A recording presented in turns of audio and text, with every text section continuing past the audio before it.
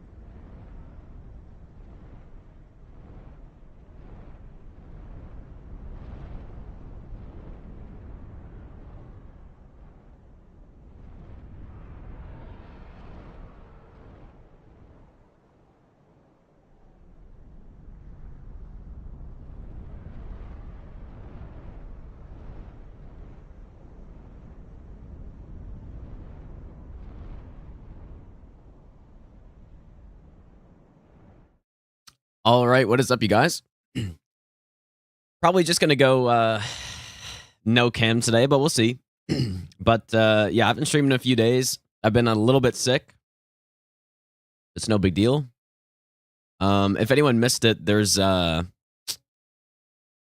all bosses no grace run or minimal grace run just came out like about an hour and a half ago. So if you missed that, it's a pretty good video. It's another 5-hour banger, dude. Yeah, I was trying to think of what to do today, man. I've seen some people playing Maybe I'll give you the best nut Arc Thrones ever. or whatever it's called in DS3, which I'm trying to not really watch any of it because I don't want to get spoiled on it, dude. But I'll give you the I've seen a little bit, and it ever. looks pretty sick, dude. Twofolds, thanks for the 4-month resub. Leo, thanks for the 8-month Prime sub, and Rubino, thanks for the 8-month resub as well, dude. But yeah, it looks pretty cool. So I'll probably play that. I mean, maybe I want to play I'll give Elden you the Ring best Convergence nut update as well. ever. So We missed you, dude. Agoraphobic, thanks for the 3-month resub as well. Tier 2, I appreciate that. But yeah, let me just do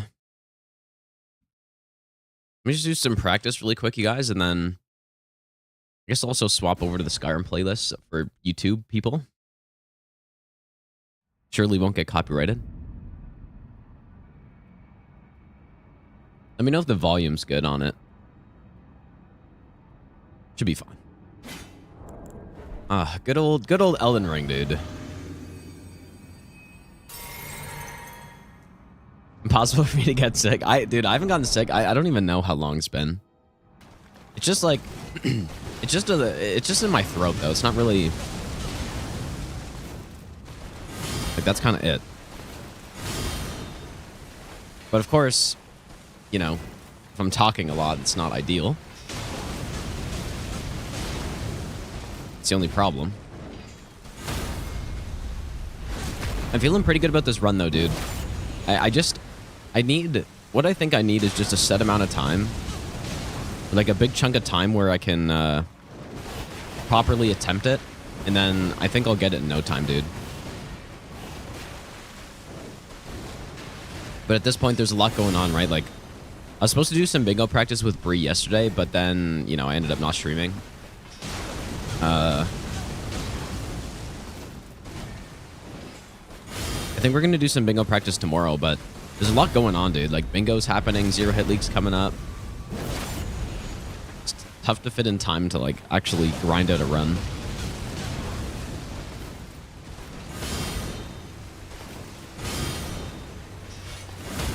Nice. Argon's great. Some of the bosses are janky, but... Oh, is it just a demo? Didn't actually realize that. Why didn't I parry that?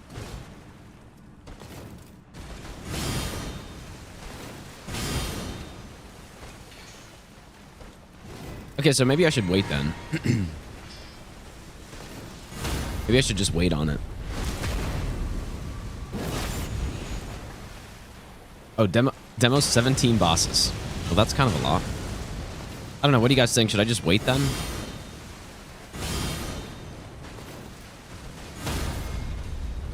I mean, to be fair though, even Convergence mod, I feel like has been in alpha this entire time, right? So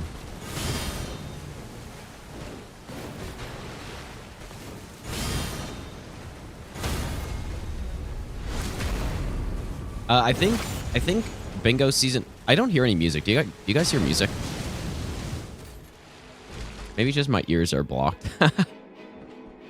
Oh, there we go.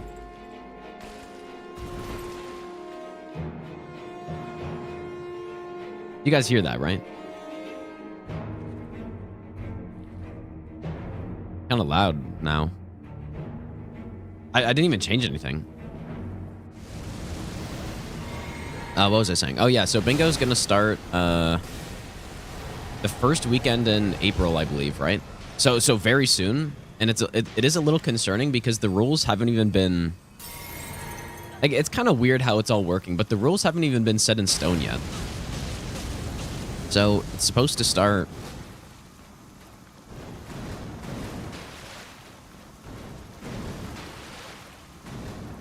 Supposed to start in like 2 weeks, but they're still trying to figure out the rules. Maybe I'll give you the best nut ever. But I'm with Bree.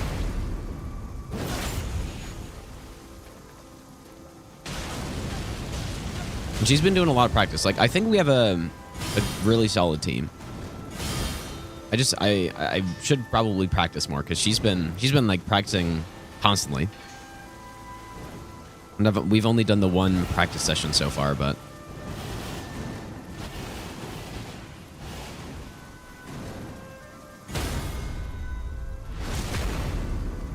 yeah, I did watch. I was watching her yesterday practice with Puppery and I forget who else, but I'll give you the best nut I ever. definitely like the Hey Gino, hope you recovered a bingo well. line giving We you found truly good at bingo. Watched her the extra last points. couple days. But I feel like it should be more. Like, they were playing with 2 bonus points if you get a bingo line. I honestly think it should be. I think it should be at least 3, at the very least 3.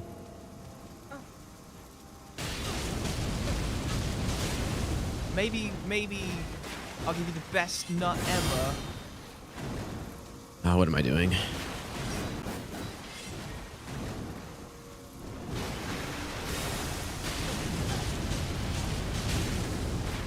Maybe I'll give you the best nut ever. Nice.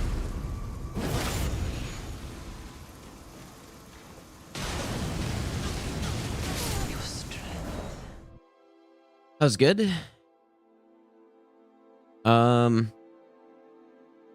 Quapsy, thanks for the brand new Prime sub. Stallion, thanks for the 11-month Prime sub as well. Yeah, I watched her practice and they were killing it, dude. Yesterday. CFS, thanks for the 14-month Prime sub, and Mock Pinch, thanks for the brand new Prime sub as well, dude. Maybe How's it going, Collins? I'll give you the best nut ever. Also, Peter, thanks for the brand new Prime sub, dude. But yeah, no, so what they're doing is, so initially they were just thinking 1st to 13, so bingo had no effect. It basically wasn't bingo at that point, right? But they're planning on doing it so that if you get a bingo line, you get an additional couple points. The match that Bree, like the rule set that Bree and the others were doing yesterday was you get 2 bonus points for bingo. I don't think that's enough, dude. Yeah, we should do some Noble, you're right. I don't think 2 points is enough. I think between 3 and 5 bonus points, and like 5 might seem like a lot, but first of all, it doesn't matter how many it is. It's completely arbitrary anyways, but 2 is just not enough, in my opinion, for it to be like, it's sort of a thing that's nice to have. 2 is nice, but it doesn't like win you the match kind of thing, right? Like, it's still anyone's game at that point, which is maybe a good thing, but I think it's literally called bingo. I think bingo should be worth a lot, and I think minimum 3, and even 5's a lot, because if you just rush a bingo right away, you get, you know, like 10 squares right away. So that's really strong, but the match isn't over if that happens necessarily. Like, it probably is, but maybe I just think I'll give bingo you should the be a best huge nut factor in it. ever. Hey, So there's no way two's enough for that. Recovering? 'Cause I think most of the time if it's two, it's like you're never gonna like primarily rush a bingo, really. But if it's yeah, if it's three, I think 3 is a good number. 3 or 4 is probably good. 5, I think, could be done also, but maybe it's a little bit much.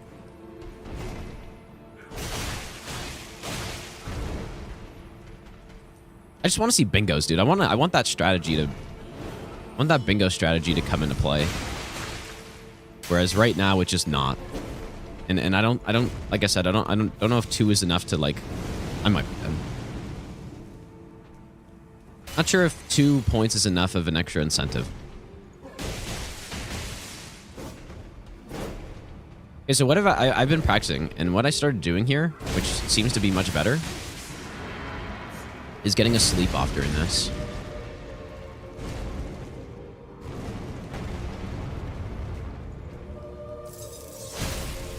Like, I think this is definitely the play.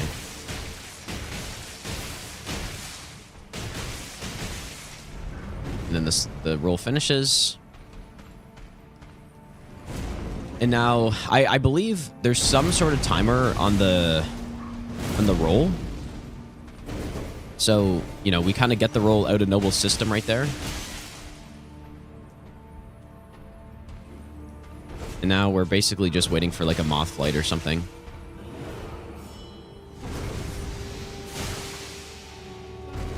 Oops. Stop.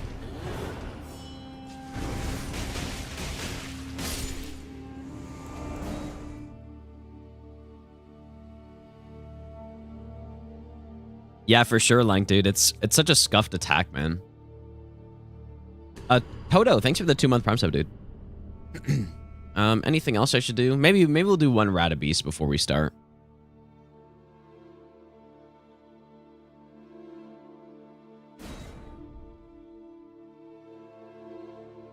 How does bingo VODs are fun because of how often he ends up going for bingo lines?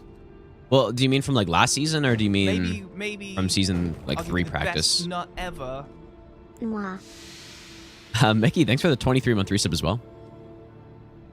I think this is harder than the God Run. I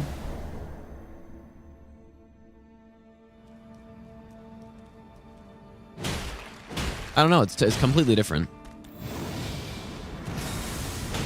Probably, like, it's hard to say. Probably not, though. Like, the amount of time that a run like this would take someone to get should probably be less time than the God Run 3. If that's how we want to measure it.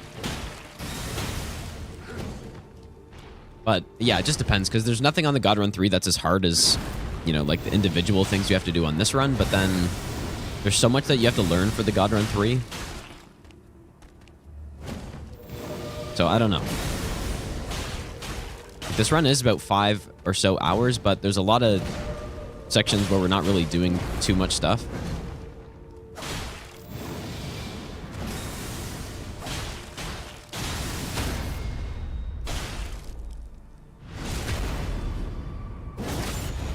Golden Parry's in the, like, where the main entrance is to the capital. Like, the one that is inaccessible. It's on, like, a teleporting scarab there.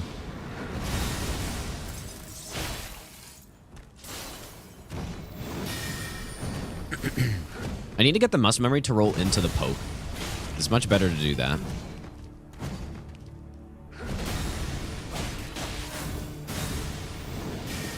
Yeah, it's really hard to compare, though. I think...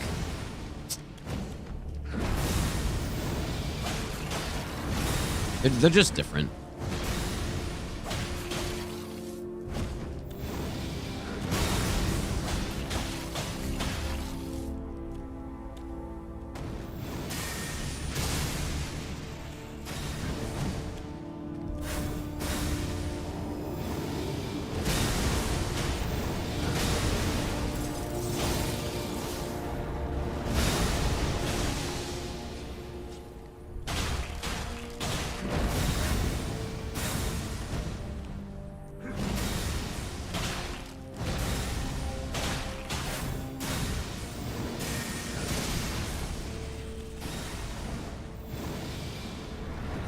Imagine Skyrim had this gameplay. Yeah, true, dude.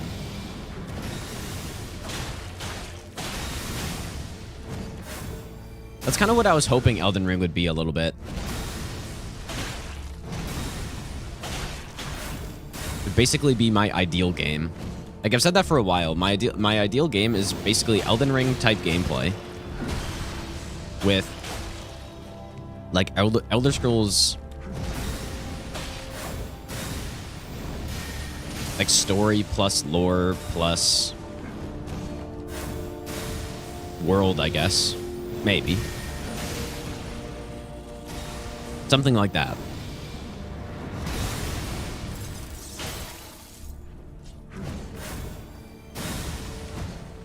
Definitely not everyone would like that, but I definitely would.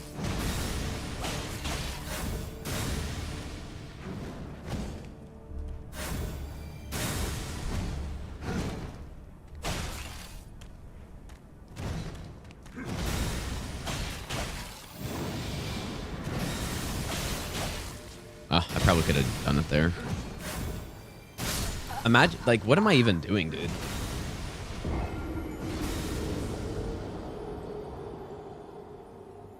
Kill? Aw. Maybe I don't know what. I just totally was I'll not give you the even best looking at the nut game right there. ever. Lordran, thanks for the 2-month Prime sub, dude.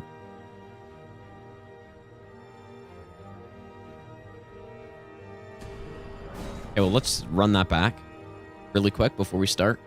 I am maybe we should do one Red Wolf as well. I'm feeling pretty good about, like... I'm feeling pretty good about this fight. I'm feeling good about the run, dude. It's nice. You know, sometimes after you play a game for like 3,000 hours or something, or you do something for such a long time, the visible improvements that you see go away, basically.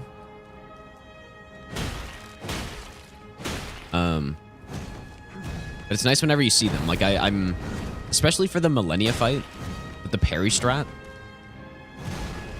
Like, when I started it, I was probably getting hit on her like 50% of the time doing that strat, but now I'm just, like, every single practice I do, I just never really get hit on her anymore.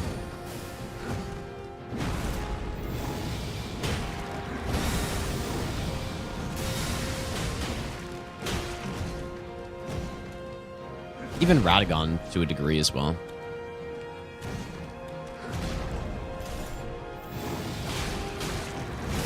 Maybe not 50%, but definitely a lot better at Radagon now.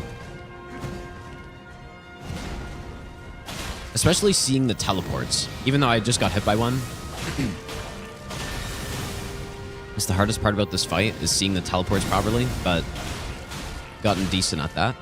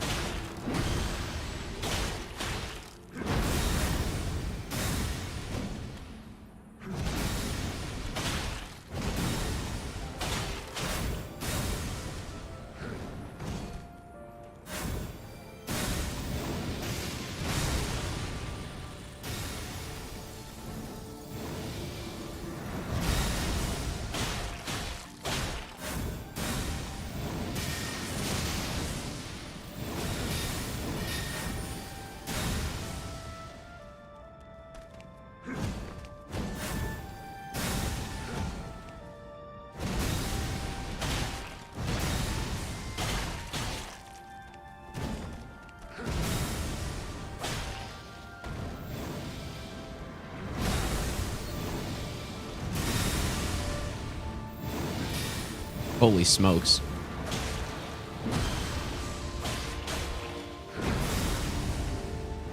That was actually really weird.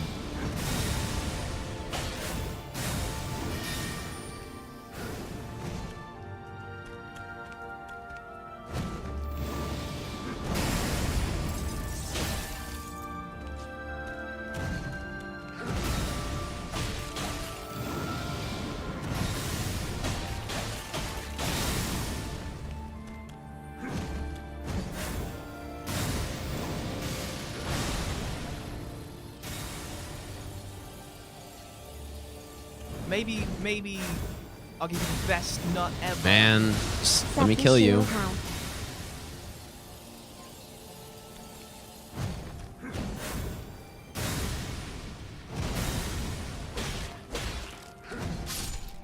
I never want to go for greed ones because of the possibility that the poison just runs out. You never really want to go for a greed moth flight. It's just not a good idea. Too slow to go for something like that. But anyways, yeah, I was thinking of, like, we started up, somebody asked about the nightmare run or whatever. I'll finish that for sure, but I've been,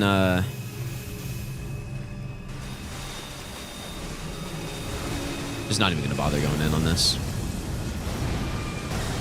Oh, usually I also,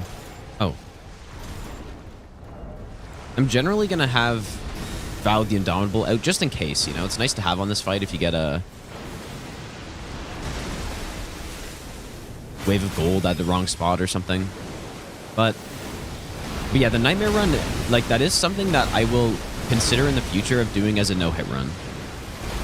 As sort of like the next step up of this run, basically.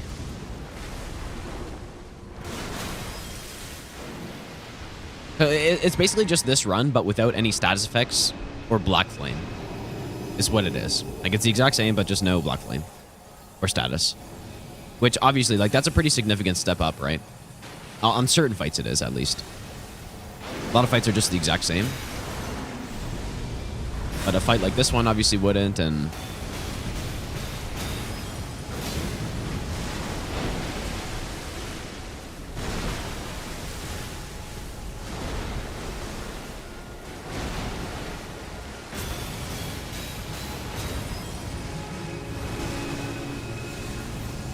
should be in a good spot.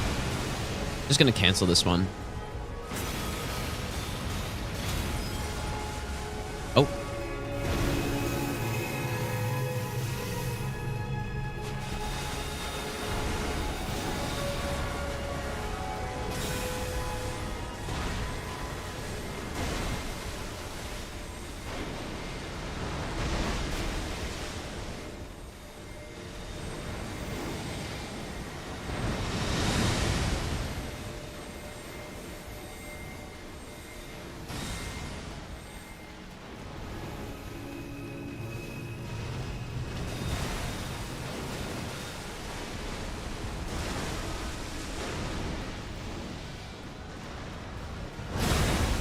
This attack, that attack has never scared me before until doing this run. Probably because I never knew that it actually had like a double hitbox on it. So I just wasn't even aware.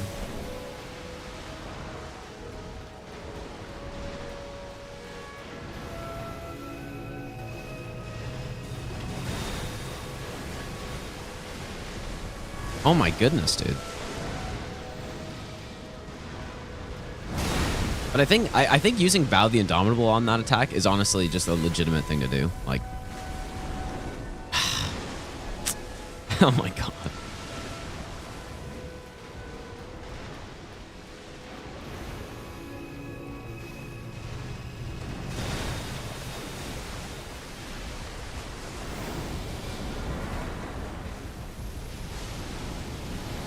Imagine this RNG in an actual run, dude. Just never get a punish off.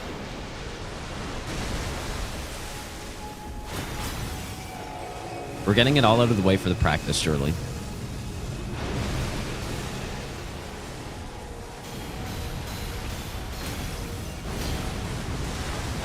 There we go. Probably gonna get another Elden Stars unless we get good RNG.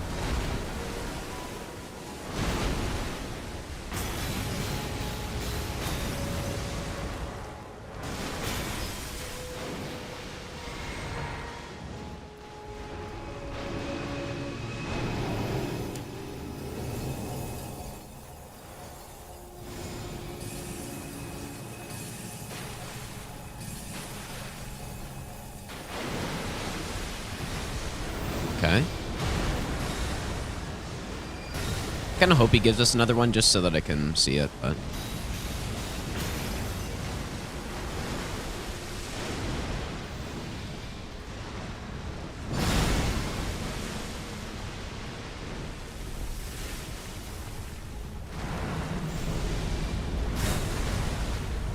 Okay, I guess he didn't, but it should be soon.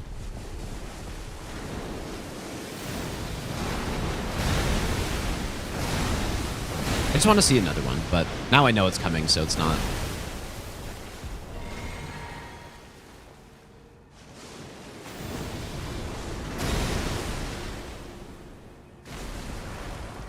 No, this could be... There is a situation where I would have to Memory of Grace out on this fight, and it's... Okay, it's not yet.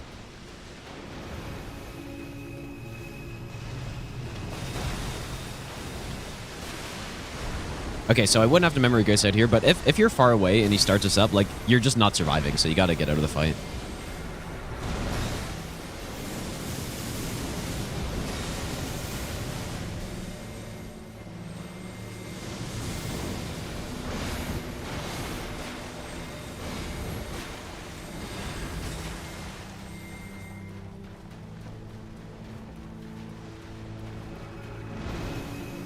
You can short hop this one too, and there's nothing really wrong with it.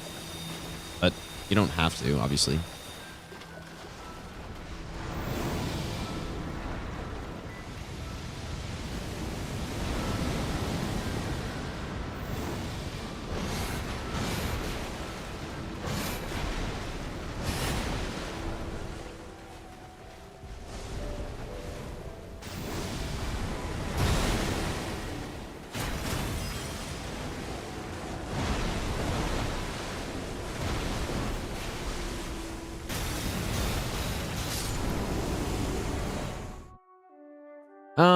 Okay, I said I was gonna do Red Wolf too.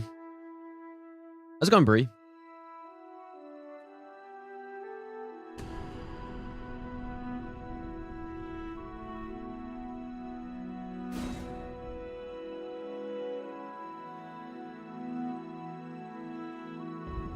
Surely they designed the needle attack intentionally to work in jumping as a dodge mechanic. Surely you're right. The save has lightning slash.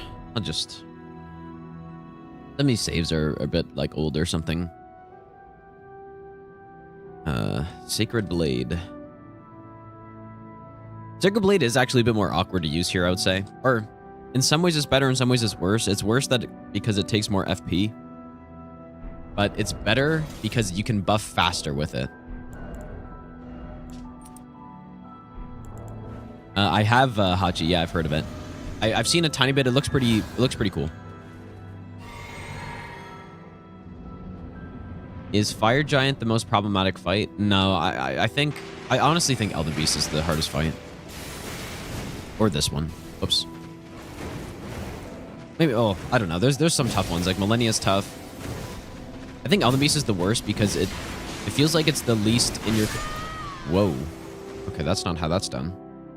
It's the least in your control, probably. That is not how you roll that one. Ugh.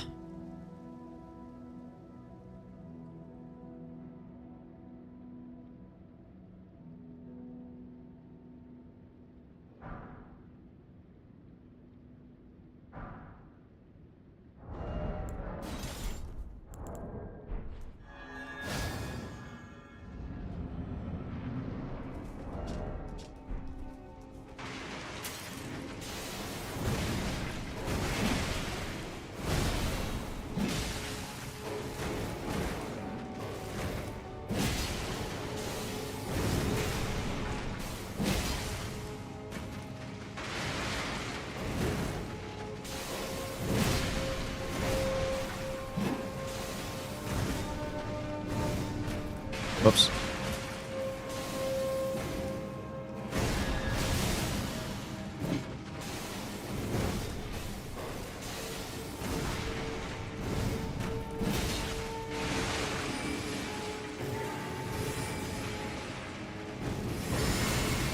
That was good. But see, like, I already need a drink because Sacred Blade takes quite a bit more FP. We'll just drink here, I guess.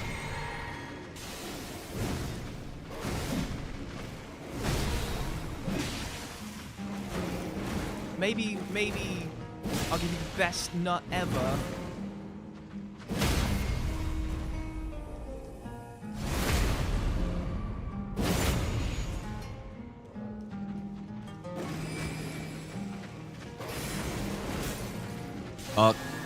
Oh my god. That's the exact thing that I have to not do.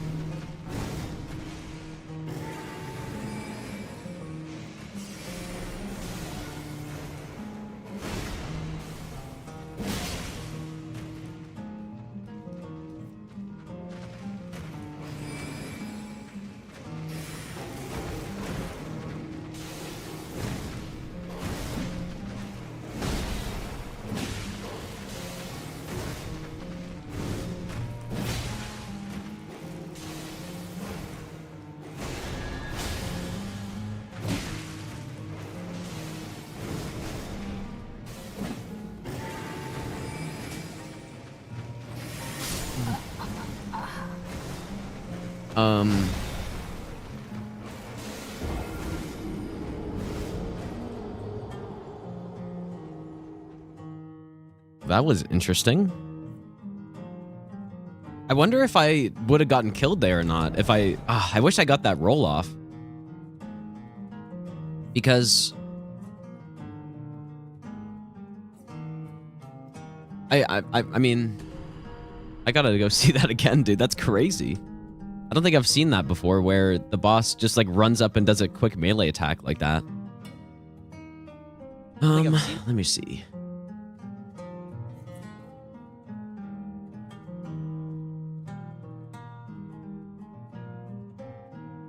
Like I rolled again. I rolled like 2 frames too late here, but no, I probably double rolled at a time. Okay. Wow, interesting. I was so prepared to cast Val the Indomitable there that I just kind of reacted too slowly. Lordran, thanks for the 2-month Prime sub. Competent, thanks for the 10-month Prime sub, and Lilith, thanks for the brand new Prime sub as well. Dude, this is a very important boss to be good at, so it's not good that I'm getting hit here. Simply just don't get hit, dude. But that was weird. But I guess. See, so here a double roll. Like it's really tough to dodge that. Maybe I'll give you the best nut ever.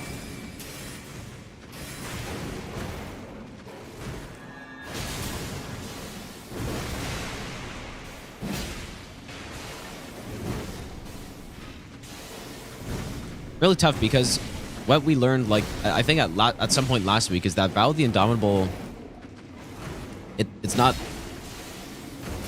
perfectly consistent for like every variation of that attack that's possible.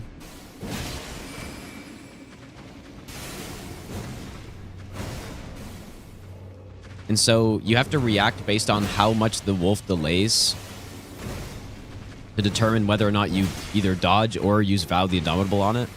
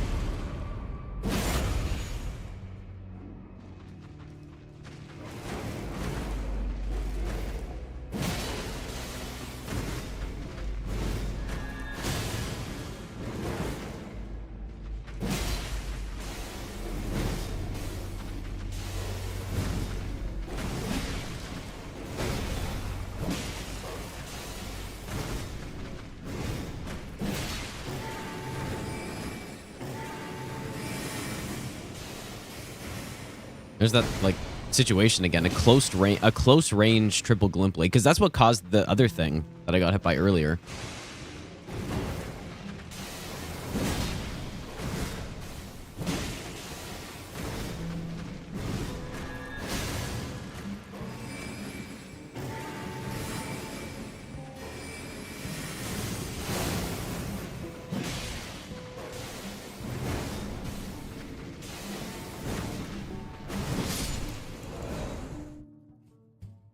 Yeah, the reason why it's an important boss to be good at is because I fight Red Wolf super early because it's very dangerous and I don't want to really have to reset all the time, but... Skater, thanks for the brand new prompt sub as well, dude.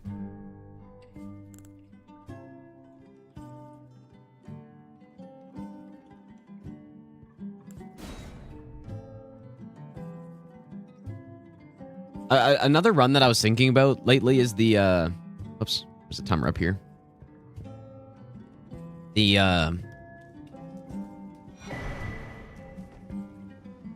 like level 1 all bosses deathless randomizer again.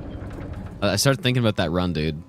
You guys remember last time I tried it, I got killed by by Placidusax, like spawn camping me basically. Where I rested and then his lightning showed up and I died. Because that's a pretty fun run, dude, but...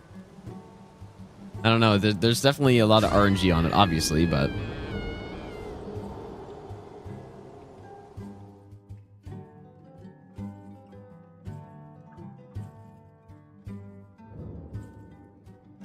Do I still intend to attempt master run all bosses? Yeah, well, I'm definitely going to route it at least.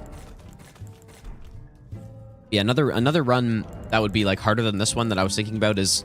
basically that nightmare mode run that we were doing, which is basically just this, but with no status effects or black flame. I might do that as well. No hit, all great runes, but I don't think I'd do more than that.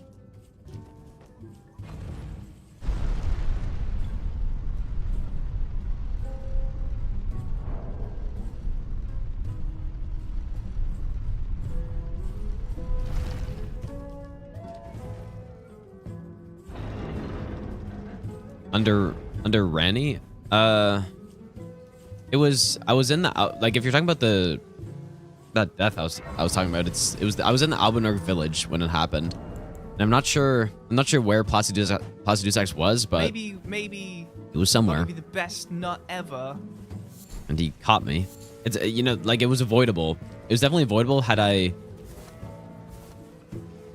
Oh my god, dude. Had I remembered that Placidusax was there, it was avoidable. But it was like a day later and I kind of just forgot, so... Toxicity, thanks for the brand new prompt sub, dude. I think I'll reset on this, probably. I think I'm ready to get the run, so our PB's 2. We finished a 2-hit run last full run. My hits were... I got hit on Godskin Noble. And I got hit on... I'll give you the best nut ever. Oh, I got hit on Fire Giant. Gev, thanks for the 20-month resub, dude. No hit convergence mod. I might do that whenever the mod's done. Probably won't be for a while.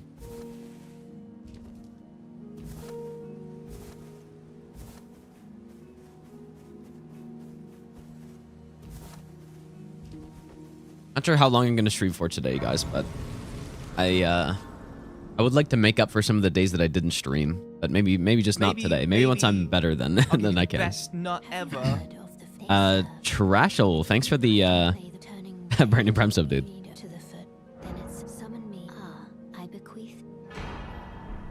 Yeah, season 3 of Bingo. At first, I wasn't really feeling so great about the rule set, but I think it's improving based on what I've heard. So it sounds like it's a lot cooler now. Like Bingo actually matters. It is what it's seeming like is gonna happen, which is good.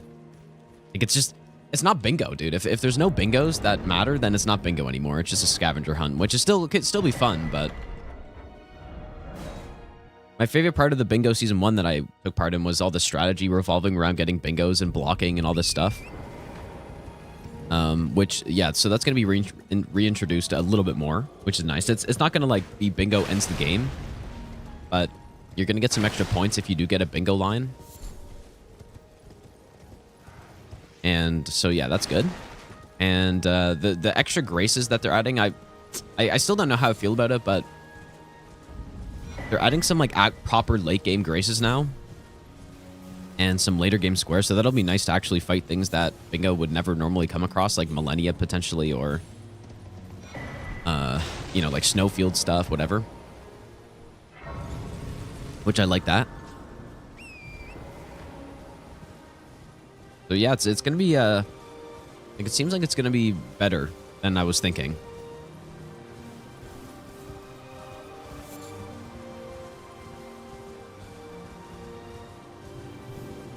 The tough part about this run is that it takes like 25 minutes to get to Red Wolf. Which is a nice long time.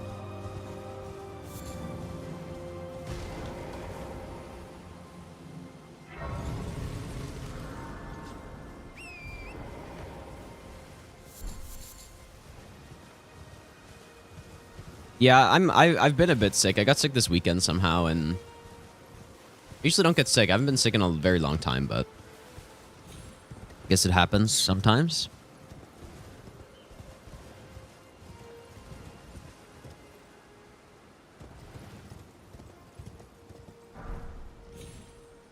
I'll play Dark Thrones or Arch Thrones eventually, yeah. Dark Thrones, dude. Yeah, I'll play Dark Thrones eventually. I'm not sure when, though. I was thinking about playing it today, but I'll probably just wait a bit. Like, maybe I should wait until it's properly done and fully released or whatever, but... Am I using mods or something else to make gameplay easy? What does that mean, exactly?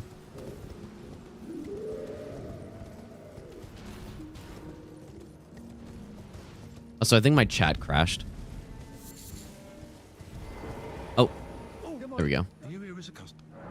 I missed a bunch of chats for some reason. I'm not sure what happened.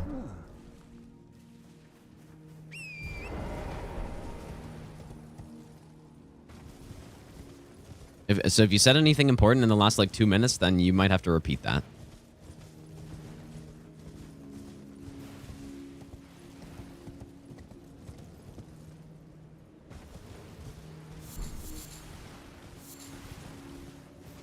Would it be possible to do a 100% accuracy run? Anything that could be considered an attack must hit an enemy. I mean, yeah, it'd be possible. I don't think it'd be that hard. Just not whiff against bosses. I'm sure I've done runs already that do that, right? Probably.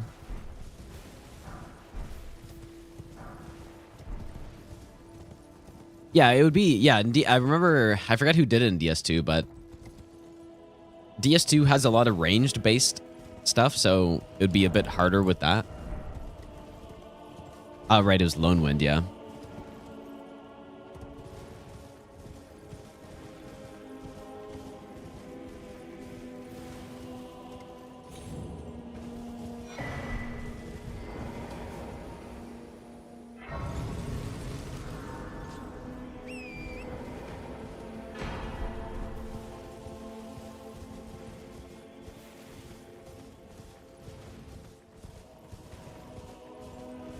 The fact that you want to order a pizza important?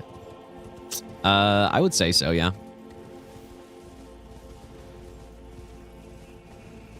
Any tips on Blood-Starved Beast?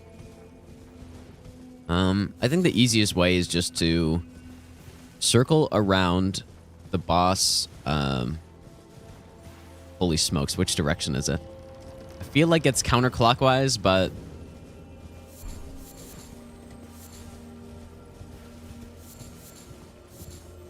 Not sure if my brain is working properly today, but basically just circle around the boss close range and get backstabs. That's it. It's probably the easiest way. It's very simple. Very simple boss.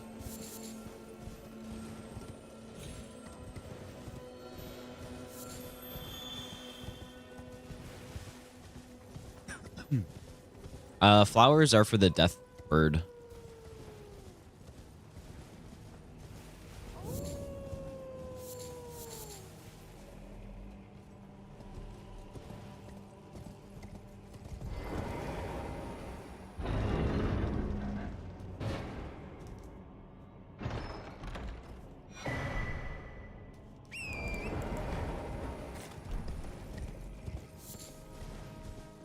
All right, so we need to buy a couple things, sleep arrows and the tiny shield that this guy has. Maybe I'll give you the best nut ever. Do I remember the first video game I ever played? Man, I definitely don't. Because I started playing, I think I started playing video games before I could even, like before I was at a point where I could actually memorize things or remember what has happened. So, because my dad played video games and my brother played video games, and then I'm sure my brother got me into video games before I could even walk, dude. So I can't remember.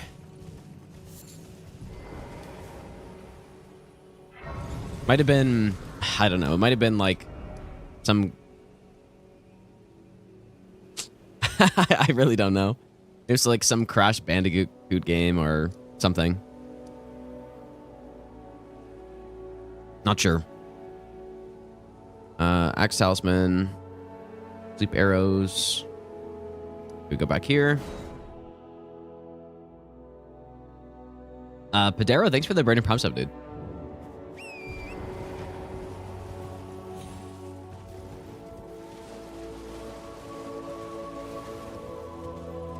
The first game that I remember getting into a lot was I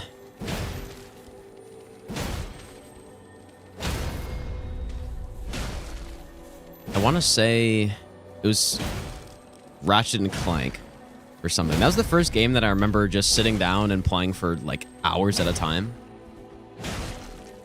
I don't really remember too much about the game, but I don't know, man.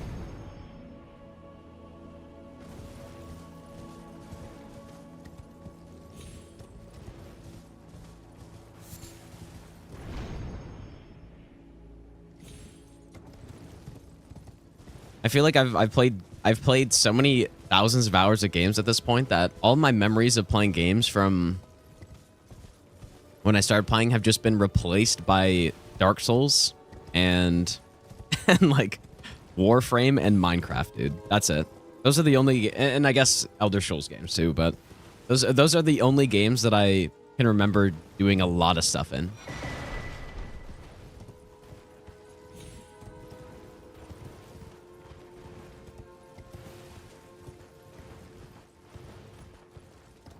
I guess that's what happens, dude.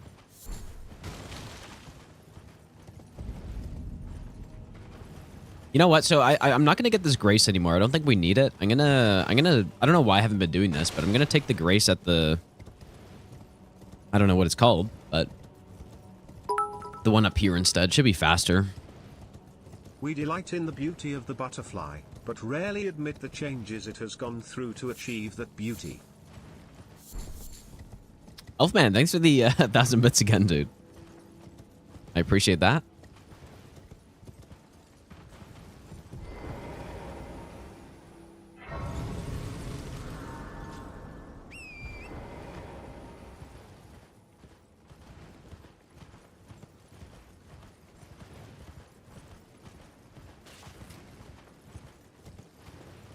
Minecraft's probably your most played game of all time. Yeah, Minecraft's a fun game, dude. I've been playing it a lot lately.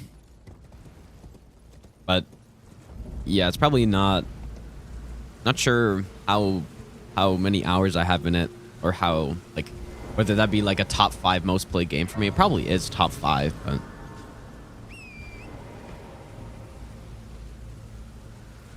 but I've played so much Dark Souls now that Dark Souls kind of took over everything.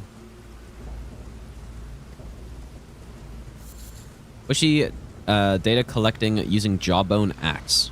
Data collecting? What does that mean? Jawbone Axe is a good weapon, dude. pretty solid.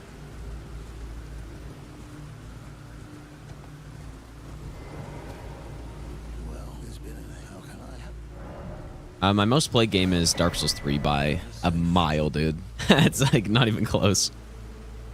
I've over 5k hours in DS3. My second most is probably Elden Ring, dude, at about 3,000 now. To determine if you had, it seems After that, I'm not really sure. there is, but I can take gathering plate. Very well at my hand. Do I drink my coffee? I don't drink coffee, but today's a rare occasion where I've got some green tea right here. Usually I don't drink tea too often, but I am today.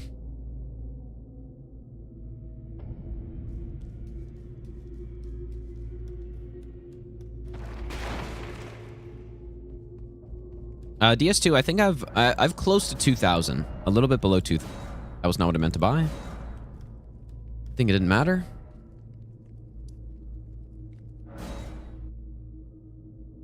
Yeah, definitely Rage out of Legends, dude. But yeah, so it's probably DS3 and then Elden Ring. I'm sure probably by the end of... I'm not sure but by the end of this year, but Elden Ring will surpass DS3 for sure. There's no question, dude. This game's so much bigger and there's so much more stuff to do in this game than Dark Souls 3. Although, the one thing, in DS3, I have a good, 1,500 hours of PvP in it, so...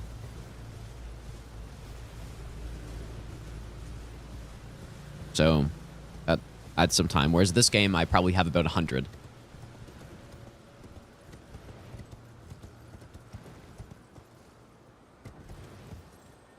It's very easy to sink a lot of time doing PvP, dude. Very easy.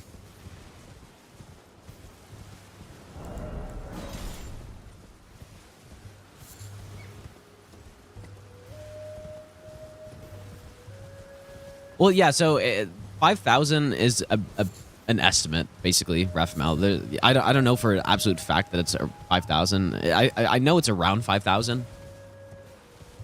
Just based on the amount of time that I've streamed the game, adding it up with the amount of time that I suspected that I've played off stream. Like, so if you go on, I'm sure there's, just one of those sites that tracks the game categories that I've streamed. It'll probably say about, I don't know, maybe like around 4,000 or 3,500 hours streamed DS3.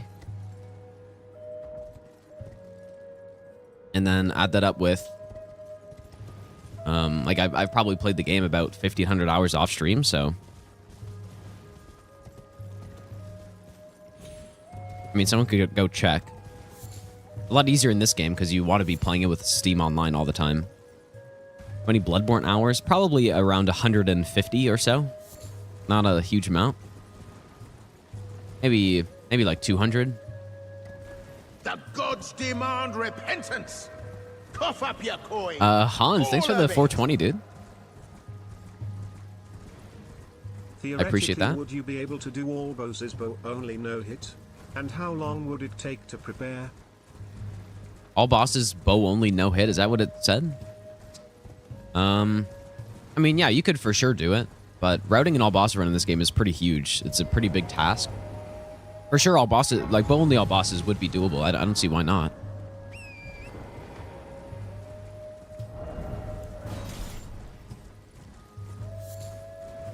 Why do I play with Steam Online? Well, in this game, if I play with Steam offline, as soon as I kill an achievement boss, like Margit or Millennia or something like that, the game just totally dies. And so I'm basically forced to play with Steam Online, and also,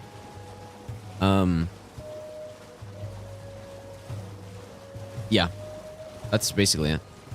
Oh, yeah, so for Dark Souls 3, though, the reason why you can't is because there's the offline invaders, right? If you're playing with Steam Online and you're playing Dark Souls 3, even if you're in offline mode, you still get those invaders. But if you play Steam offline, you don't. So that's why I have to do that for DS3. But for like DS2, you play with Steam offline because if you play with it online, then there's not like a setting to just change DS2 to offline mode.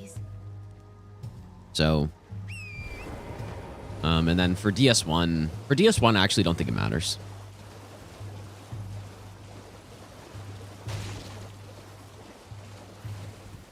Yeah, I did do all bosses no hit in this game, and it's been a very long time since I did that, and the game has actually gone through several patches and stuff. I would like to definitely do another one. I think the next all boss no hit I'll do is maybe this run, but all bosses. But we'll see. I don't know.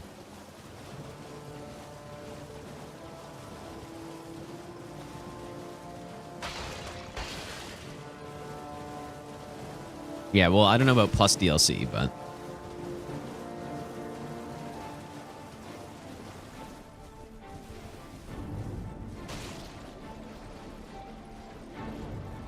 I will, yeah, for no hit, I'll do no DLC runs, but if I'm doing, like, any other run, it'll be with the DLC for sure.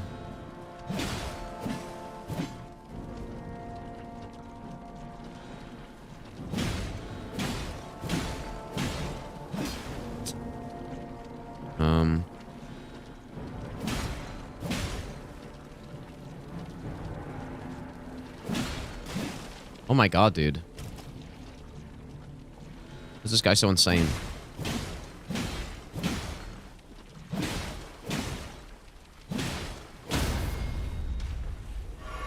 What the hell?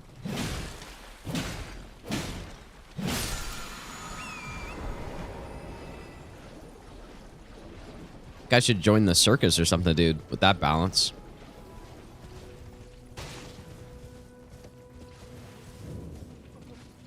Maybe I'll give you the best nut ever. Beast Mode Dragons, thanks for the 3-month Prime sub, dude.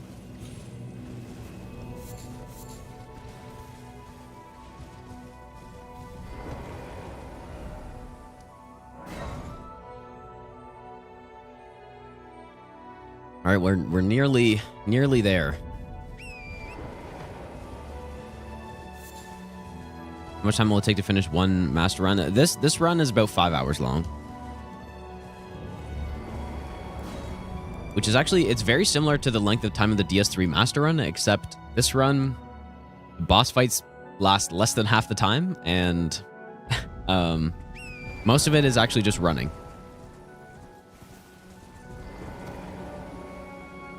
Yeah, and that's why I may do a run, like I've been saying, I may do a run in the future that is kind of more similar to the DS3 master run, where boss fights like actually last a... I mean, some of the boss fights on this run do last a decent amount of time, but it's nothing crazy. Like, there's nothing like the Dark Souls 3 master run lengths where it's, you know, like 15-minute boss fights every time. Maybe not every time, but...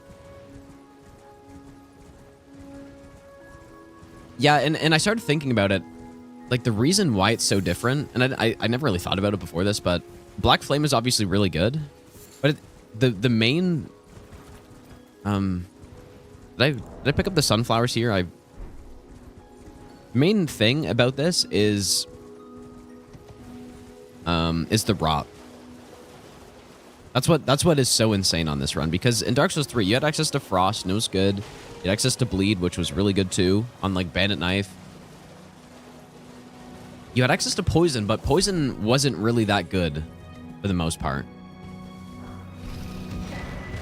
But you didn't have, like, you had access to Toxic. I mean, Storyteller Staff was really good, obviously, like as a poison, but just, I don't know, it's the being able to proc Rot so easily in this game and then combine it with poison as well. That is where all the damage is coming from, basically. Not all of it, but that's why this run is easier than it could be otherwise. Yeah, Toxic and Dark Souls 3, like, you could dung pie bosses, but for the most part, you weren't really doing that. And,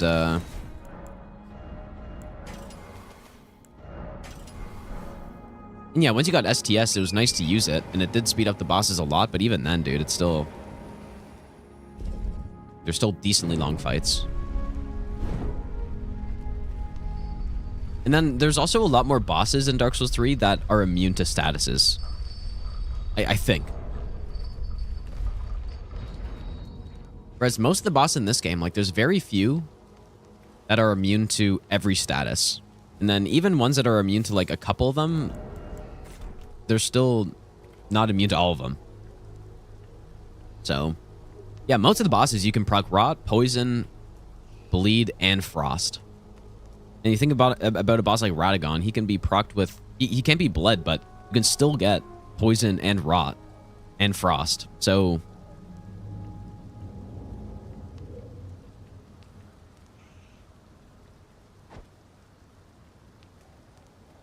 Oh boy, that's really bad. I'm gonna have to sneeze. Maybe I'll give you the best nut ever.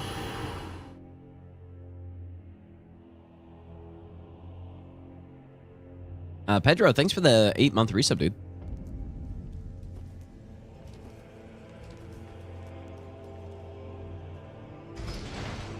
If I were doing all bosses S1 plus 0 on DS3 again, would I be using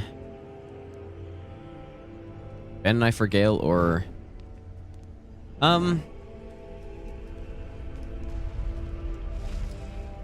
Well, Gale is actually really easy on those runs because of Storyteller staff, so it honestly doesn't even matter. Probably the most optimal, though. The most optimal in most cases is probably Bleed. Like, for example, on Cinder, one of the biggest improvements I could make on the Master Run in DS3 is on Cinder using Bandit Knife instead of Black Knight Sword, but I've always felt that Black Knight Sword was just a lot simpler of a fight.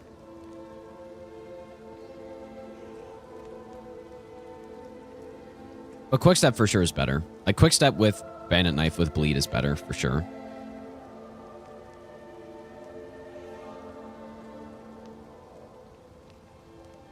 And yeah, one of the main considerations, too, on the Soul of Cinder, why I used Black Knight Sword, is that it has extra poise damage. And dealing poise damage to Cinder makes it less likely to get memed with Soul Mass, plus another phase.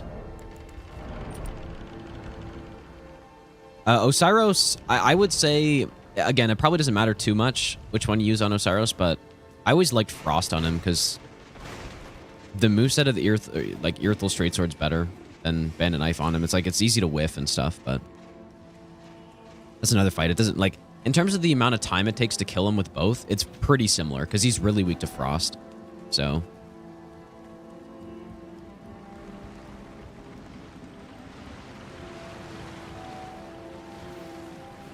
Not to mention, Frost, you don't need a grease up or a resin, so...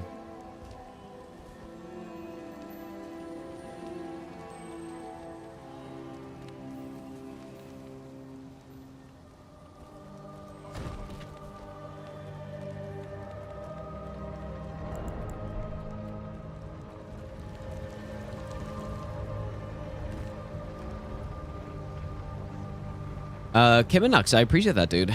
All right, here we go. Yeah, see, it takes a good amount of time to get to this point. Not sure why it took so long on this particular run. Or I guess I had a memory of grace there, but... Wish it didn't take this long to get to this point.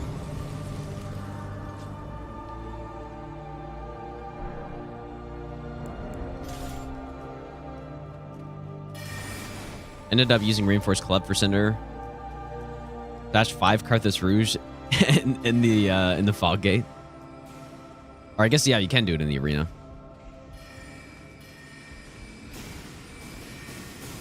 Yeah, Reinforced Club's decent too. That's on the first any percent. When I did the first any percent level 1 plus 0, I think I used a Reinforced Club, but it's solid. I like the Black Knight Sword better. I think the Great Sword moveset on him is really good.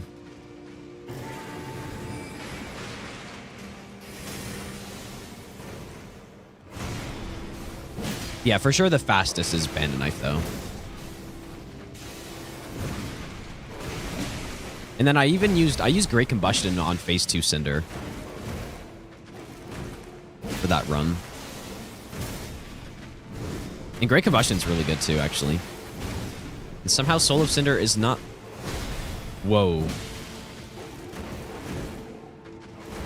Okay, please stop this.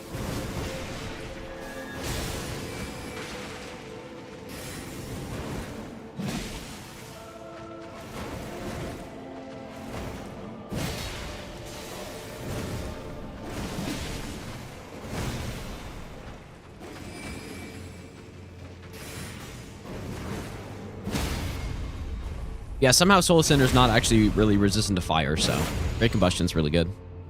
Yeah, and Black Flame works, but problem with Black Flame is just the FP consumption is kind of too high.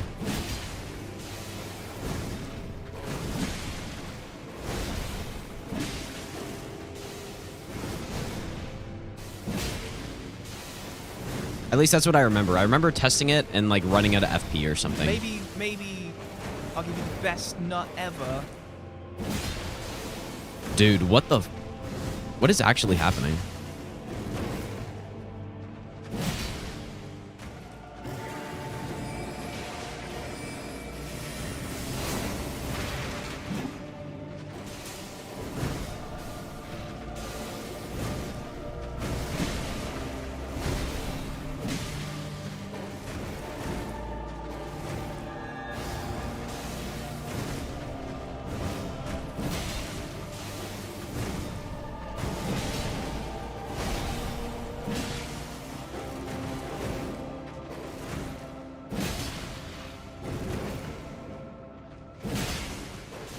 Guess my poise reset somewhere.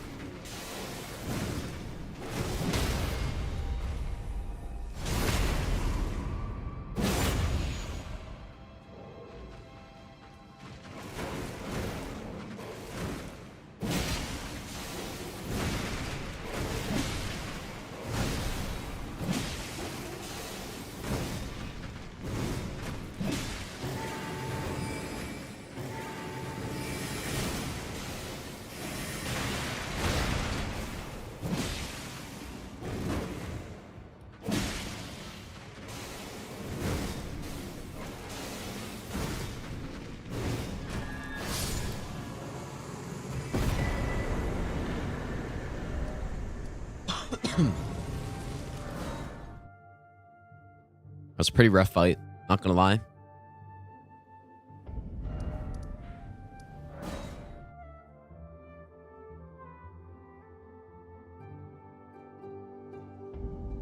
Do I ever drink a cold glass of pineapple soda and play with dinky cars on my belly?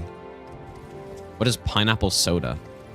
Is there like a brand of that or something? I've never seen that. But no. Unfortunately, I don't, but...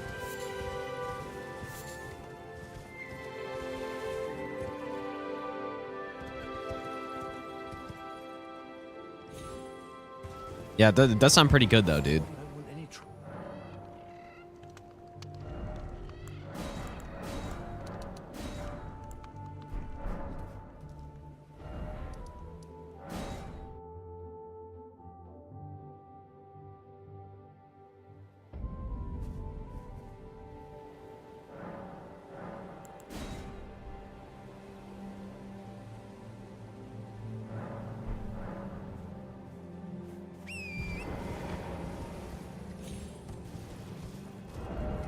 Maybe I'll give you the best nut ever. Marble Sack, thanks for the 5-month Prime sub, dude. Maybe I'll give you the best nut ever. Love you, Gino. And Aussie Attack, thanks for the 7-month resub as well.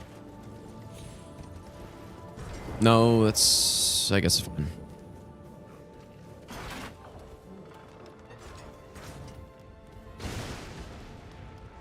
Dude, I really want to start some Minecraft no damage runs eventually. Sounds like it'll be fun. Could you guys imagine an all advancements Minecraft no damage run? I guess no damage wouldn't be possible, but or I don't think so. Or a no hit run instead, maybe. All advancements.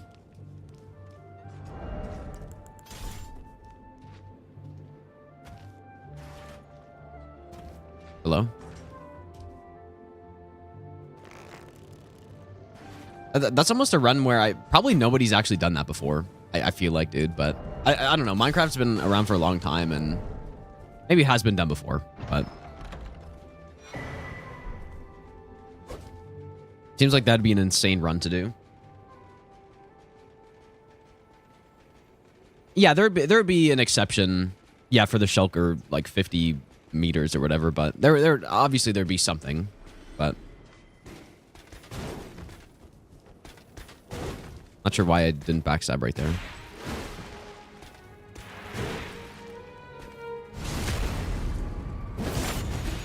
Some kid has done it by accident.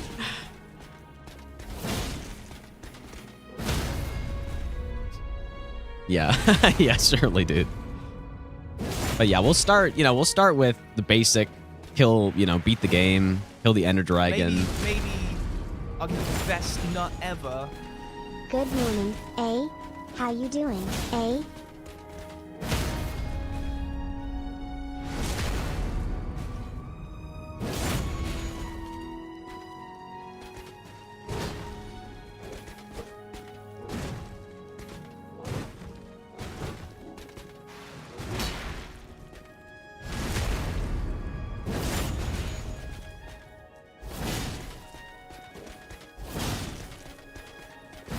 Yeah, it's like when I did legendary no damage in Skyrim. Like the game's been around for so long and so many people have played it that somebody must have done it by now, right?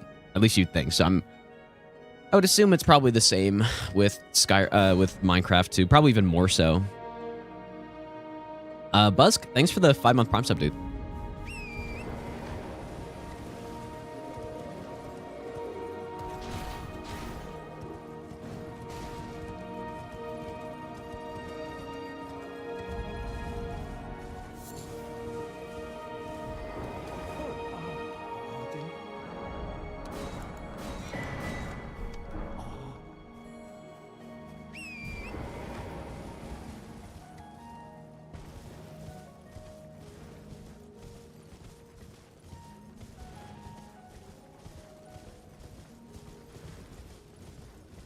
Oh yeah, for sure. Yeah, for definitely beating the game, which is at least what I'll do.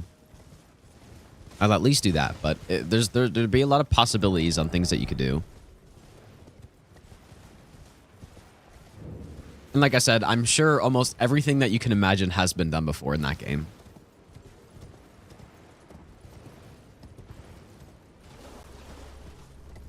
Yeah, so that being said, my legendary no damage run in Skyrim, I'm not sure if that was the first time anyone's done it. I looked around for a while to see if anyone else had done something like that. I couldn't find anything, best nut ever. But it's always, when it comes to Souls games, I kind of know what's been done at this point, just because I play them so much. But maybe I should. Oh wait, what am I doing? Yeah, we go here. But yeah, when it comes to like other games, I don't know. Deebs, thanks for the brand new Prime sub, dude.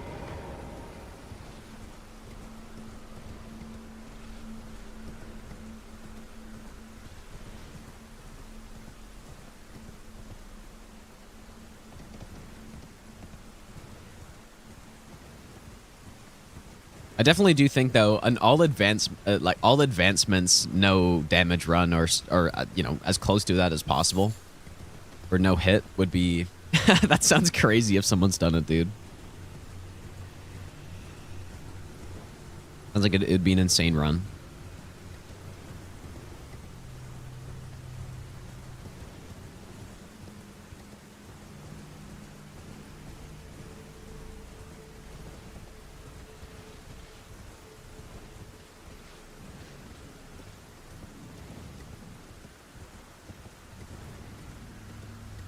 Verdict, how's it going, dude? Yeah, like I said earlier, I'm not sure how long I'm going to stream for today, guys. We will see. Probably won't be super long, though.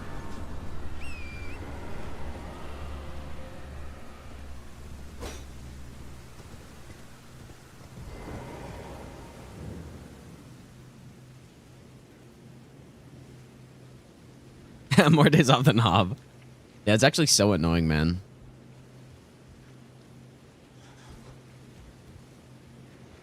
And it's weird too, because whatever I have right now, it's purely in my throat, which is the worst possible thing, probably. Because if it was, if it just wasn't, then talking for a few hours at a time wouldn't be a big deal. All right, time for the Deathbird, dude. So let's go down here. It's all about the talking. Like, the talking's the bad part.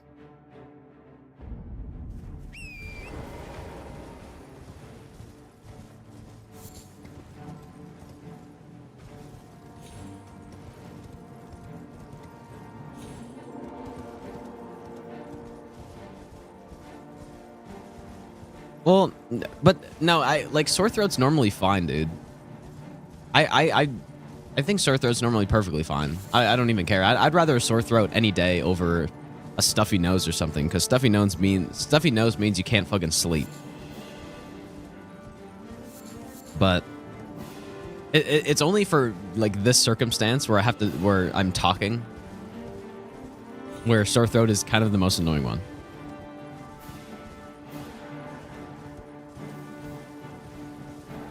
Someone did all achievements in ultra hardcore. Does that mean like half hard or something? That does not surprise me one bit.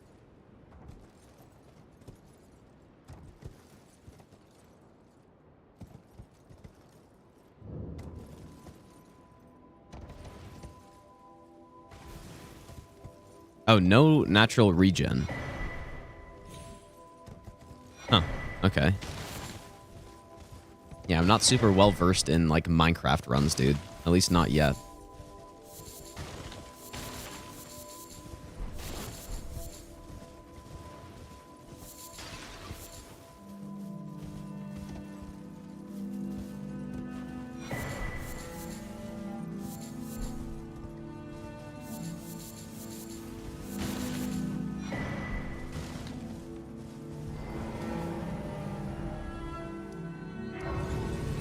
What else do we need?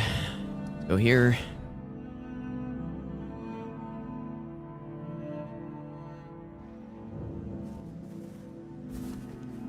And I can also let you know then why not? I am calling.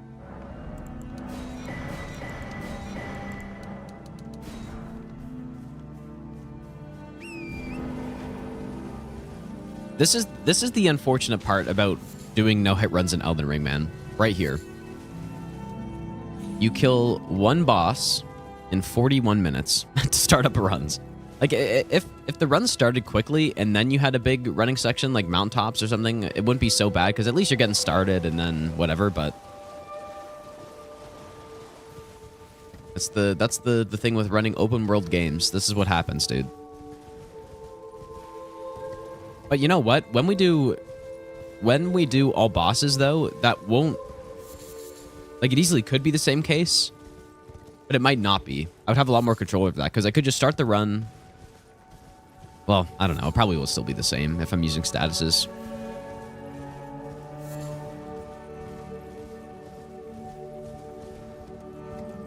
But yeah, you could easily just kill the bosses as you come across them, right? And then it's way less boring that way.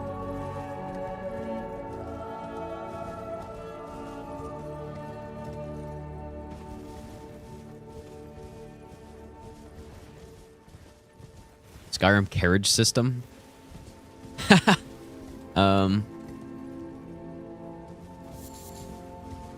Not sure how well that would fit into this environment, but it'd be kind of nice, dude.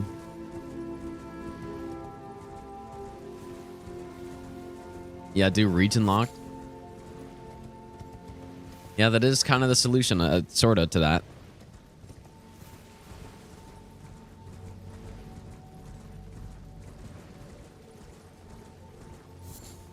Yeah, I really like open world games though, dude. Like, when it comes to actually just playing the games normally, open world I find so much more fun to just explore the world and all this stuff compared to a normal Souls game. But when it comes to no-hit runs and stuff, certainly not open world is better. How hard would it be to do all bosses level 1 hitless region locked?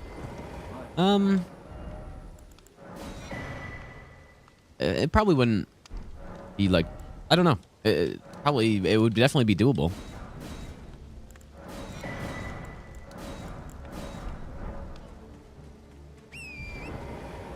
Guess I should grab this.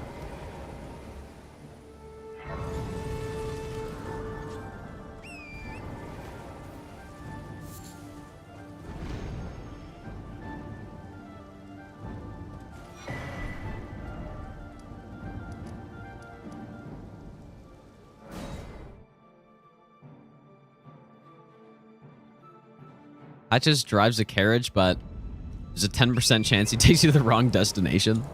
He just throws you in Volcano Manor, dude.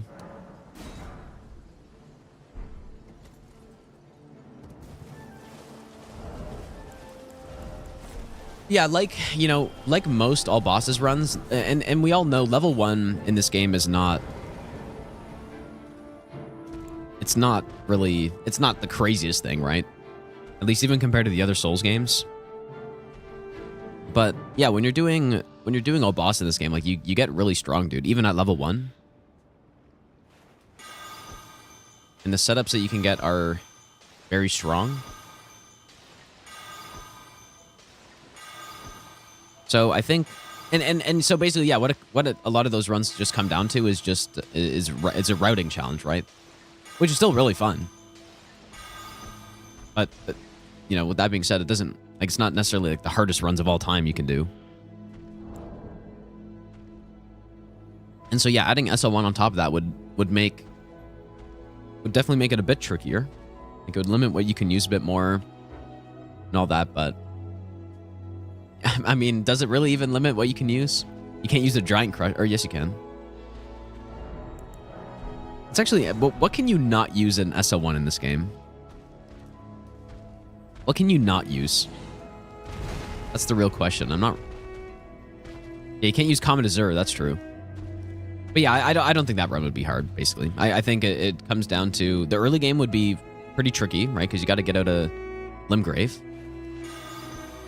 But once you reach Caelid, you get Night Comet, and you get Godric's Great Rune by that point. You get the Intelligence tier, which is in Liurnia, and from that point, you're basically set.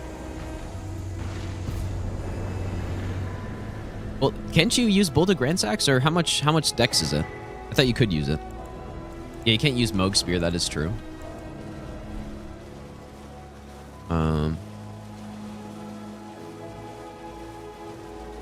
Yeah, you can hit 40 dex level 1 for sure. You can also hit 45, I think. What are you looking to start? Show me. Pretty sure you can use Bolt. Yeah, and you can use Howl as well. No, no, you can't use Comet Azure. Like, you can't hit 60 int, I'm pretty sure. Hand of Millennia, I feel like you can get really close, but I'm not sure. Let's go on Valence. Is it Hand of Millennia is like 47, right? I think you can hit that. Or it's definitely close. Would be the best spell? Night Comet for sure. Like, you just want to go Night Comet for that run, I think. Once you can pick it up, and then Night Comet, Starfist. You could even throw in the Bolt of Grandsax if you really wanted to, I guess. I'm pretty sure you can. Yeah. So. This would be a fun run to do, though, I think. It like, especially the early game in Liurnia and Limgrave. That'd be fun, dude.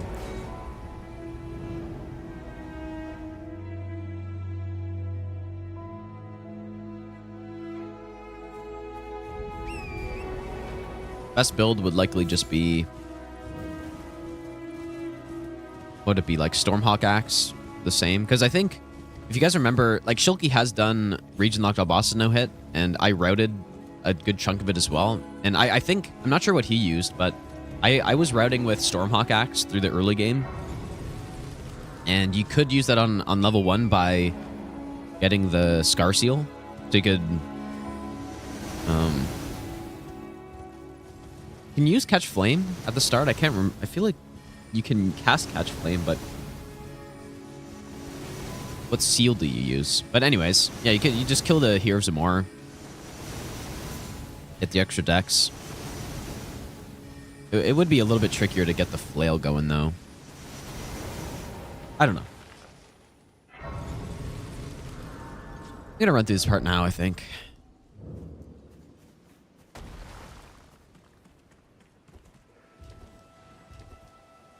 Shoelace, how's it going, dude?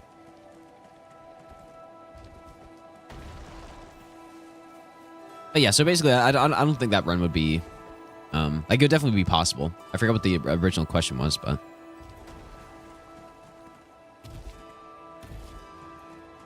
That being said, I don't think anyone's done a level 1 all bosses no hit run yet. Man, would that be fun to do? I don't know if it would be.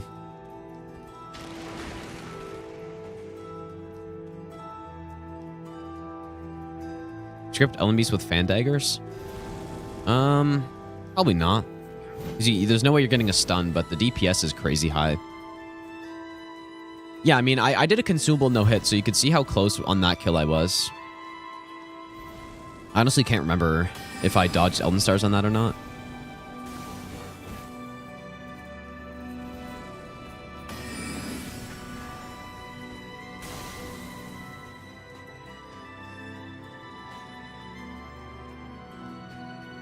Would a level 1 all bosses no hit run be good?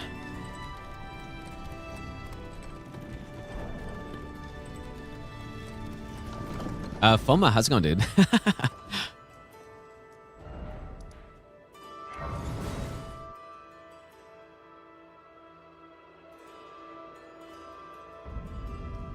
Like, have I even done... I haven't even done level 1 all Great Runes no hit before, I don't think. I don't think so, man. But it's, I mean, that run is not Maybe like level maybe 1. Like the thing is, I'll level give 1 you in this best game is just nut way too ever. fucking easy to actually. Like that's why I'm contemplating whether it'd be fun or not, because it's so similar to the normal run that there's almost just not a point in doing it, and that's why I haven't done more just normal level 1 runs in this game, because it's just basically the same.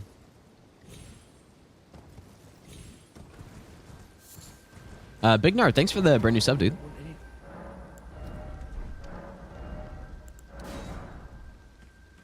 You can get to level 160, Chaz. Level 160. Effective level. Upgrading seals worth for buffs? No. Well, I don't think upgrading the seal affects any buff, really. Not that I can think of. Yeah, you can get an additional 159 boosted stats. I think that's the exact number. So you get to 160.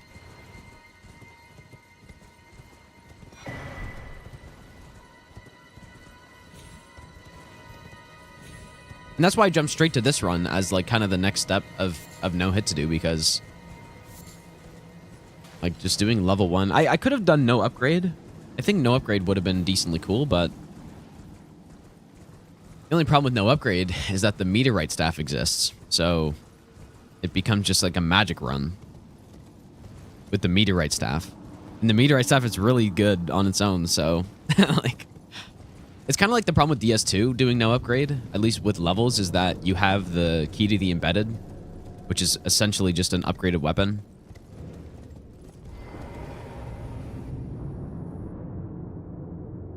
Which is why I haven't done no upgrade all bosses in DS2. I just went straight to SL1.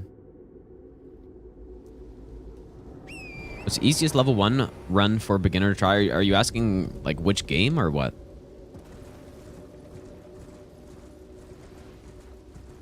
I still want to do that for sure, Raphael, at some point.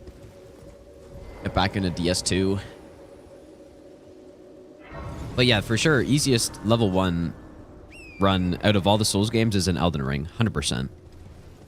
I would say DS1's pretty easy as well, because you got like Pyromancy and like it's just, you know, the bosses are simpler in that game. After that, like, I think DS2 is for sure the hardest one. Like, it's undoubtedly the hardest one, in my opinion.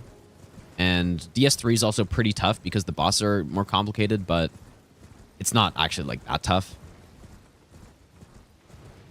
Demon Souls is also very simple, yeah. Yeah, so I think the order from easiest to hardest would probably be... Elden Ring is probably the easiest, just because the stat boosting is so insane. I think after that... yeah, it could be Demon Souls after that, actually. Yeah, maybe Demon Souls after that, and then DS1, and then... where does Bloodborne fit in all this? Bloodborne, it depends. It depends who you are, because... Like, it depends how well you know the bosses. You could say that for all the games, but... If you're utilizing your buffs in Bloodborne, I'd love BL4. Like the pellets and all that stuff. The game is not... Like, your damage is fantastic, but... But if you don't, like if you're just going into it as your first time challenge run or something, then BL4 is probably, man, it's right there with DS2. Probably is the hardest one. Not to mention the frame rate does not help that at all.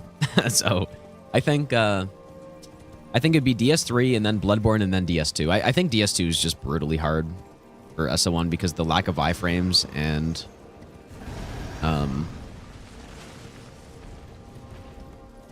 I don't know. Bloodborne might be harder, but I think DS2 is the hardest SO1.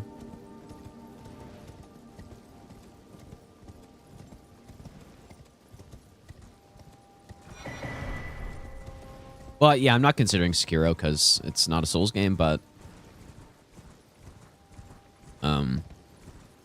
yeah, if you're saying Sekiro attack power 1, like no beads or whatever,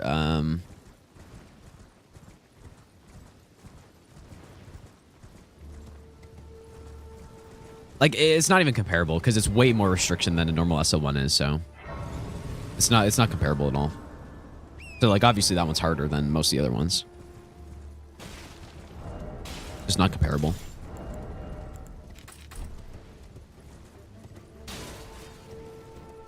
Yeah, doing AP1 and no necklaces is basically doing like a level 1 plus 0.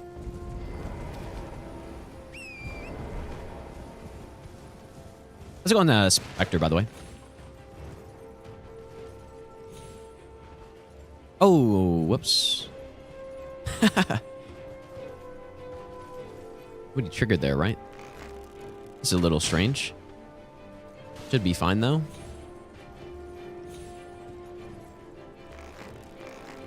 There's probably a better way to get this guy, but please don't go off there.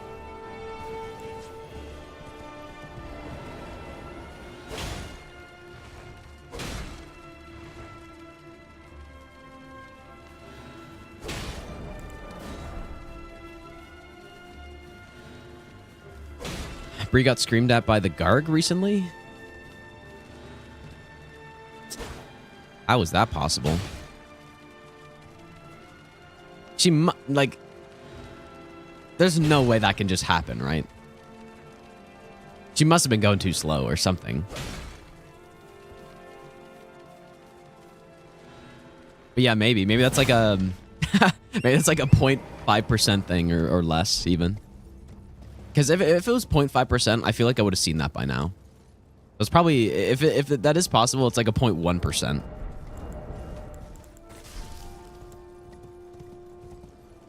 Yeah, maybe. I have seen people, like people have told me before that they've gotten hit by that Garg. But I just think whenever they say that, it's because they're just going too slowly or whatever. Too busy taking in the sights of Altus Plateau.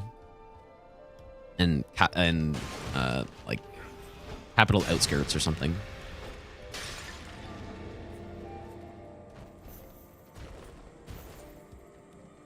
Trying to imitate getting this Ash of War the other day. Yeah, it's kind of awkward to pick it up. That is for sure.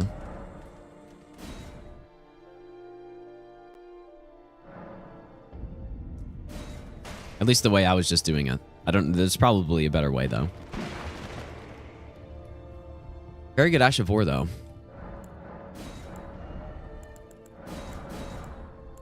This one. Just buy chest plate for the Lake of Rot.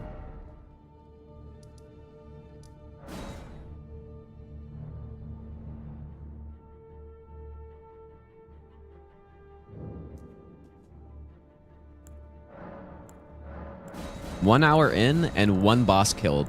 Like one actual boss killed. Classic.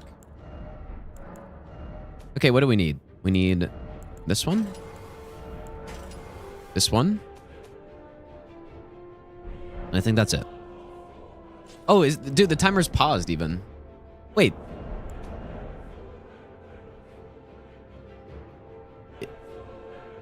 Why is my timer running faster than the in-game time? That's weird. Or wait, no, it's not. No, that's normal. Okay, I'm getting it reversed.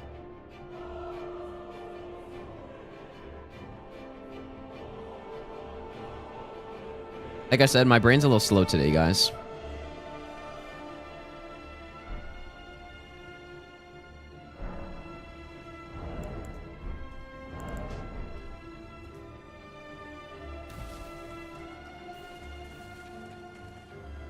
I really wanna get the controller viewer set up again on OBS, but I honestly just don't know how to do it. And I think Collins at one point sent me something on how to do it, but I didn't like bookmark it or whatever, so.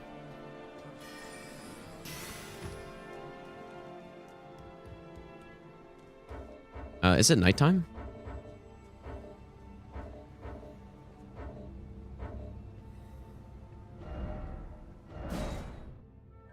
Oh, thanks, Colin, dude. Yeah, because I would like that.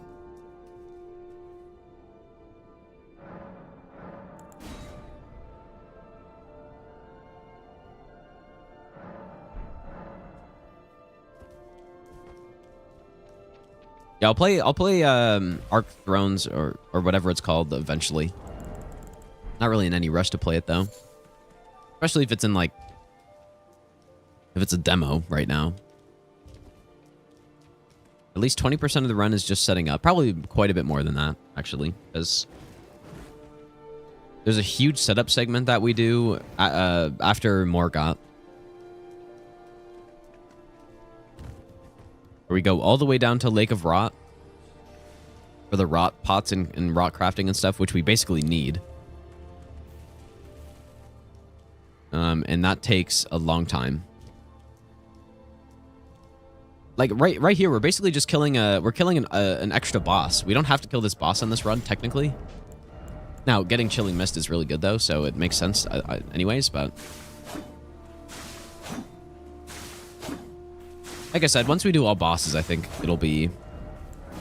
Like, the problem is that the percentage of setup to actually doing stuff is, like, even on this run right now, and this run, it's more skewed towards, like, actually doing stuff on this run compared to normal runs, probably, because the boss fights last a while and all this stuff, but when we do all bosses, then that percentage, or the ratio, will be better.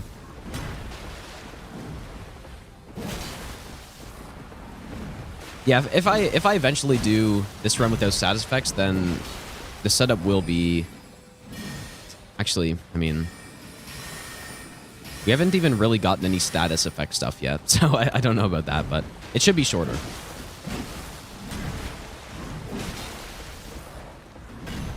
I'm just thinking, all we really need on that is... First of all, if and when I do that run, it would be all Great Runes, 100%. Should have rebuffed right there, probably.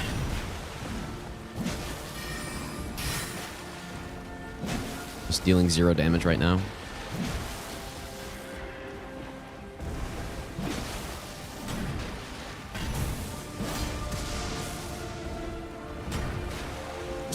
Use that. What was I saying? Yeah, it would likely be all Great Runes because I would want to skip Abyss Watchers. I would want to skip Godskin. Most likely. And so I would just do all Great Runes right away. But yeah, really, the only things you need on that are... Lightning Slash would be the main thing for sure. And then...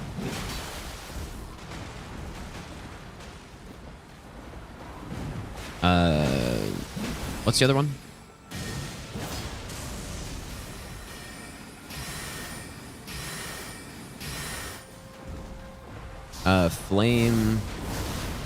Flaming Strike is the other one.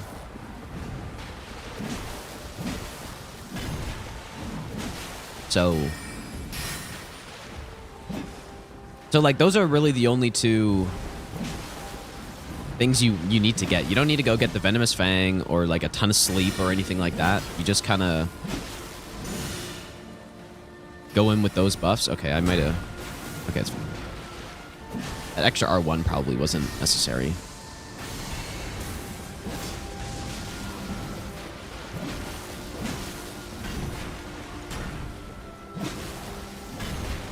Flaming Balls. Yeah, Sacred Blade... You would probably use Sacred Blade, but... I mean, that takes like 2 seconds to get, so... Let's rebuff again here. Oh, that's a little unfortunate.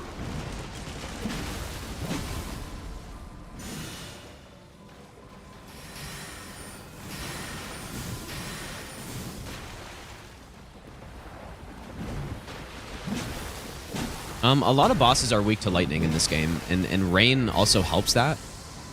There's a lot of rain. And that gives you even more lightning damage. Yeah, what's really good about Flaming Strike, which I had no idea, is that you can put Flaming Strike on the balls. I had no idea you could do that. So that's actually pretty huge, dude, because like the balls are really good for level 1+0 still. Like, and without status, obviously, because that's what that run would be.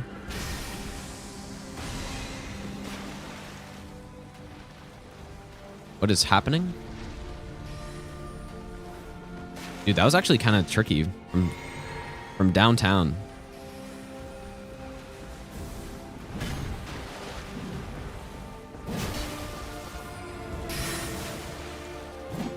Nice.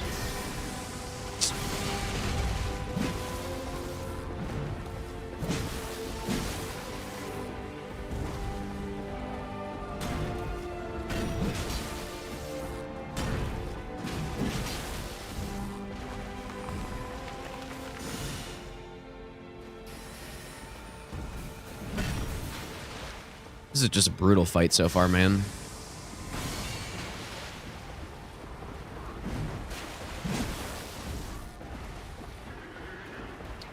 I keep doing the wrong thing on this attack for some reason.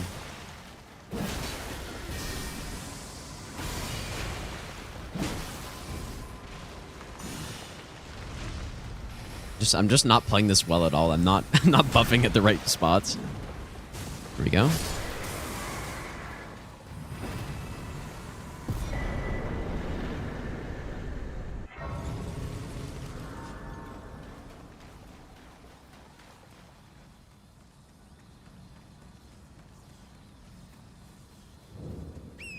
Does the boss poise increase or poise dealt decrease? Well, I guess it's more like the negation of like, so yeah, it's kind of neither.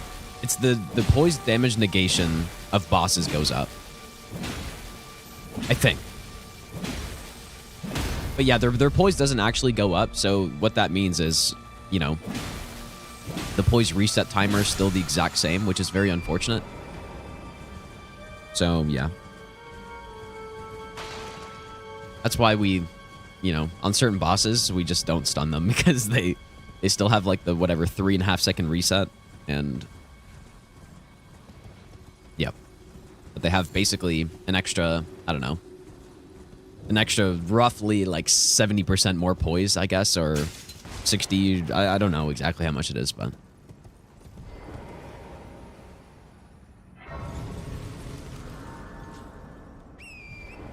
If I'm not mistaken, you deal... I think you deal 40% of normal poise damage. I think. I can't remember exactly, but... something like that. There's probably heal. Let's go nice. Yeah, I'm in the next bingo season, guys, so... I can't guarantee that I'll practice as much as everyone else has been practicing, but... Bree and I will do some practice. I kind of like it's if the rules for the season were already set in stone at this point, then I would be practicing right now. but they're not.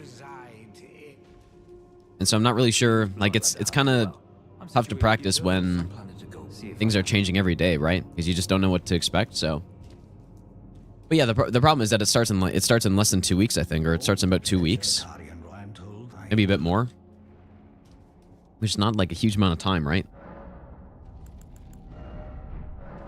Okay, so got Chilling Mist. Let's go here. Saluvis reminds you so much of Neloth. He's like a... he's like a beta version of Neloth, I would say, dude. Like a loser version.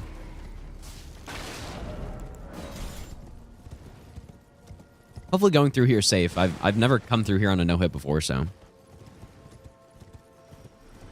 Yeah, the rules are changing. Like I said, the rules are changing constantly, and so it makes it a bit trickier to like practice it, I guess.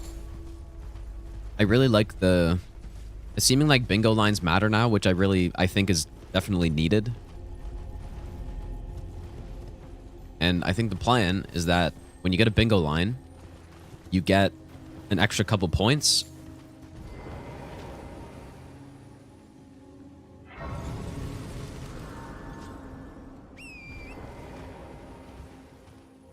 And yeah, so I'm thinking, you know, if you get a bingo and you get like 3 extra points, I think that's probably perfect.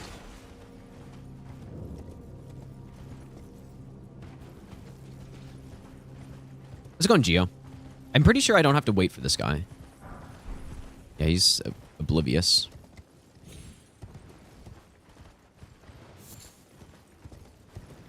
More like Sudoku. Well, it's more like a scavenger hunt, but if bingos start to matter, then it's bingo again. Sort of.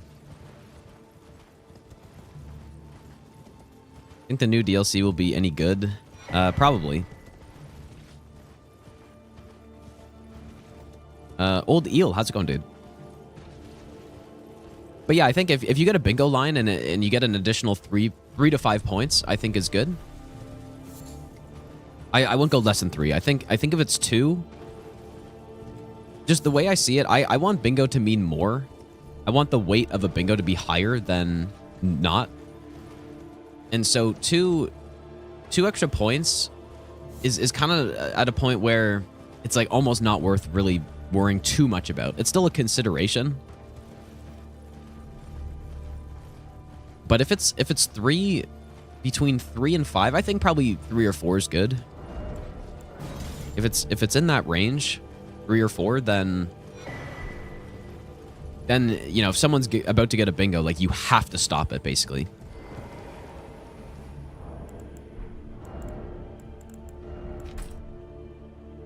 But if it's 2, then it's like, okay, well, there's 2 squares right here that I could finish before I can block their bingo. I'm just going to take these other 2 squares and not even worry about their bingo. I can just leave it. So, but I think 3, it's pretty unlikely that there would be 3 squares that could make up for letting someone get a bingo. Yeah, I saw that, Priyanshu. Yeah, I like that as well. I think the Graces adding in late game, I think that's really nice. Having actual late game squares is good. So yeah, it's like I was saying earlier, the rules are looking a lot better. At first, I was kind of not really sure. I didn't really like them at first, but a lot of the changes I think are going to make it a lot better. Yeah, we're going to do some practice with Breed tomorrow, and we'll, I'm not sure if we'll do a match against other people or what, but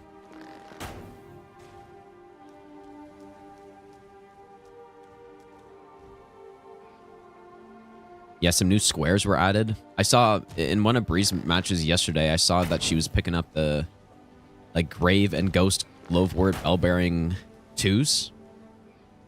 So, like another later game square, which is cool. Going through an extra dungeon that you'd never normally go through.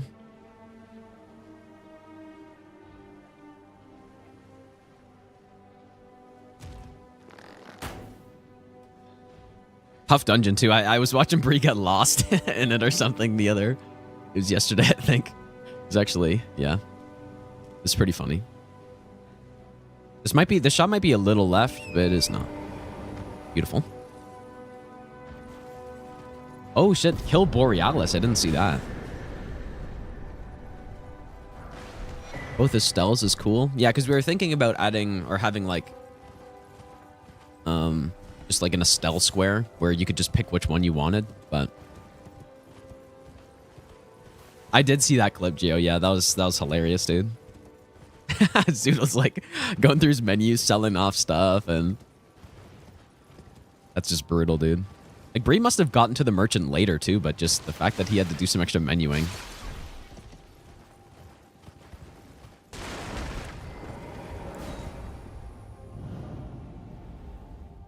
Nazmoza, welcome back.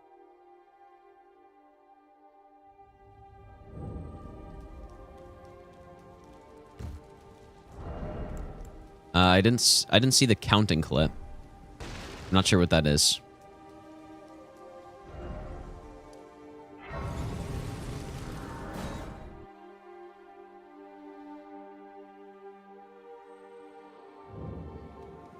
Oh, yeah, I do remember. Yeah, I guess they marked it and then unmarked it, right?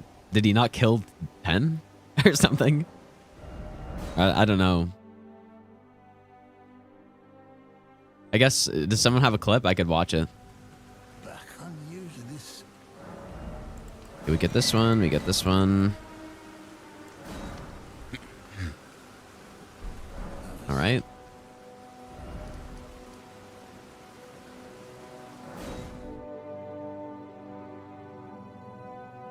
one 3. Classic Kazoodle, dude. His most critical boss fight? Well, you could argue that it's Red Wolf because Red Wolf is the first boss I fight and he's about 25 minutes in. So if I have to reset on Red Wolf like half the time, then I'm losing significant amount of time, right? But obviously, you know, like Millennia is tough and I would like to no-hit her every time. Moog as well.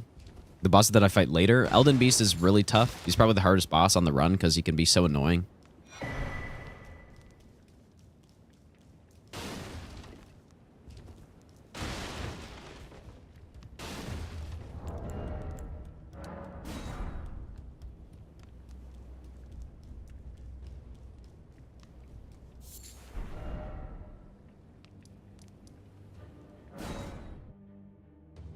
Let's go on Goblin.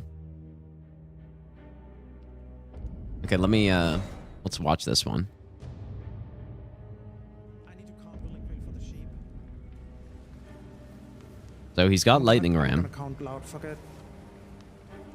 Count out loud, I don't care. 1, 1. 3. And this is actually what caused him to mismark the square. Oh my god, dude. Such classic Kazoodle. For the sheep. Did Tom... This is Tom that he's talking with, right? Count loud, fuck it. Count out loud, I don't care. 1. Did Tom not hear it either? What happened, dude? Oh, yeah, I guess he didn't... He couldn't have really known. That's going tricky. That's so funny, dude. 1. Count out loud, I don't care. 1. 3. Oh my god, dude. Like, you could see the cogs turning in his brain. That's almost a case of being like, I almost think you're so focused that you make a mistake because you're so focused, maybe. I'm not sure if that's actually what happened, but I definitely feel like that can happen. Where you're so focused on it that you kind of just, I don't know. You just lose count. And that square was pivotal in the game too, right? Maybe I'm pretty sure Bree nut and ever. Puppery won off of that square, so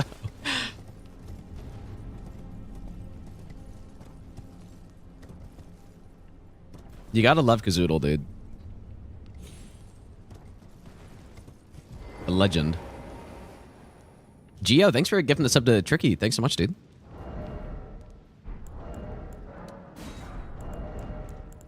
Anytime Zoodle's in a competition, it makes it 10 times better. Yeah, you're like thinking too far ahead, dude. Almost.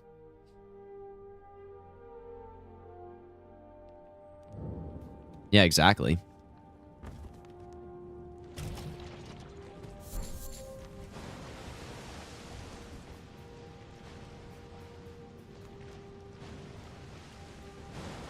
And Zoodle's also, he's sneaky good too. Oh boy. He's sneaky good in all the competitions, man. He's always hanging around, and then next thing you know, he's like... Surely I didn't mess up here. Next thing you know, he's like right at the top. That's what happened in Zero Hit League. he was hanging around the whole time, and the next thing you know, he's in third place, and he like solid third place.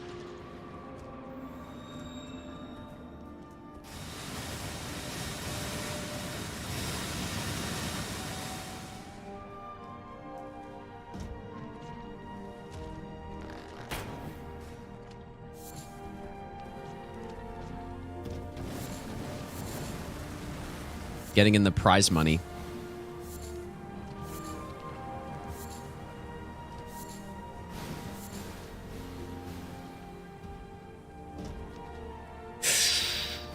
That's bad.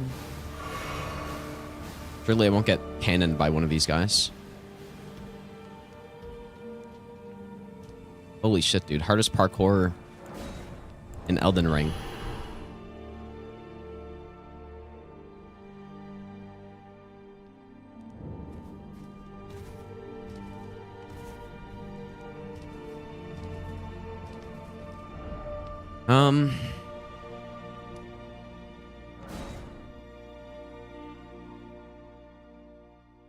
Definitely bosses on this run, Killapapa, especially in this game where the running sections are very, very simple for the most part.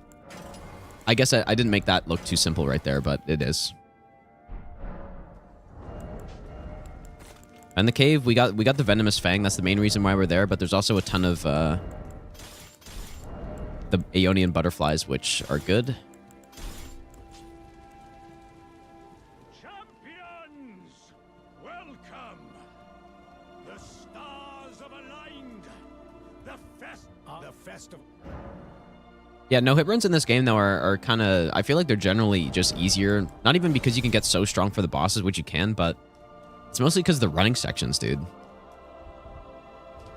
It's so simple to get stealth, and there's really not a single...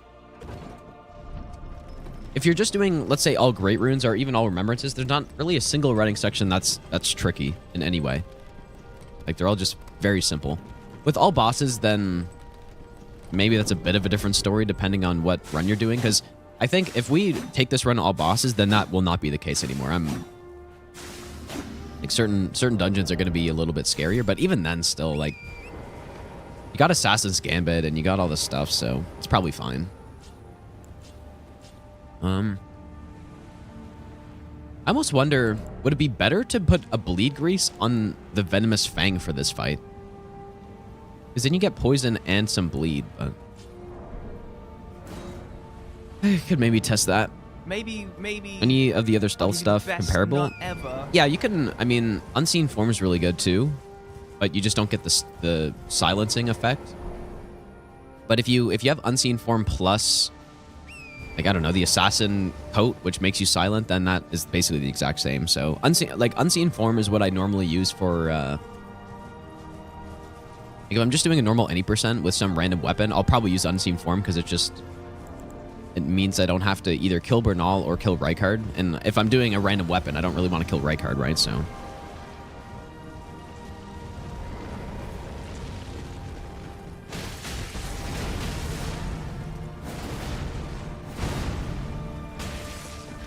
Nice one. It's so painful fighting this guy with such short weapons, dude.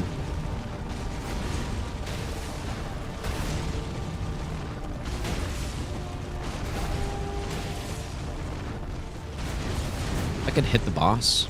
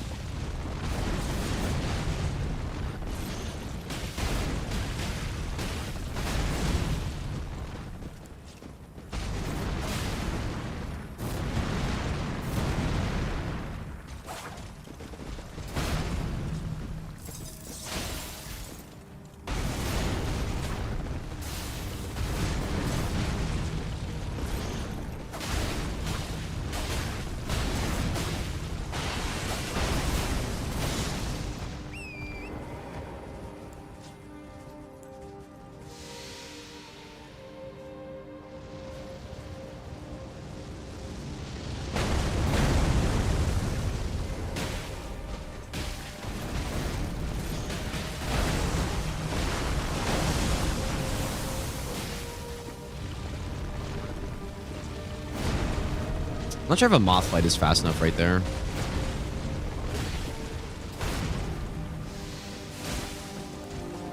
That was kind of a waste.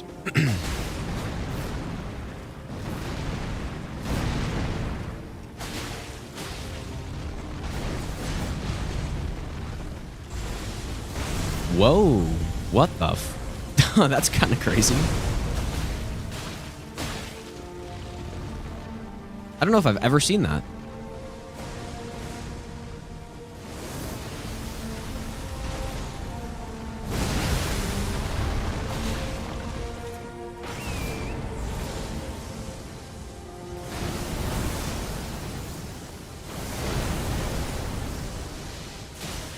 Seriously?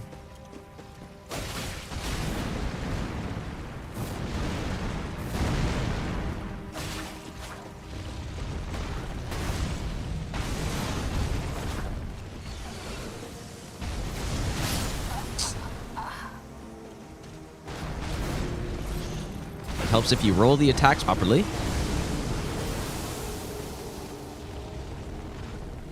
Dang, dude.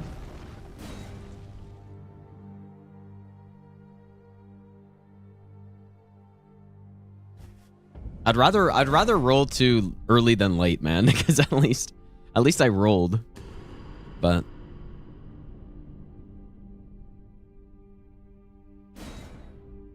that kind of sucks.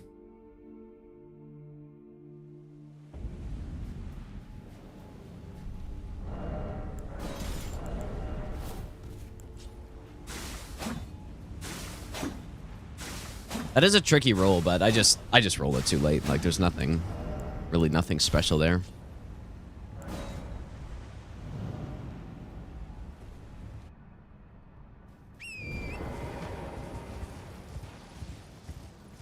I mean, I definitely have not gotten hit by that in a long time, dude. I'm gonna try, you can jump it. We can jump the wave part. Are you saying like you can go close and jump it?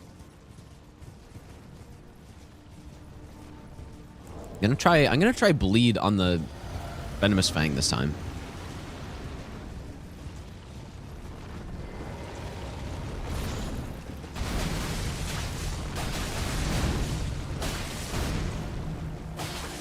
I guess that's the thing. We get poisoned so fast that it doesn't even really make sense to keep using them.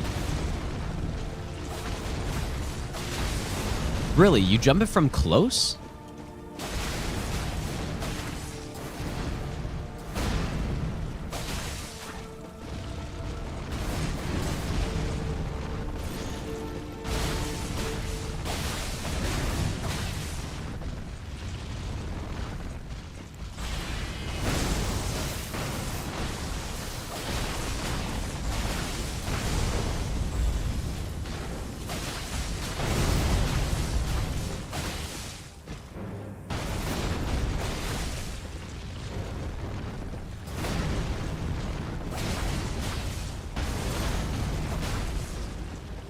This is a really bad spot. Somehow we managed to climb up the hill here.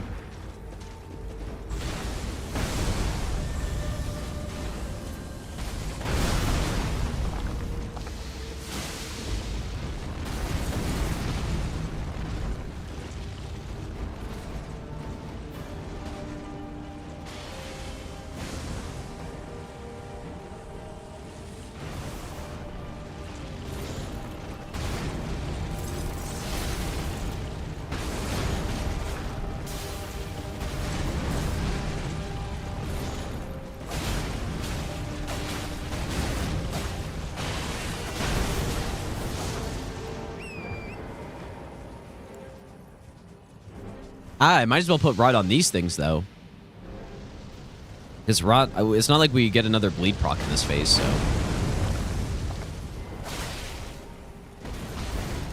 Now that's actually something that makes more sense.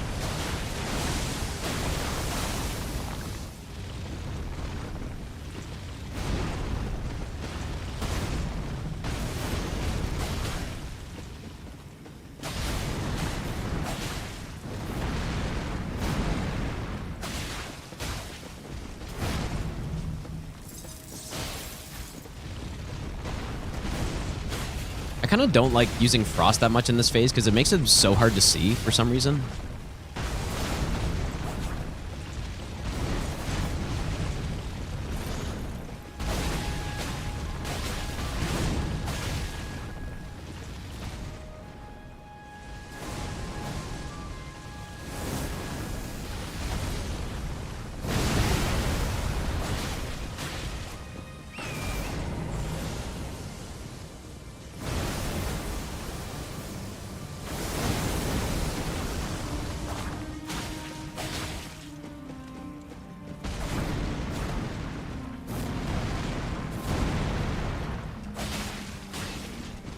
Okay, I would like to see that attack again.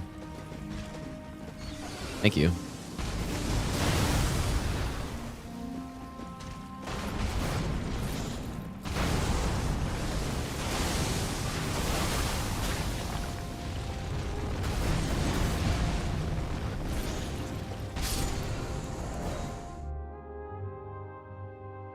Man, like, there's gotta be... I'm not really sure what other options I have of dodging that one. But, like I said, I haven't messed up that in a very long time, but I did. So, let's just get him into phase 2 and test some stuff, maybe. Because the way I do it works. But, yeah, maybe it's just there's a better way to do it, and if there's a better way, I might as well do it.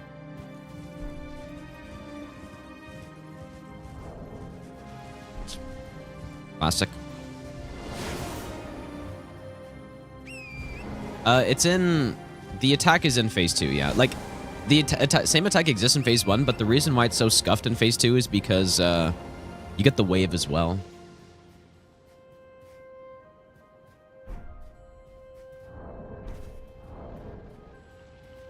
But as soon as he switches to his rock swords, then he gets it. Yeah, that's why it's such a scuffed attack, because the wave hitbox is just really, really bad. And it starts from, I guess... It starts from him, even though it doesn't even look like it does.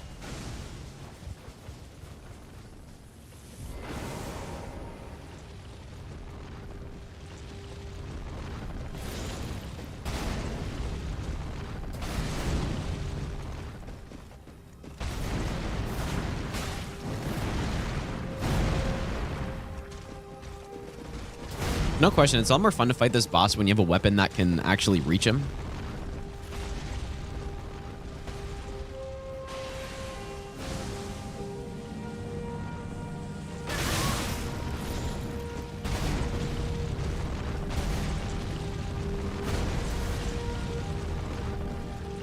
At least you can test this with repeat action, though.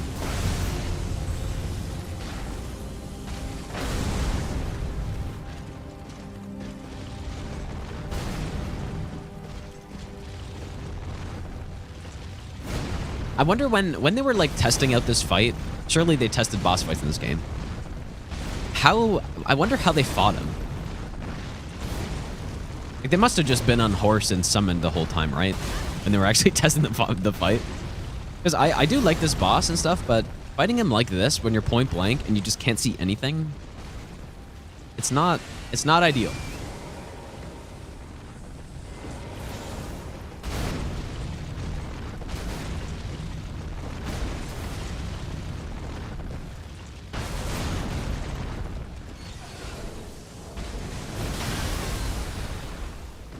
Okay.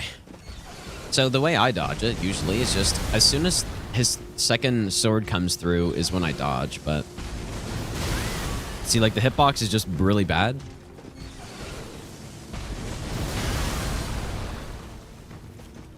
You're saying jump it? Oh my god, dude. Am I just a huge idiot? Wow. Yeah, that is what I fucking get, dude. Well, thanks to whoever said that. Because that is certainly much simpler. Jesus, dude. I'm like such an idiot, dude. Okay. Okay, maybe it's not so simple.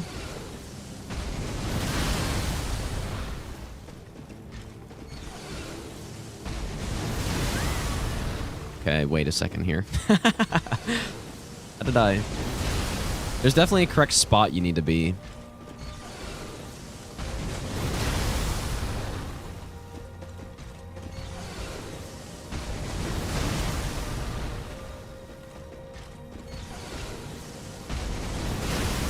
Ooh, I don't... Like, if you're on an angle, then you're just dead, probably, if you try this. I think that was definitely just too early.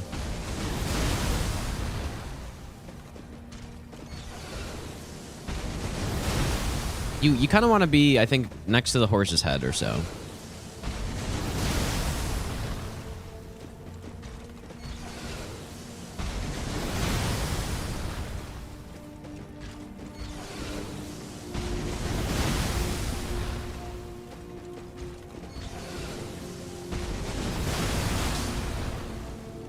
Yeah, it is a little scary though, still. But yeah, this seems better than the dodge, that's for sure. Obviously, that was just too early. Obviously, Vow of the Indomitable is also an option, I guess. But I don't know how I never really thought about that either.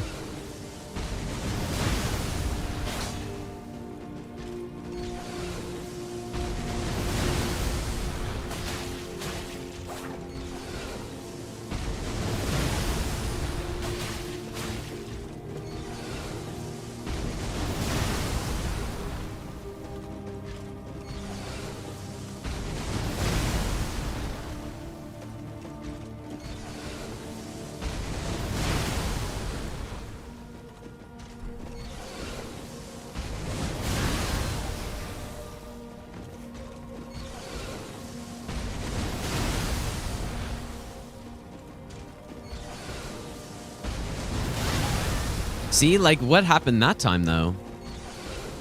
I don't... Okay, that one was too... Was this...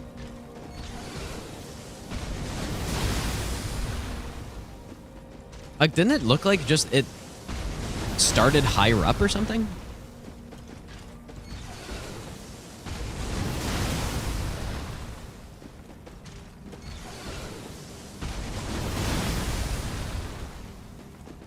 Yeah, I guess you can also just run away. I'm not really sure how much range this has, but...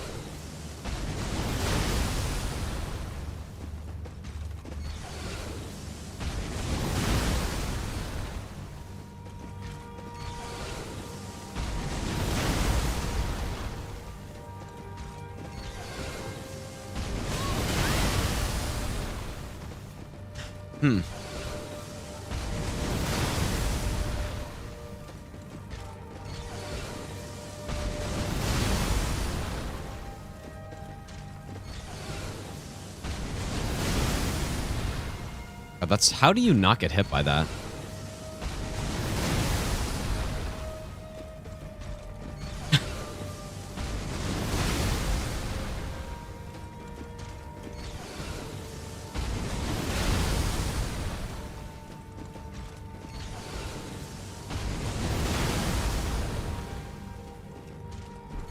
Well...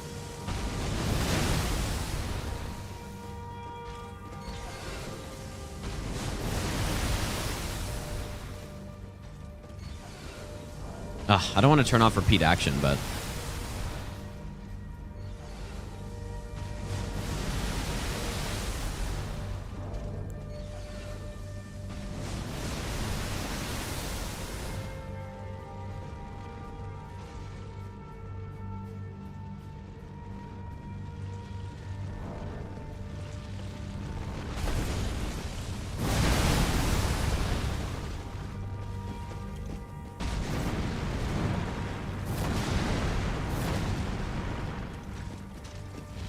I want to try it on the slope.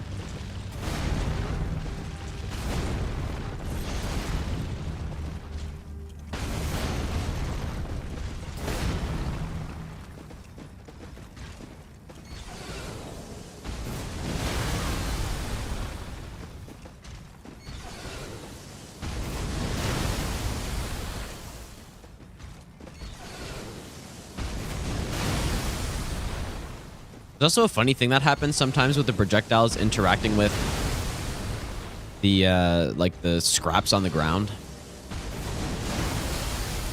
Like, see that right there? Like, that's just straight up lightning hitbox. Where if you were in that, you get hit.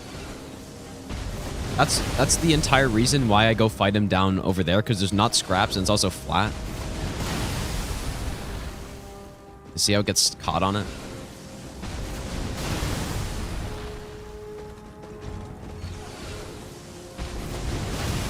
I guess it's not bad, dude. It's certainly easier to time than a roll, but I don't know if I fully trust it, though, still.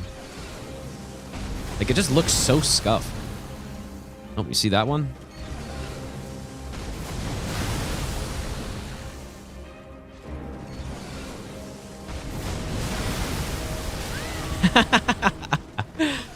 Look at that, dude. It looks like it gets consistently caught on this. Whatever this is here. Oh, yeah.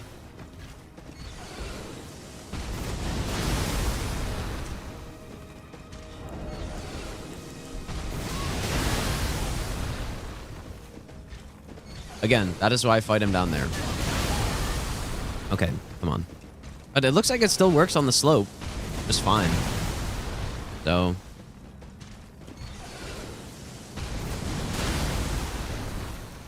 It doesn't look good, though. But I guess it's fine. Actually, you know, I'm gonna do this on a run and get fucking blasted somehow.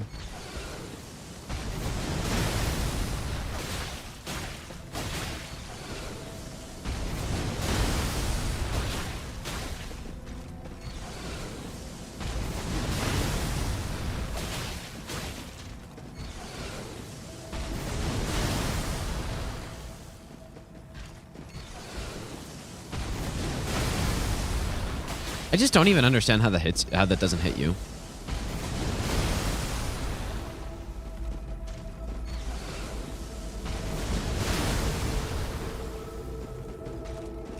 Is there any, like, what other options is available here on this dodge? Like, the problem with trying to run around him is that he kind of like follows you, and if you're out here, like, there's no chance you're getting around it. Unless, like, what if you just run to the side and then jump? No, it's like... I'm on the slope here, though, so this is not great.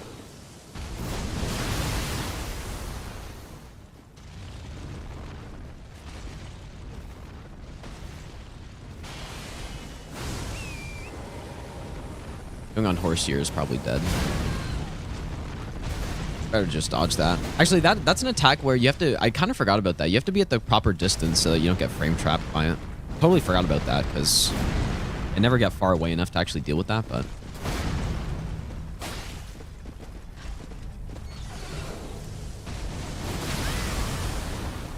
Run through his legs? If only that was something you could actually do. And the horse kind of blocks you from trying to get around the other side as well. Like, you just can't really do it. Even when I know the attack's coming, I can't really do it.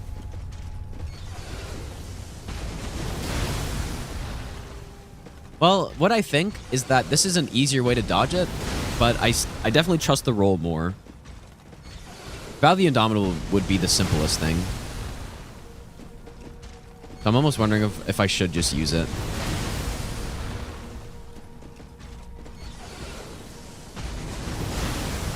Because really, there's not much... I guess I don't have it on this save, but... There's not really much that can go wrong if you're using Val the Indomitable, right?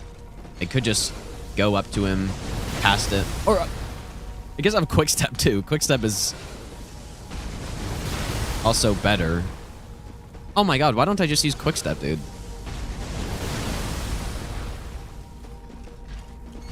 Although I don't actually normally have Quick Step on this. I could just buy from Bernal at some point. Well, what do we do? Quick Step? Quick Step's probably the safest way here.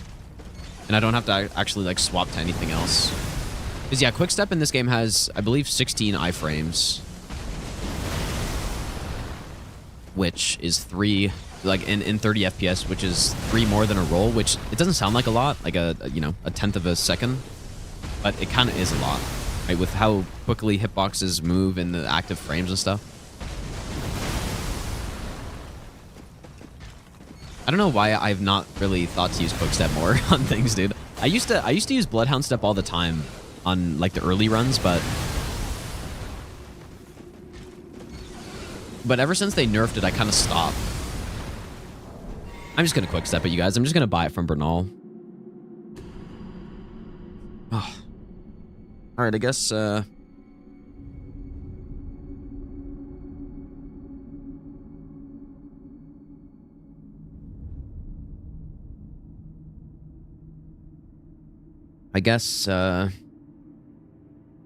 start another run, dude. Although I am a little hesitant because there's no chance we're finishing this run today, and I don't think we're going to continue tomorrow with the run, so...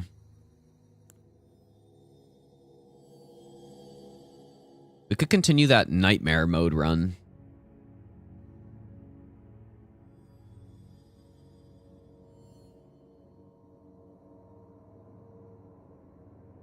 Not sure what to do.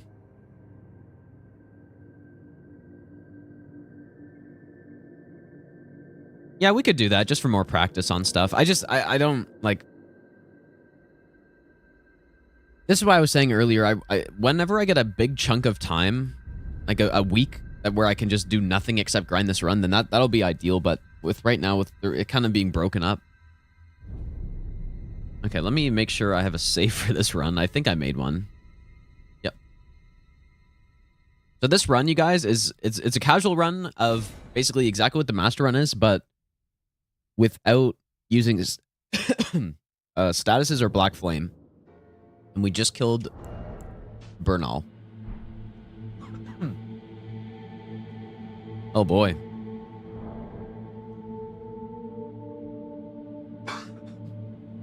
Okay, let me get this mod up. We just killed Commander Niall. Does anybody know the let me go check the timestamp of when we finished this last. This one's really fun so far, dude. It's very simple. We're just simply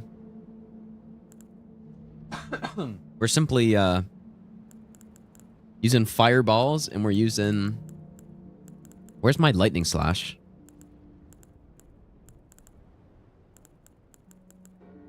I don't know where it is, but lightning slash axe, island axe.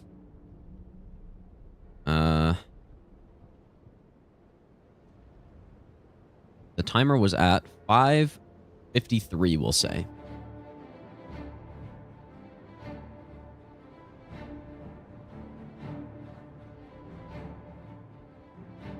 Yeah, the purpose of this run, though, is practice for the master run. But then also, I may do this run no-hit at some point in time. So yeah, level 1 plus 0, NG plus 7, no stat boosting, and no status effects or Black Flame. Is Highland better than Jawbone? Highland Axe is... So, Jawbone Axe, the main appeal of it is a strike damage. But, like, it just depends whether you need strike or standard. That's really all it comes down to. Like, they're both basically the same. Jawbone has less range, though. So, yeah, damage, at least for this run, is basically identical. This one has higher crit, so... Yeah, there are certain cases where strike damage is bad, like against Godskins and stuff, where you would want to... Like, especially Godskin Noble, where you'd want to use standard damage. And getting extra crit is nice, so... Yeah, so the bosses we've killed, you guys. We have killed... I'm just doing main bosses to start. So, I've killed...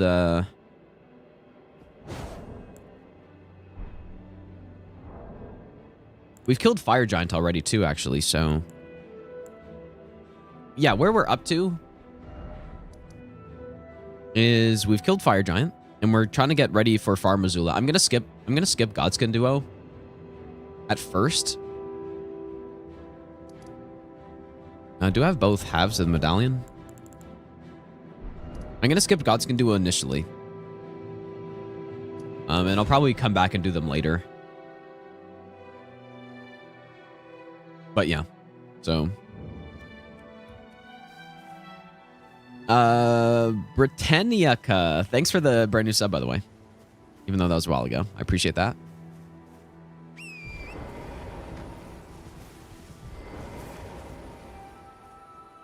So yeah, we've killed like every Great Rune boss available up to this point, except for Moog, which we're gonna kill Moog. Like maybe Moog's gonna be next. Maybe. That'll be the first fight that's like a real test. I think it'll be. I've killed Moog with these restrictions before. Please, no. It was about a 17-minute fight or so. I haven't a clue. No secrets lie with me, not a one. Oh, please leave me be. Wait then. Well, I will finish. The curse, my beggar. You must keep. And Hecky, thanks for that brand new prompt sub as well. And if you should. All right, let's go.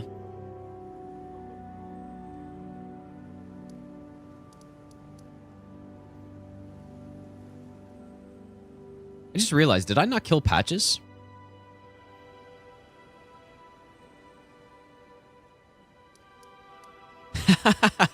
I guess I didn't, dude. Whoops. You can kill Patches again, though, later, right? Or something? Whoops. I use, yeah, I do use a save organizer trimmer. You can do, you should be able to do exclamation mark save organizer to get a link to it. Yeah, so for duo, I'm not really sure what the plan is. Honestly, there's not really any strats on this run. It's just about getting good, like just simply win. So, yeah, I'm also no hitting every boss as well. If I get hit on any boss, I'm gonna restart. I'm gonna use Red Feather on everything anyways, but if I get like staggered or something. But yeah, for Godskin Duo, I don't really know the plan, and so I'm probably gonna skip them initially, but then do them later. So, because yeah, you simply just have to win, dude. Like, there's nothing special. You just have to get good on them. Herring's not an option, really, because it's really slow, but then also just, it's just not consistent. You just gotta fight him. Maybe I'll give you the best. Which I'm gonna have to get nut significantly better at for this run, so.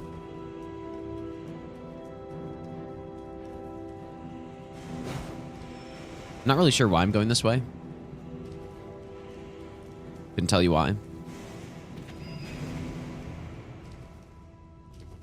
Not really planning on fighting the Mimic yet. Elorium, thanks for the burning prompt sub as well. So yeah, let's go do Moog first. I'm not sure which axe is better for him. I probably prefer the extra range over extra damage.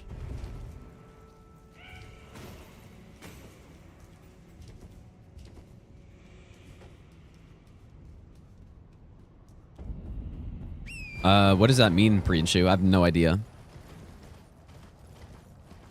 Like Ella, as in Ella Jazz, Deuce. What? Like I don't know what that means.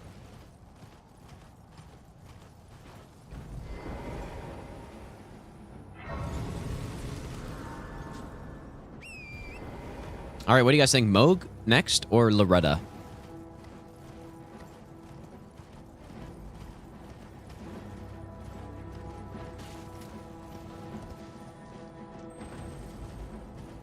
I guess I should probably change the title.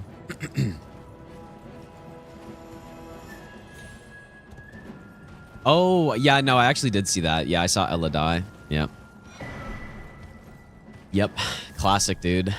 Can't say that's never happened to me before either. Not in that exact circumstance, but...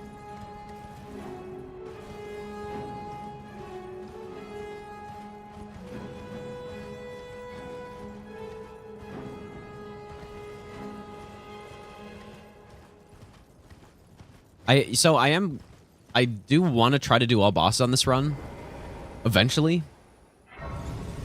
But yeah, I'm not going to do I'm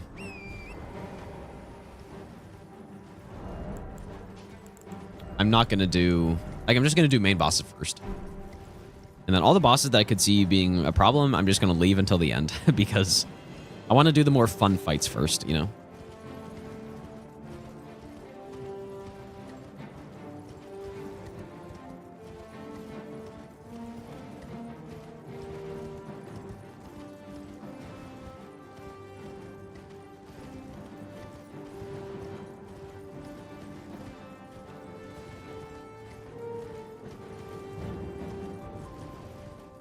All right, so Maybe I'll give you the best nut ever.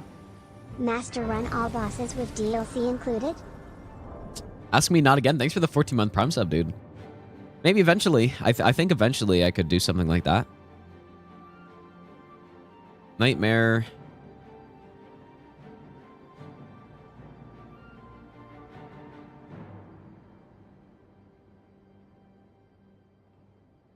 All right, let me just change the title on YouTube also. Yeah, it kind of sucks I got hit to Redan, though. Like, I don't know. I just got to get better, but it's nice that at least there's a solution to that particular thing I got hit by that will make it a bit easier.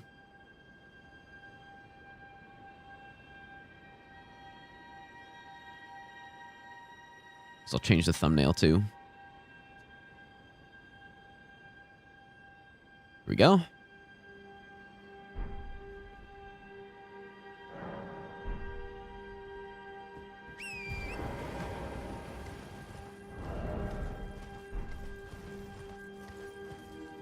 Yeah, so the main bosses that we have alive at this point that are, you know, like Great Room bosses, we have Moog, Millennia, and Loretta.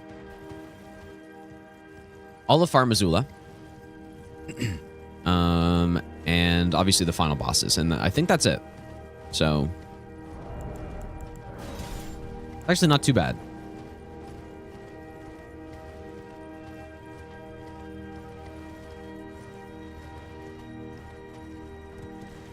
But yeah, that is an interesting question, though. If we do this run, no hit all Great Runes, then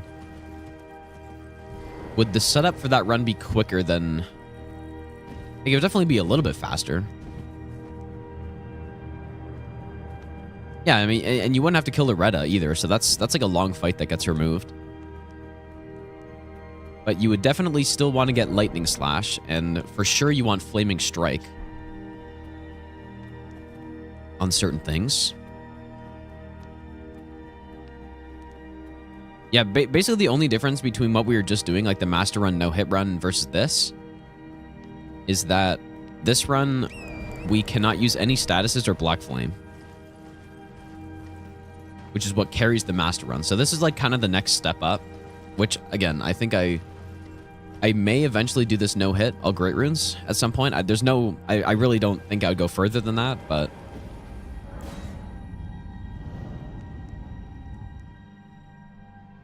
But yeah, the most fun part of this run so far has probably been... Like, I first tried most of the bosses, but the Draconic Sentinel I got stuck on for a while because I learned how to fight him on the hammer side, and it seems like it's much better fighting him that way. It kind of reminds me of Nameless King a little bit. Where he's got like a bunch of delay attacks and different change-ups he can do. Not like a crazy, not crazy complicated or anything, but very similar to Nameless King.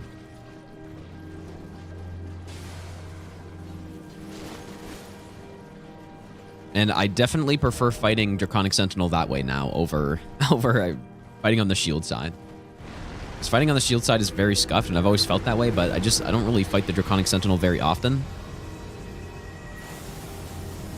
So, you guys think it's worth... It probably is worth going to get the Physic tier, I think, here. Just so I can use Red Feather. Like, for sure that's worth it. My God Run 3, yeah, I didn't go no cam because I was sick at that point. I was going no cam because I was changing over to a real camera instead of my phone, so...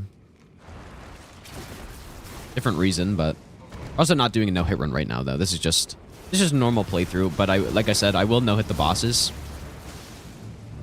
Like, let's say I'm fighting Malekith and the scream happens and I get hit by it or something, or Horlu, then I would reset the fight.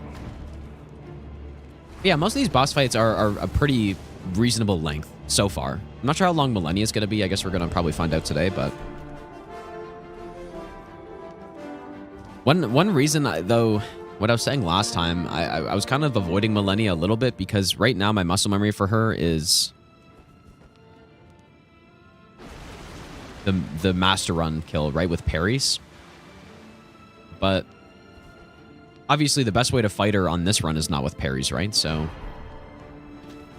not like I don't know what I should do. If I should fight her normally or just wait. I don't know. Yeah, Millennia was 34 minutes, but I was a lot worse at the fight at that point, and also we're using a much better setup than a Serpent Hunter, so... Because yeah, I did do very similar restrictions already on a Millennia kill with... It was level 1 plus 0, no... Like, using Serpent Hunter, no talismans, no stat boosting. On base NG cycle, I think. And yeah, that was 34 minutes. The fight on this will not take that long, there's no way. Like, with talismans, I'm better at the fight. And using Lightning Slash, like, that'll easily make up for it. Not yet, House. We did an attempt earlier. I got hit on Radan, but I figured something out, so that's, you know, making progress is good. I suspect there's going to be a few more hits I take like that. Yeah, the reason I'm not doing another attempt is there's just not enough time tonight to start a run, and tomorrow we're going to be doing bingo practice, so I don't really want to have like a couple day break between like a single attempt of the run. This girl should be here, right?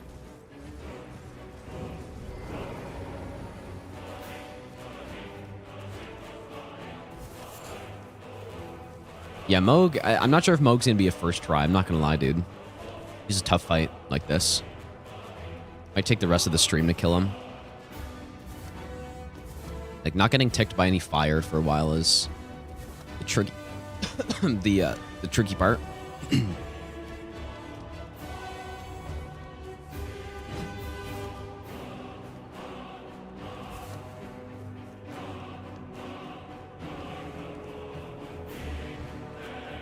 Timmy, how's it going, dude? Surely my throat won't be worse tomorrow since I'm streaming today, dude. That's kind of why I didn't stream the last 2 days, because I didn't want to make anything worse. Hope you feel better soon. Anderson, thanks for the 50-month resub, dude. I appreciate that. Yeah, so for Millennia, I mean... Whee!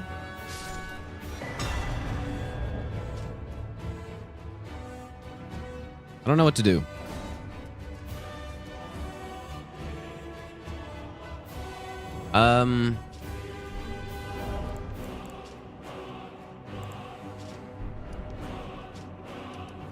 One seppuku.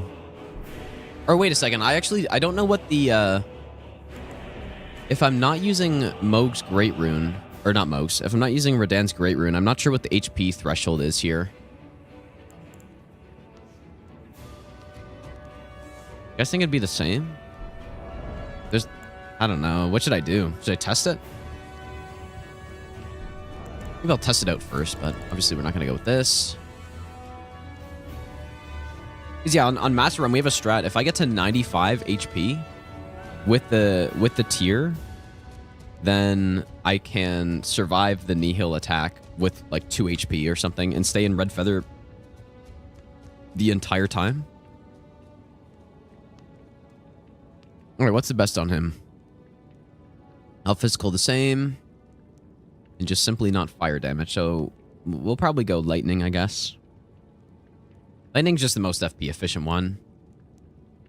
And I could either go Jawbone or Highland Axe, depending on if I want more range. I like Highland better because it's just longer. Like, it's significantly longer. So I'll probably go Highland. It'll add like maybe one. It'll add maybe a couple extra hits that we have to do. But yeah, I'm gonna...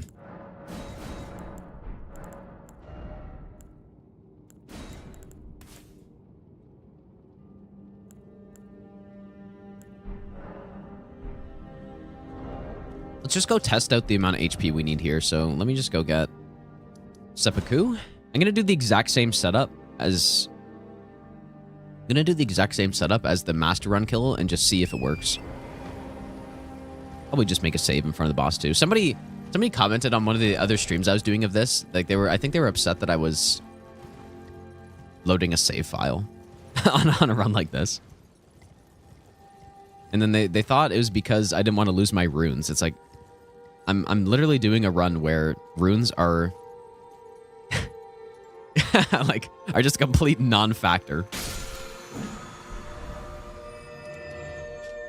Maybe I misread it though. I don't know.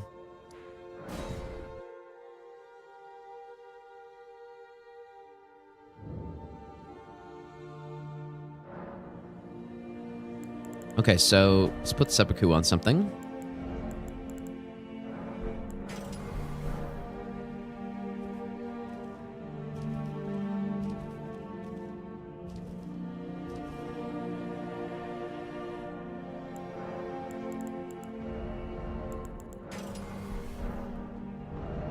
But yeah, axes definitely do seem to be like the best play on this run because they have a really good moveset and they deal, out of all the things I can use at +0, they deal among the most damage.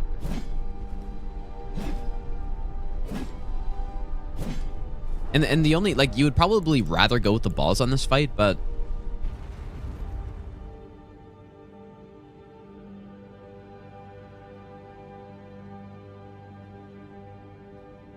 you'd have to go Cragblade.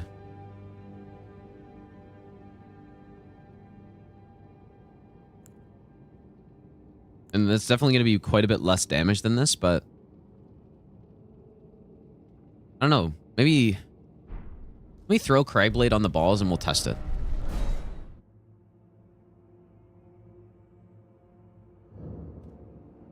How annoying do I find input drops? Well, when they were happening a lot, is very annoying, but since I started streaming from 2 PCs instead of 1, it's not nearly as big of a problem. Like, it almost never happens to me now. But yeah, before I used to lose runs constantly to just eating inputs and like lag spikes happening. But even still, like on that last master run attempt, I almost did lose the run in Red Wolf because I was getting lag. So give a chance to Serpent God's Curve Sword.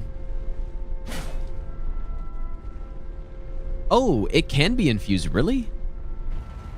Oh my god, I thought it couldn't. That's why I haven't been using it.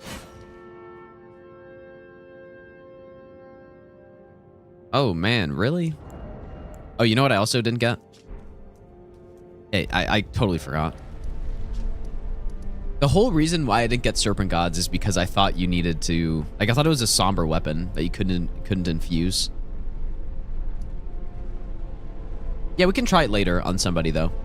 But I need to... Yeah, how many times does this happen? We gotta kill Loretta first. I'm not doing this fight without Karen Retaliation, man. No chance.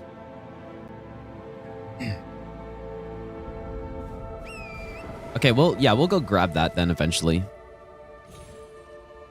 I wish I had known that earlier, because I totally would have used it on... Who's weak to slash? Like Morgott, I think.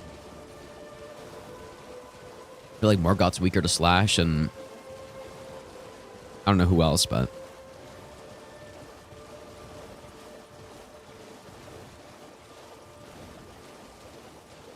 Yeah, Godskins, yeah, true. I mean, Standard's not bad either, though. I'm not actually sure if it would be better than an R2 build.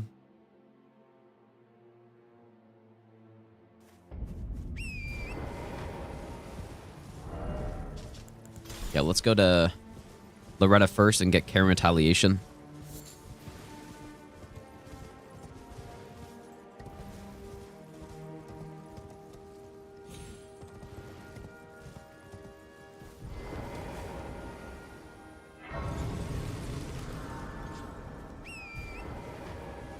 Yeah, I'm trying to think of where I would actually realistically use that, though. Because it's not like it's base damage. I don't think it would even come close to an axe. Only if there was a boss that was too fast, where an R2 build just didn't work, and they were weak to slash. That would be the only time where I would really want to use that. Not yet, Chef, but I still would like to do that one day. Yeah, the Todd run, dude.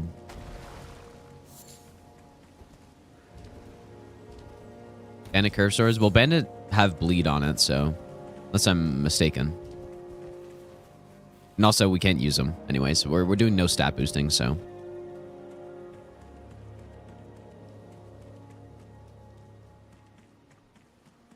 The only curved sword that we can actually use is the Serpent God one. It's the only one.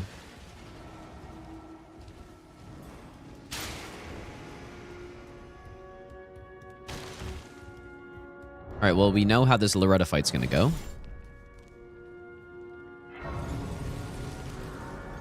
Oh, they don't have bleed? But yeah, either way, we can't even use them, so unless I'm mistaken. Yeah, this is basically the exact same fight that we do on the Master Run, except it's actually a bit easier because we have more damage.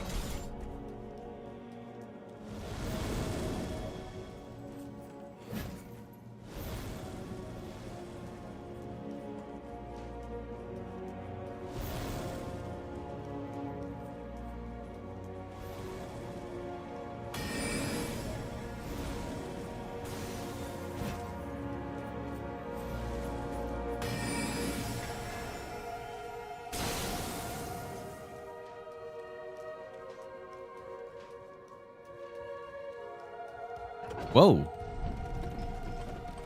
Dang.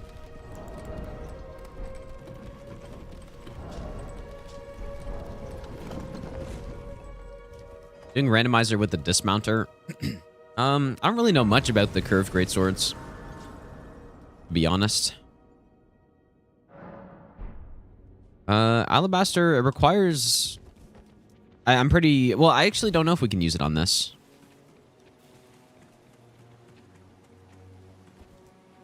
I don't think Alabasters would be better than these other ones, though. Like, if I was doing no buffs at all, and I could actually use it, which I guess I can't, but... then it would be good. But since we're allowing buffs with, you know, like the weapon buffs, then there's no way it'd be better anyways. Even with the insane stamina.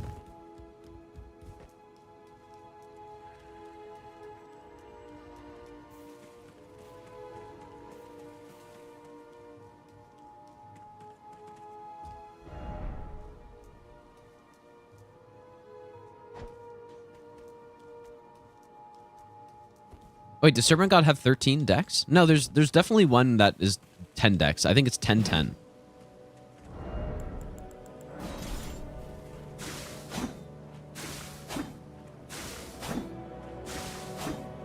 I'm pretty sure. Ah, yeah, 13 strength. Yeah, yeah. All right, well, this should be a very good setup here. Save so I don't have to run back. And we have the lightning shrouding tier, so this like it'll be interesting to compare this damage to what we get on the normal Master Run kill here. I mean, like, that's honestly not even that bad. 476 R1 or charged R2. What do we normally get? Like 350? Not even raining right now. Well, I guess the rain doesn't matter, but... because we're already in water? Quick stun? Oh, dude. This is... there's been several times on this run where I'm still surprised by the amount of damage we get. And I think it's just because of the combination of, like, the physic and... you know, like, actually having all the proper talismans and stuff. Holy shit, that was close.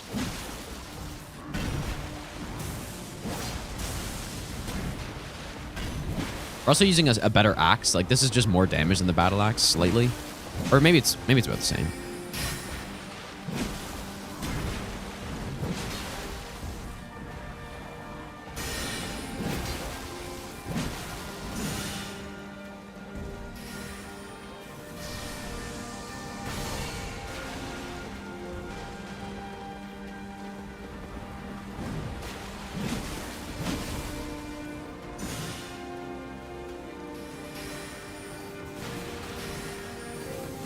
Maybe I'll give you the best nut ever. Hey Gino, good luck on the run and let's stay less than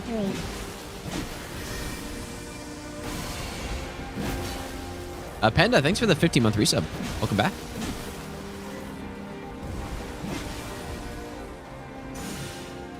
Yeah, this is the Highland axe. Yeah, the Stormveil one. I don't think it's better enough to be worth... whoa. to be worth like for the master run going into Stormvale and like trying to pick it up, but it is good. And it's got higher crit too, so like especially on a run with no status effects, crit becomes a much bigger component of the run. Not sure if this is safe. It is indeed.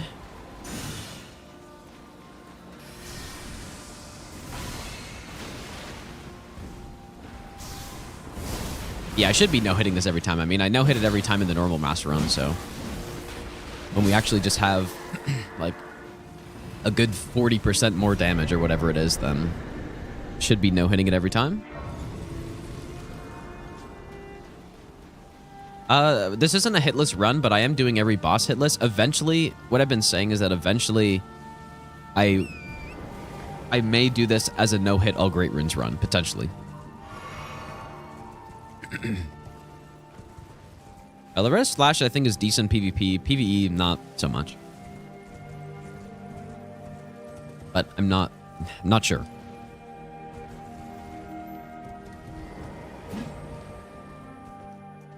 Imagine Fire Giant. Well, we have already killed Fire Giant on this, and the damage is probably a lot better than you expect. That being said, though, we still did get 2 Fire Breaths, so you know, every time you get a Fire Breath, you'd have to Memory of Grace. Every time. But yeah, we were... I can't remember exactly, but I think when he stunned and we did a Charge R2, I'm pretty sure we got over 1,000 damage on a single hit. Could be wrong, but I feel like I remember over 1k hit when we had all the buffs.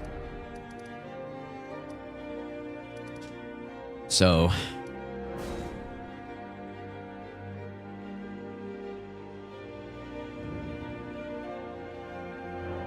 okay.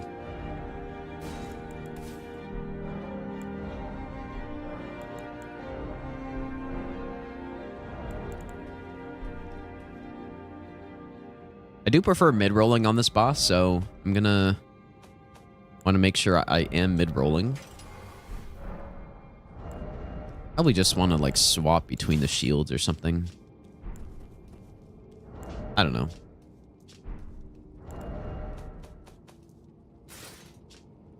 I don't know if I want to wear the any good helmet that I can wear that doesn't look like garbage, so I can mid-roll.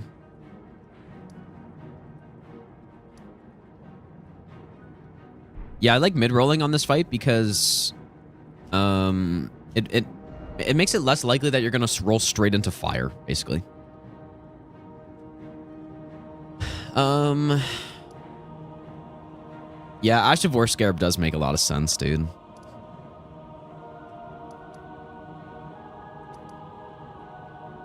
It does indeed, but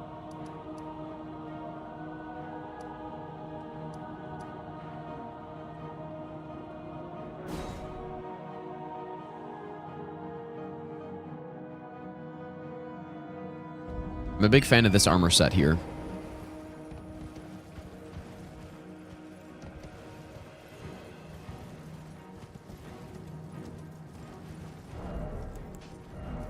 Maybe want some throwing knives also to keep poise up.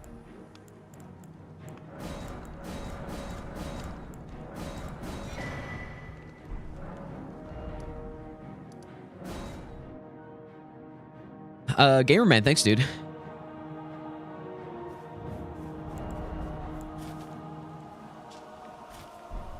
There we go. That's what I'm talking about.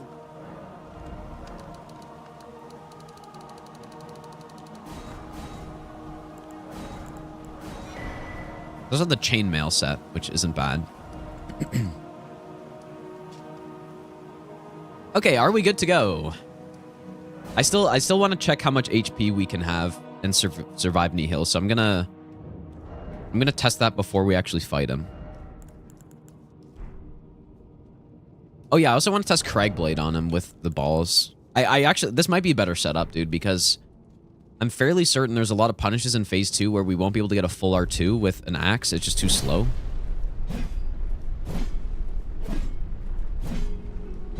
But Cragblade is going to deal less damage to him probably, though. Yeah, so let's just see. So on the Master Run... Let me just make a save here. On the Master Run, I have Radan's Great Rune, so that's why this is a bit different, but I do 1 seppuku. And then I use Assassin's Gambit to get to 95. That's the amount that I do, but since my max HP is a bit lower here, not sure. That's why we're going to test it first. Or maybe one more. There's no way I survive with 77 HP.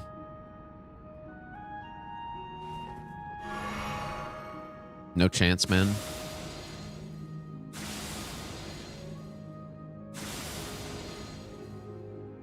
Let's try just using only Gambit here. See where that takes us. Like, yeah, if I can be in the 90 HP range, that's probably good.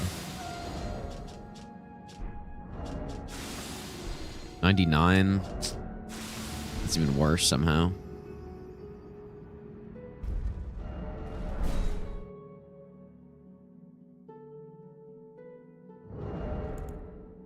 Maybe Bloody Slash.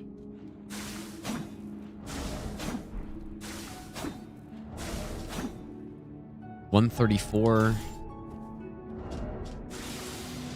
God damn it, dude. How's the 99 again?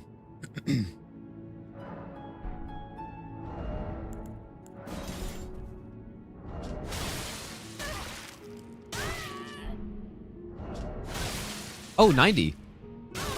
Okay. I might be right.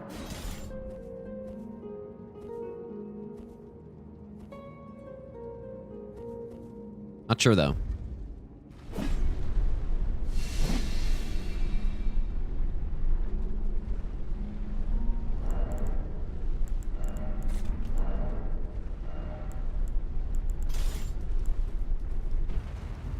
So I'm going to make a new save, I guess, here.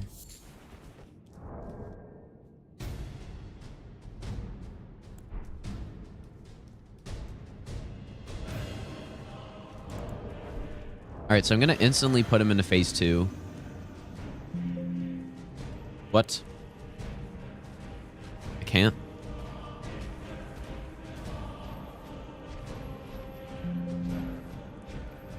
My ER tool doesn't want to work.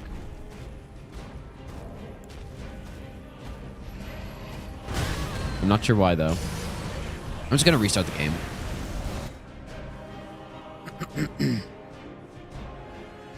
Because I don't want to, like, fight him for 10 minutes, get into phase 2, and then die from it, right? Like, I want to make sure it's enough.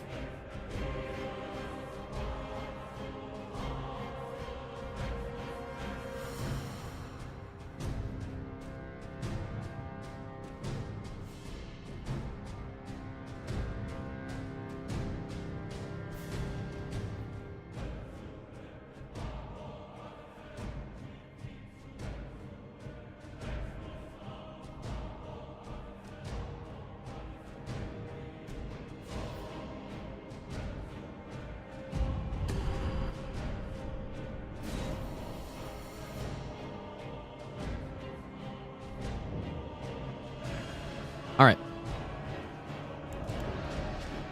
So 90 HP. Yeah, I could have gotten Radan's Great Rune, but I don't, like, with the Rune Arc thing, I don't really want to. Please be enough.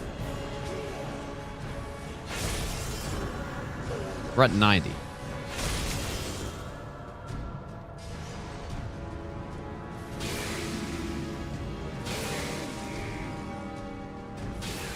Oh, yeah, easily. Okay.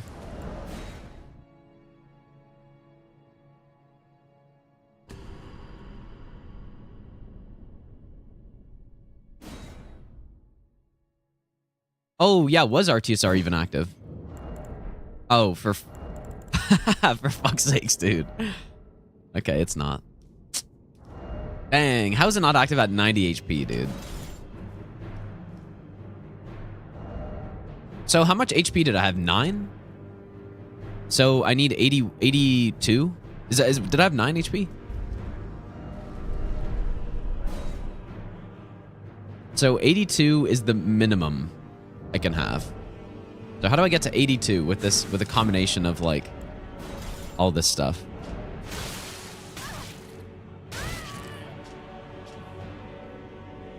But yeah, maybe I use regeneration or something. I'll probably just use a save file anyways, but...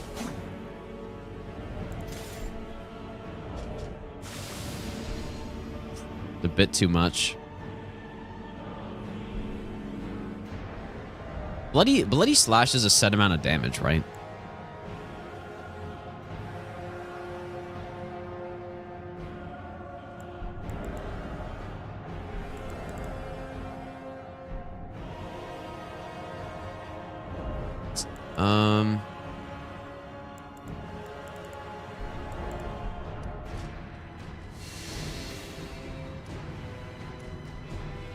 Really got to go to the capital for this.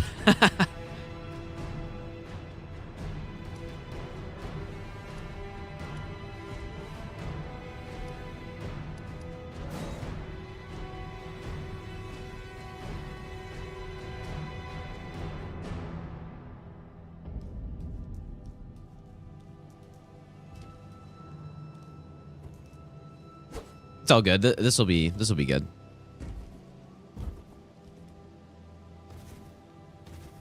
Just gonna go get the HP regen ring so I can get to 77 and then just like heal the extra 2 ticks or something. Just to keep the run legit.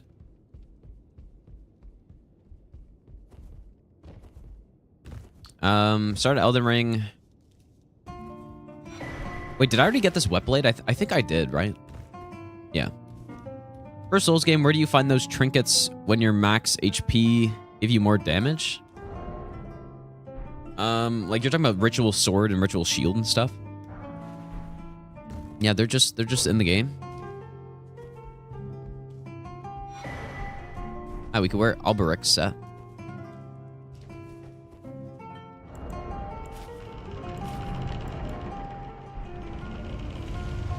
Not yet, Peanut.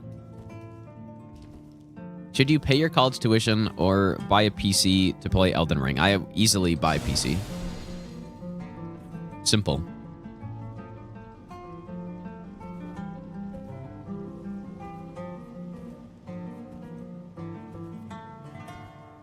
Gonna have to run to the bathroom really quick, you guys. One sec.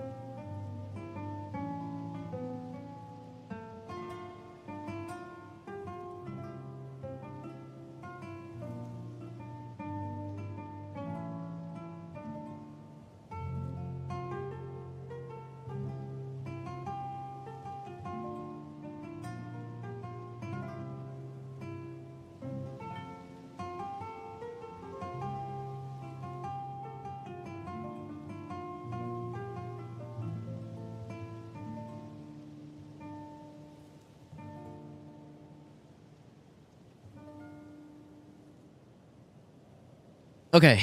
I guess I didn't get the boss checklist thing up. Wonder if that could have been why ER tool stopped working. Because I know it kind of doesn't like when something else is also accessing the game's memory, but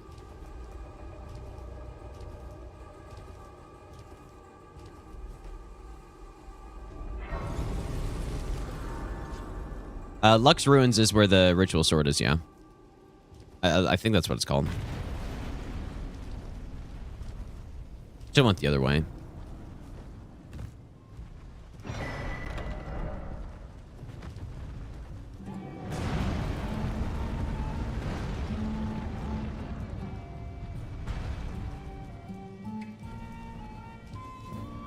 My favorite Souls game, if you're including Elden Ring, is Elden Ring, but for an actual, like, Dark Souls or Demon Souls, I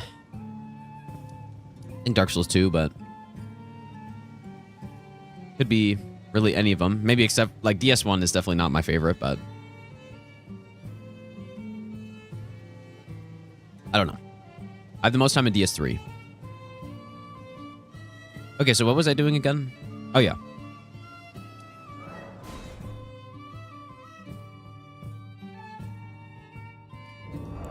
So what was that setup that I did? Just a bunch of bloody slash?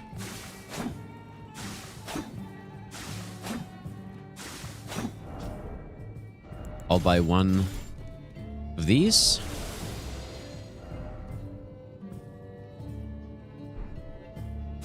I guess 2 of those.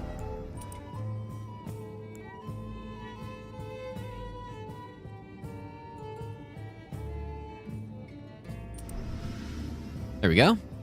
Okay, so I should survive this, right? 82? Is that what we... I should survive, I think.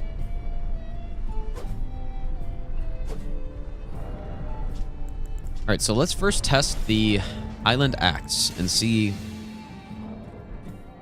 if this is any good.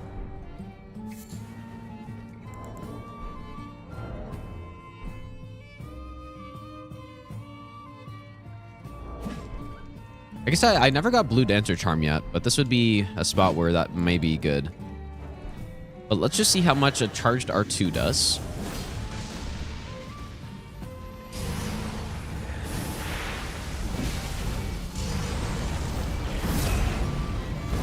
So 244.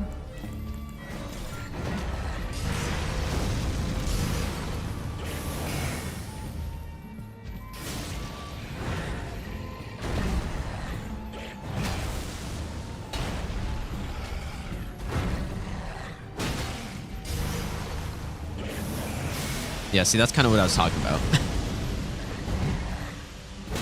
Yeah, I mean, that's so much worse. No way. No way you go with that. It's like an R1 with the lightning buff. All right, let's see how this goes.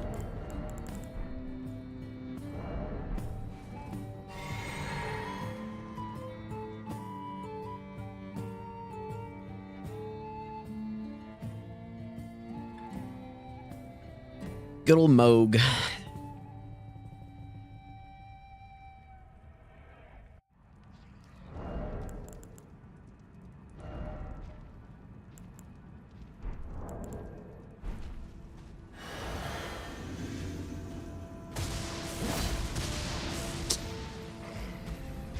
Okay, so what can I charge her to? This might take a little bit just to figure out all the proper punishes that I can do. I assume double R2 is good there.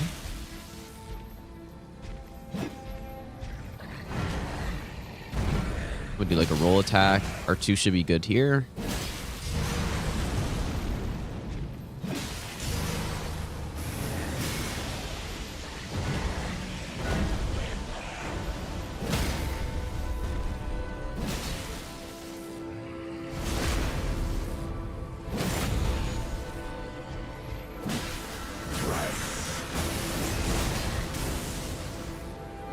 Maybe I'll give you the best nut ever. Garv.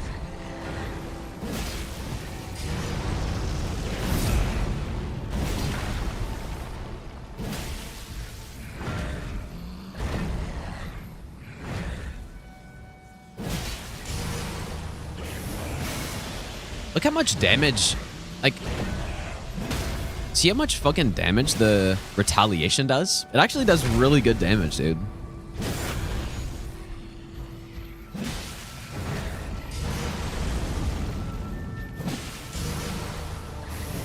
Like, look at that, like 300 damage.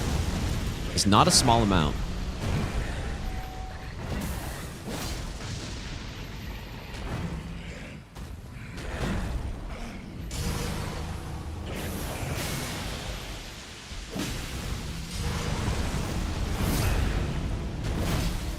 Kind of worried my hand is gonna get clipped there.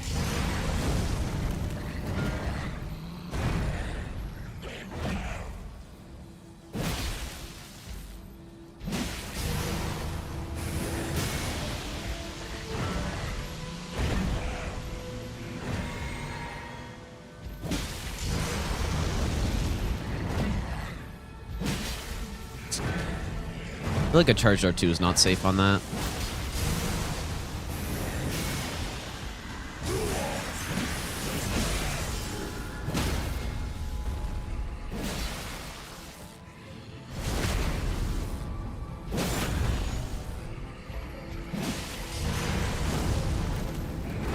Maybe just 2 R1s?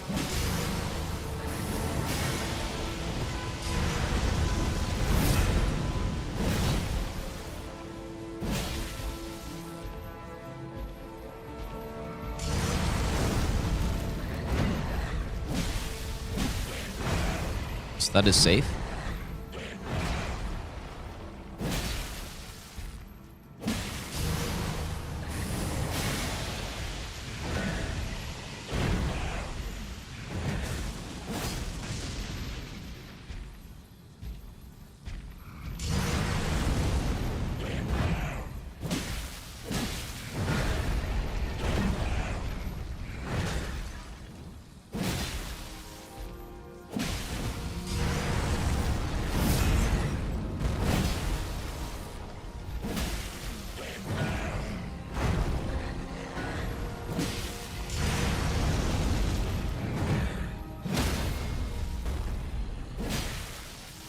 Kind of hard to headshot him with that initial R2.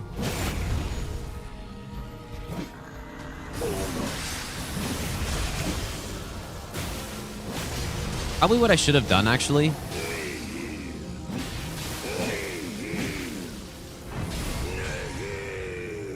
Oh my god. Oh yeah, 1 HP, that's right.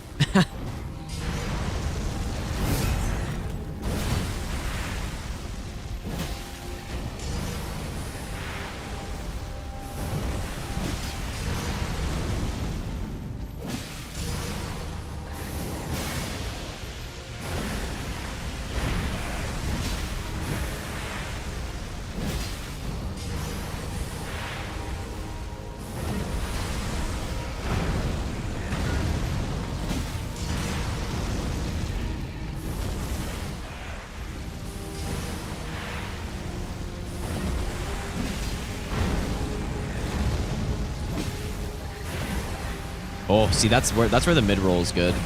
Because I would have gotten hit if I was fast rolling there. Okay, when can I rebuff?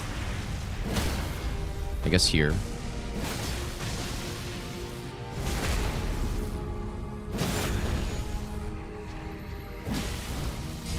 Probably here as well.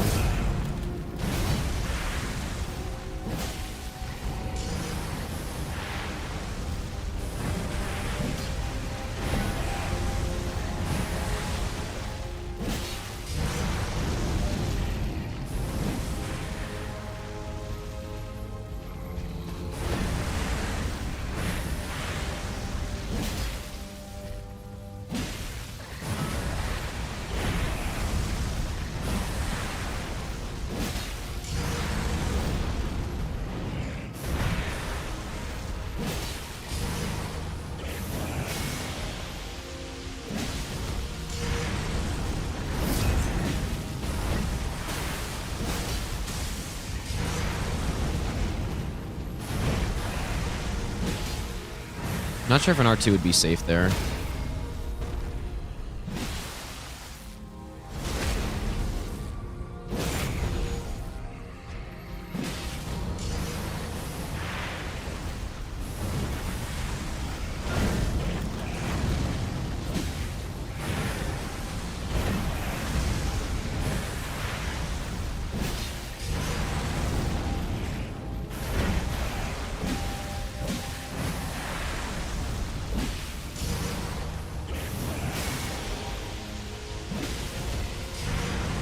Good timing.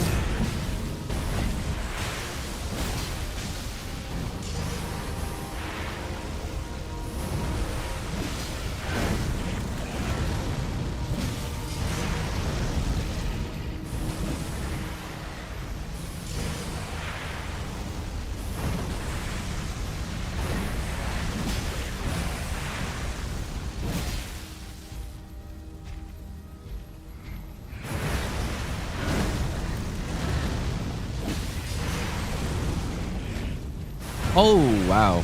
That was not good.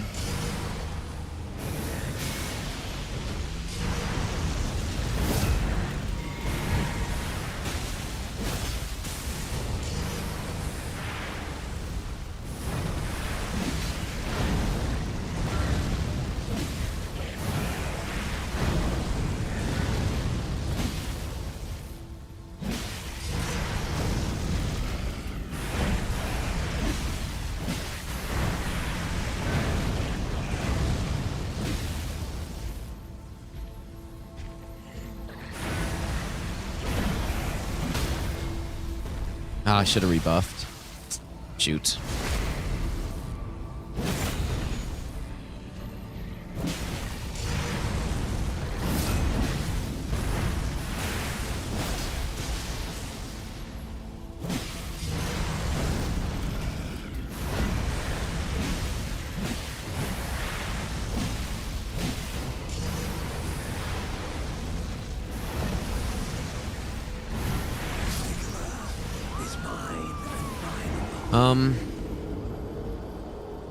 I think I just got too close. I just got too close there. Like, I with that follow-up, I don't even know what you can do to survive that, dude.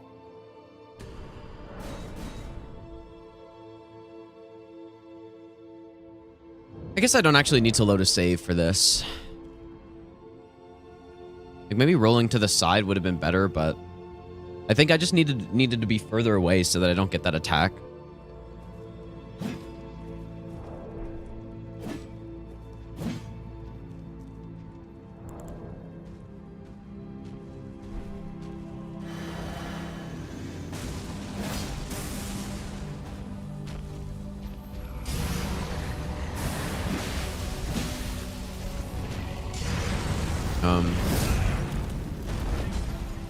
Oh, Jesus, that was awkward.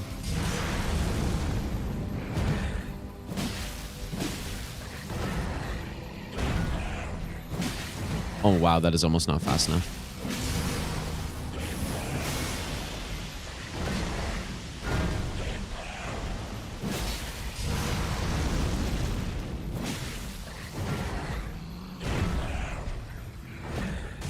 Yeah, that was just tough because I couldn't have gone backwards because the fire was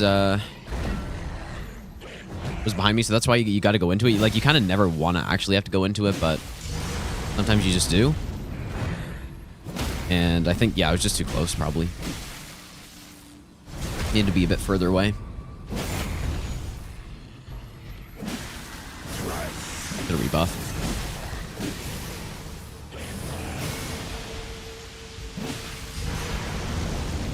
Phase 1's a lot simpler to, like, get all the buffs off and stuff, though.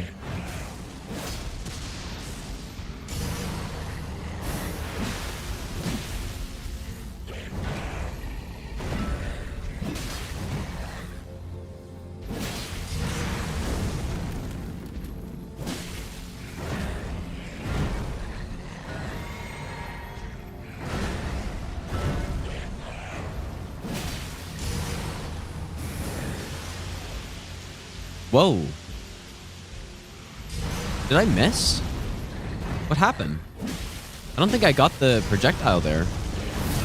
But the fire didn't happen either.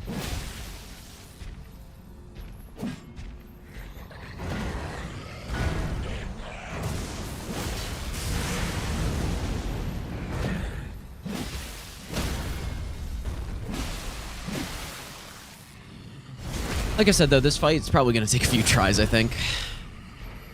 There's still some situations on this boss that I'm not, like, 100% perfect at. Like, exactly what happened on that other one, where it's like, I'm at a bad distance, basically.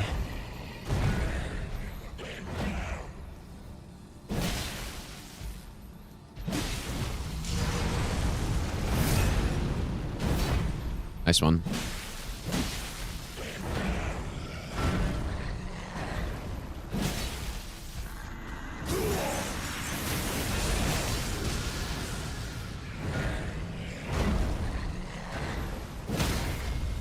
No.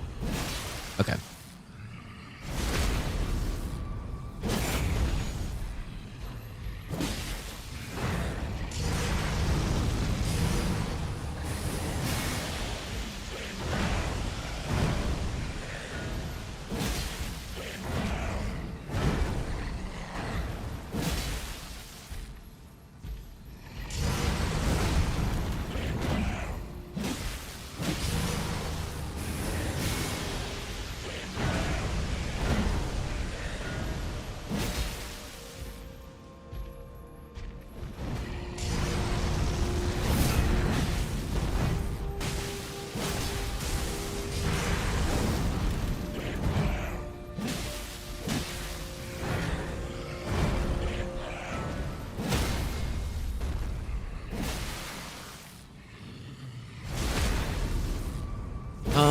Yeah, what I should be doing probably is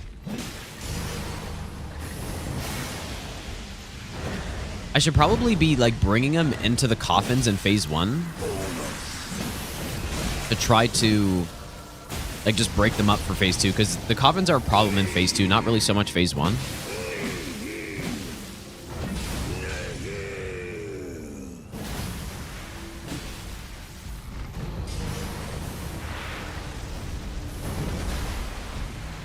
Oh boy, now we're going straight into him.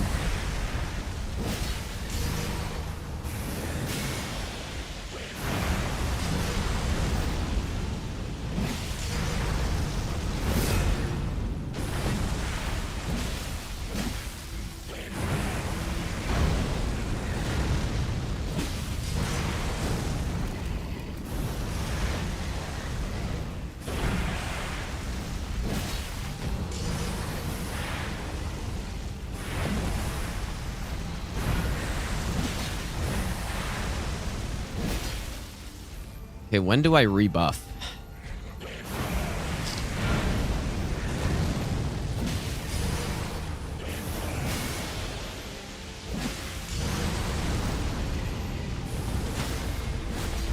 Oh my god?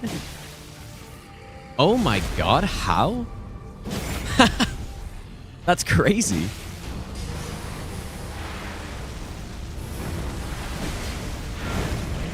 What hitbox? That's one of those moments where the boss is going like, it's the boss raging about hitbox and not the player.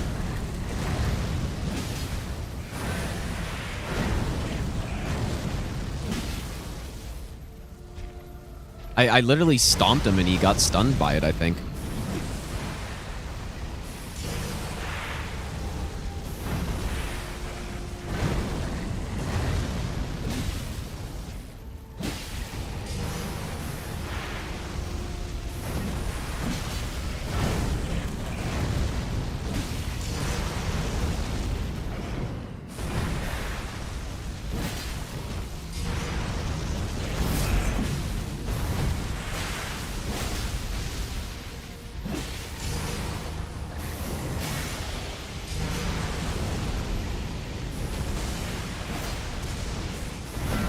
Oh, I think it is safe to buff on that. I need to basically not go backwards.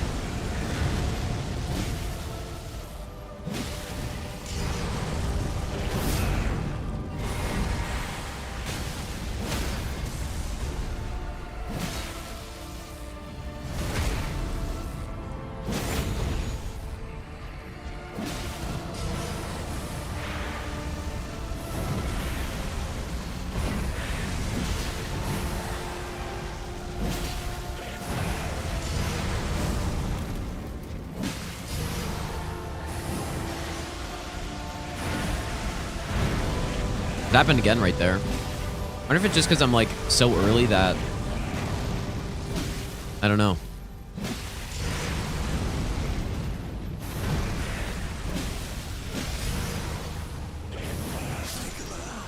What am I doing, bro? I think my timing's just off on it, I guess.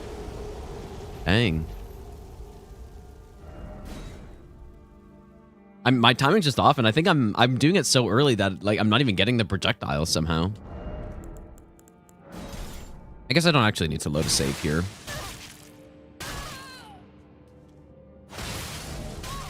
Dang.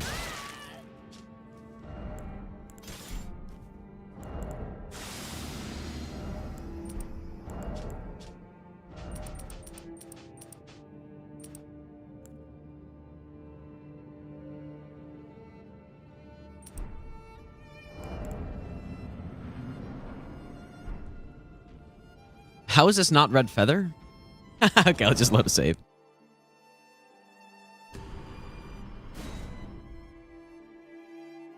Dang. Yeah, my timing's just, literally just mistimed it, like, majorly somehow. Like, that one is more delayed, but even the other ones, I've been going too early on it.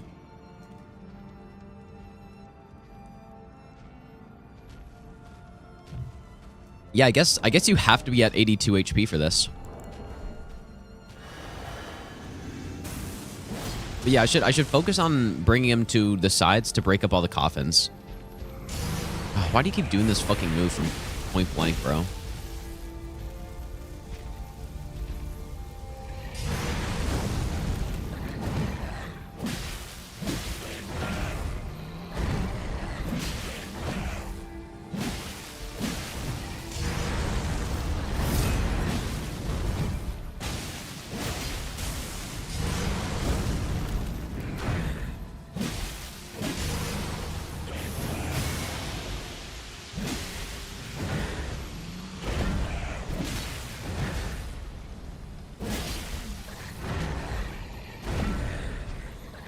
Why did I do this?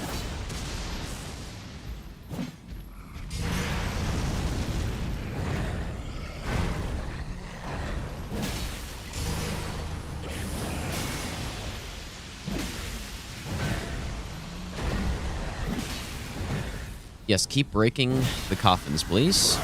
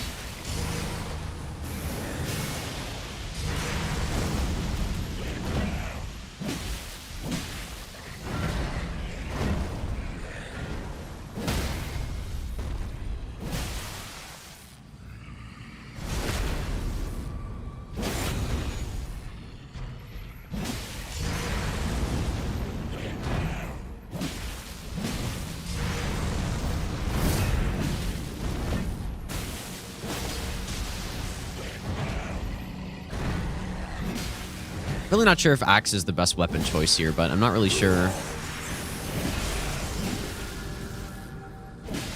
Like, I don't think you'd want to go with the curved sword, and obviously we know the balls aren't the play. They just don't deal enough damage.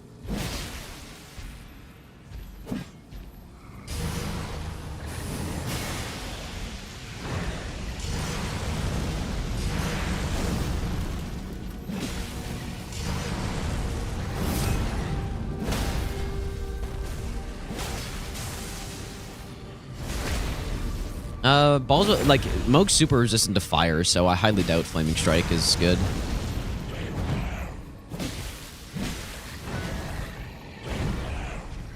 No, I think this is the right setup. Probably.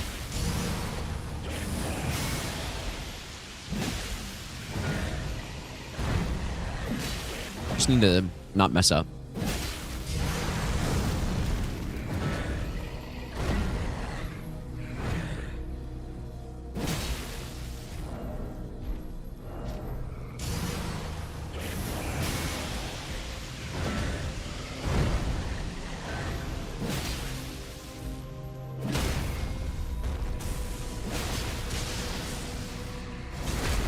Yeah, so now I guess we probably... Like, I probably should have tried to move him to the middle already before this, but... Because this is not really where we want to be here.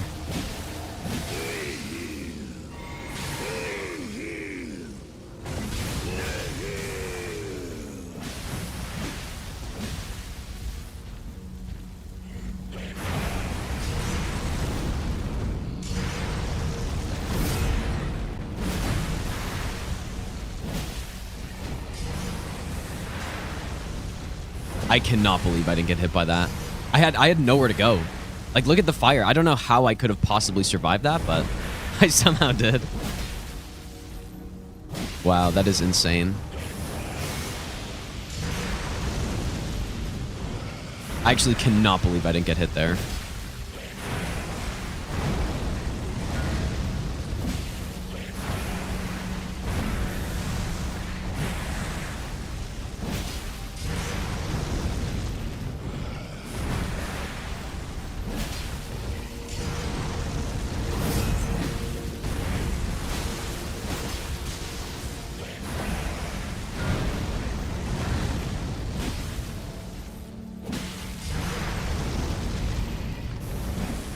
Dang, how'd that miss?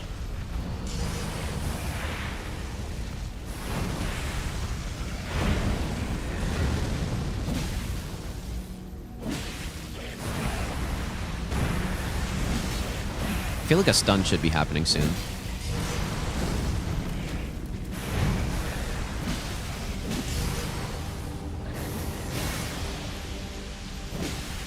Unless... maybe his poise got reset somewhere. Oh, I should have rebuffed, dude. Huge mistake.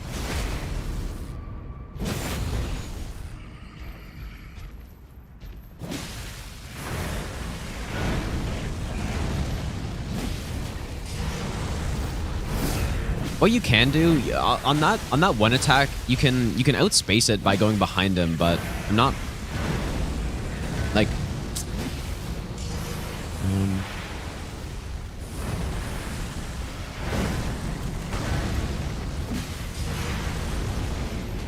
not sure if it's like the best play to do though.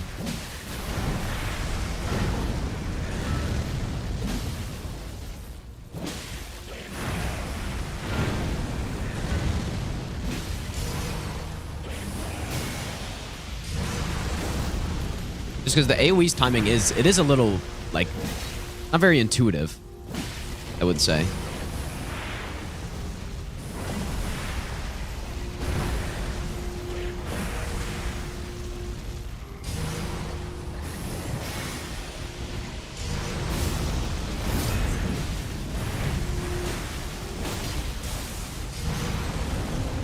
Please stun. I'll just drink here. I can drink here.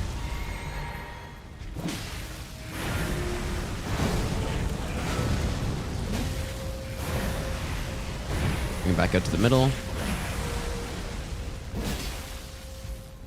Going.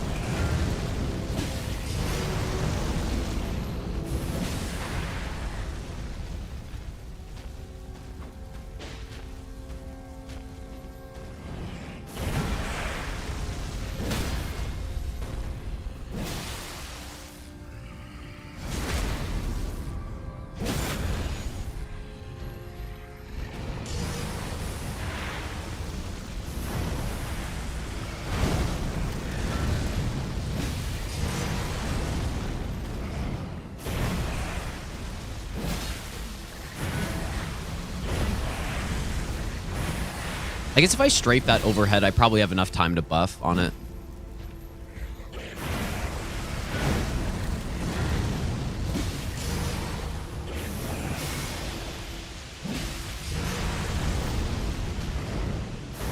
Like this one, I guess.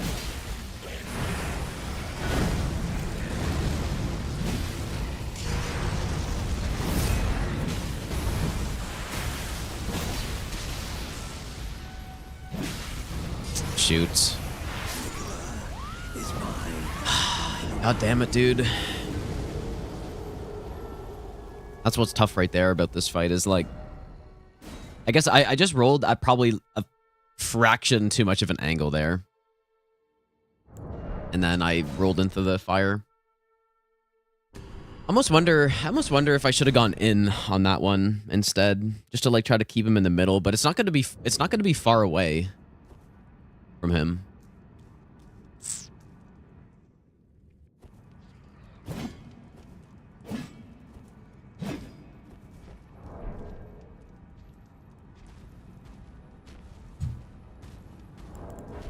Serpent Hunter would be very bad.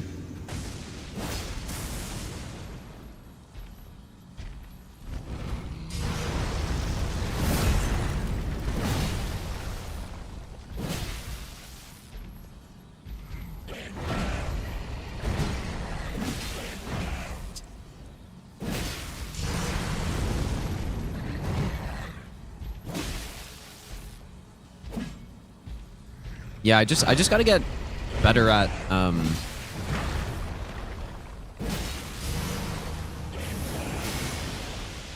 like it's all about positioning in this fight, right? Like his actual moves are not really hard.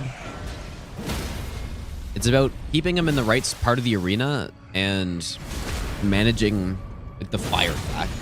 But like in that case, I didn't want to bring him further to the side, so I tried to angle the roll, but in that case I just angled it a little bit too much. Just a bit too much. And I really didn't have to do that either.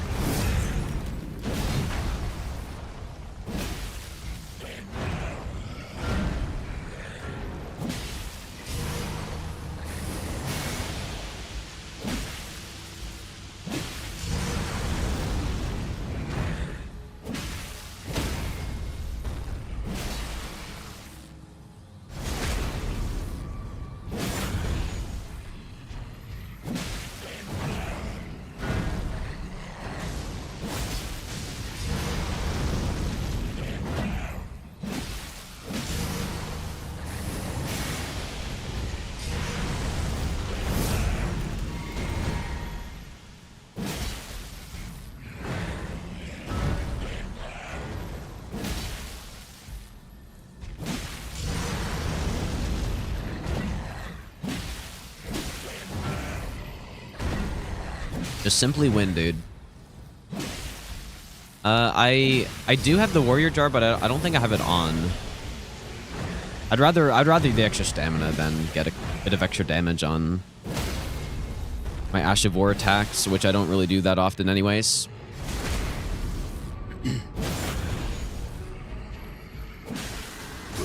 We do more damage in this phase just because I have the buffs, right? Like I have the physic.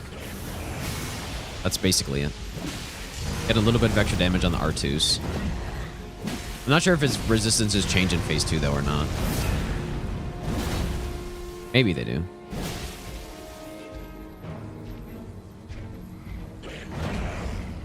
Think will be the hardest? I definitely think this boss is one of the hardest ones, probably. Definitely the hardest one we've done so far. Like all the other main bosses I've first tried. Except for Fire Giant. I got memed on Fire Giant once, but yeah, like this is just a tough fight with the fire and stuff, so like I said, I knew this was probably gonna take a couple tries.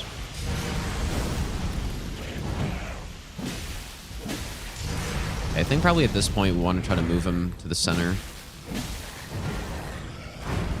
If I can.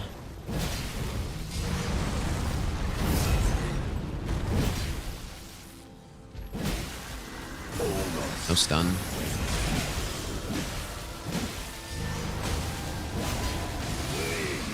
Yeah, I could get the Twin Bird Kite Shield. That's I kind of forgot about that actually.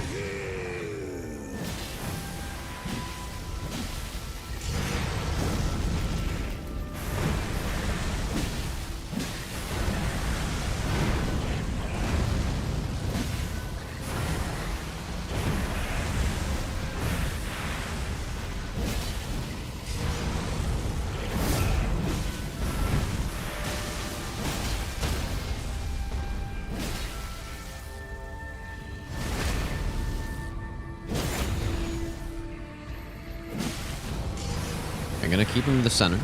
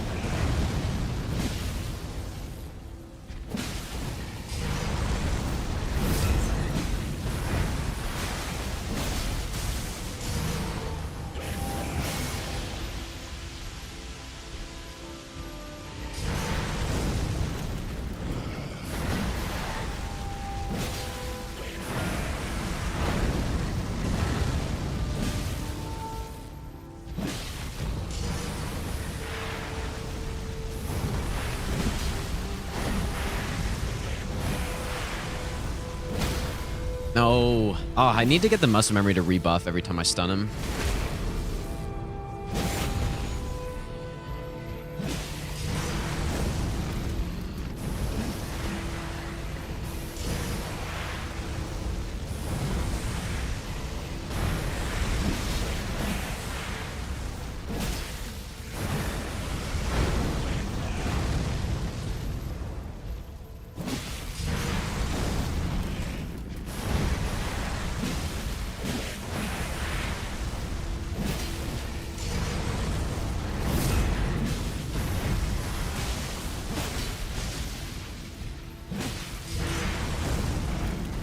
Oh.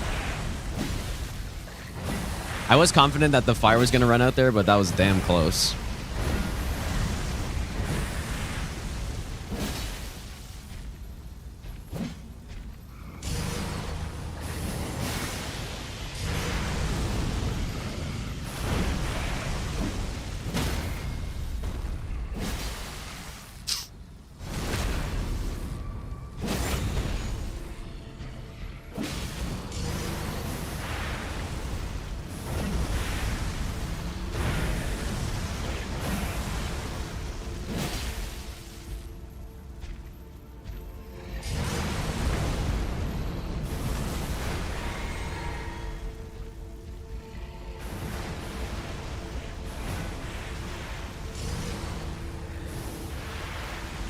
Definitely am not a huge fan of when he starts doing this.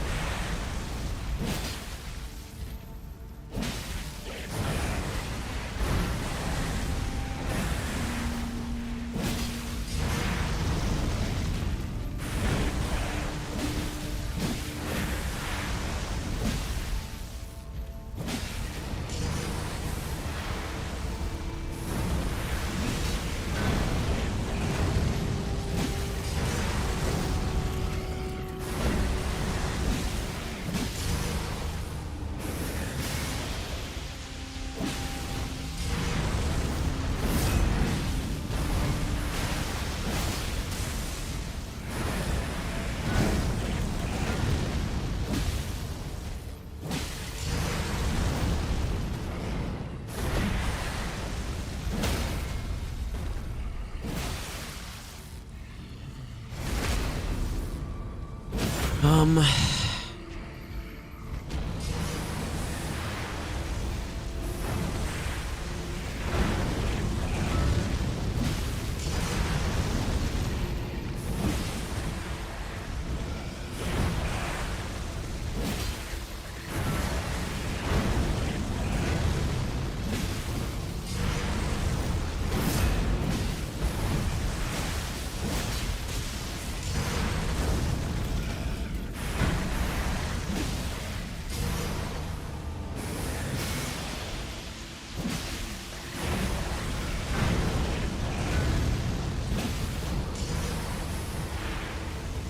Maybe I'll give you the best nut ever.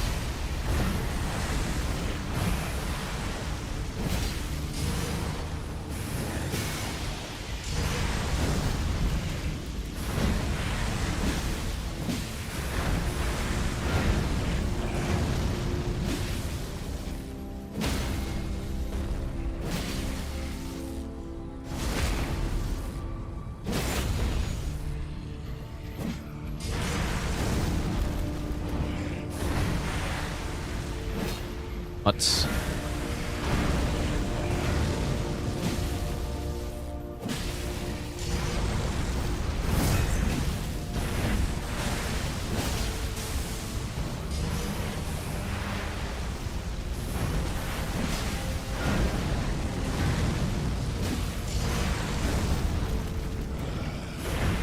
Yeah, there's definitely some improvements I can make on this fight. I think the main thing is strafing those slams, which I just don't really normally do. I think the original reason was just that I should probably pay attention.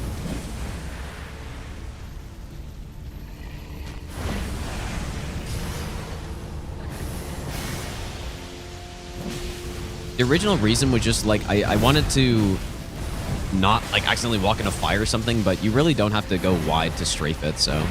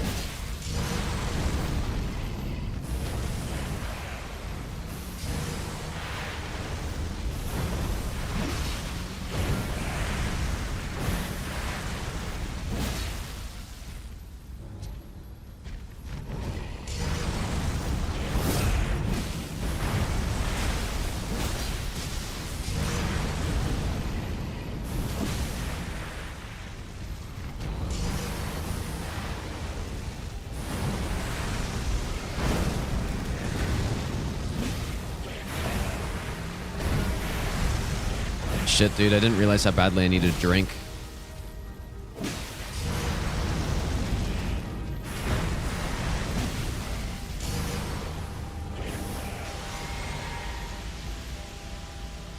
It's a huge mistake.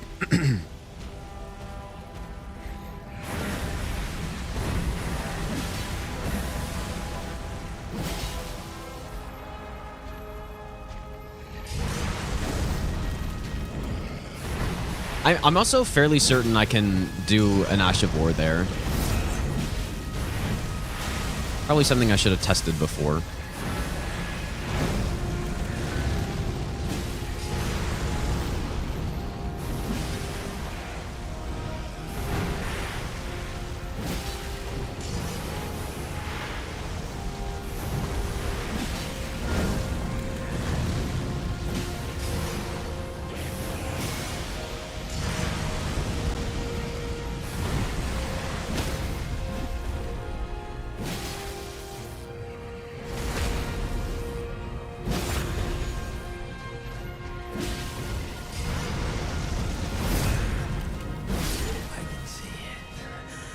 There we go.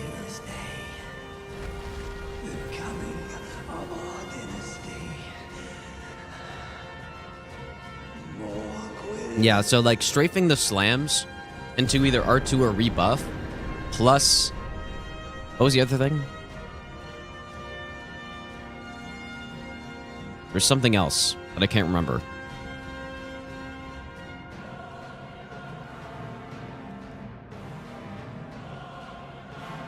Well, either way, just strafing that into rebuffing would be much better. And then also, yeah, I guess I could have thrown in some extra R2s on the, like in phase 2. I'd easily had enough time to do an R2 on his like the blood flame explosion one where he swipes or something. I could have done an R2 into rebuff as well, which would have sped it up a bit for more stuns, but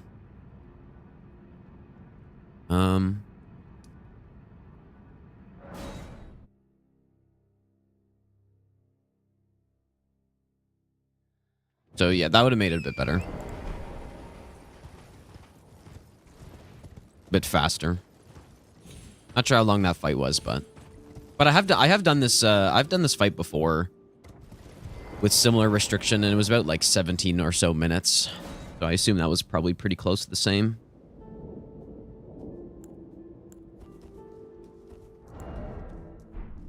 No, there's no follow-up to the lightning buff that I'm aware of, at least.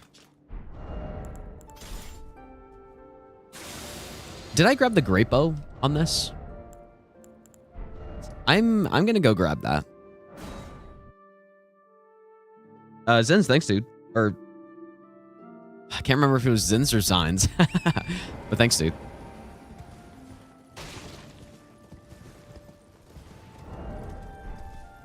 Let's go on Hunter. Yeah, surely a YouTube video.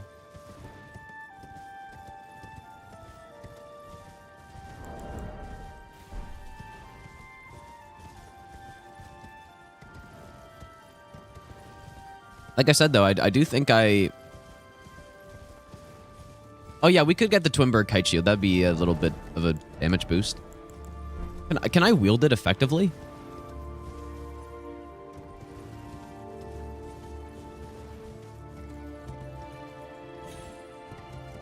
No, there's... that's funny. We're only at 7 hours on this run. There's... I mean, yeah, I guess doing all bosses is going to be long, but... I mean, I'm not even sure if I will do all bosses. 12 strength, so you couldn't use it as a carry retaliation weapon then, unfortunately. It's too bad.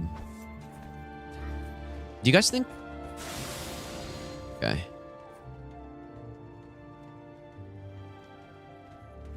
Just allow it. Thank you. There we go. Yeah, we could go get that for... Oh, mother... Oh, boy.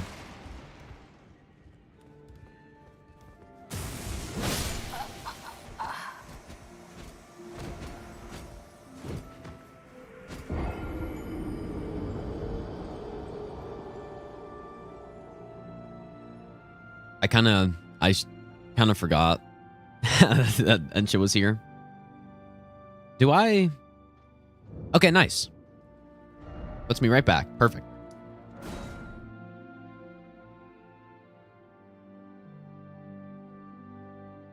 Dude, did someone just link a... What is that link, dude? Did someone purse that, or...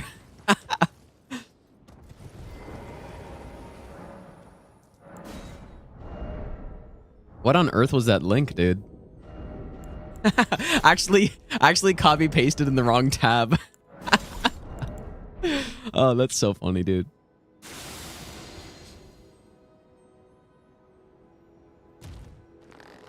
Meant to copy paste it in the incognito window, dude. Man, you hate to see it.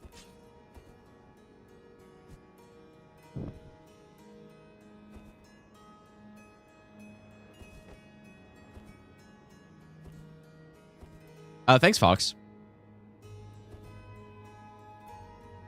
Well, I'm not sure if I'm gonna... I mean, we could easily kill Loretta and get to Millennia today. I've been streaming for longer than I was actually planning on today so far, which is, I guess, good.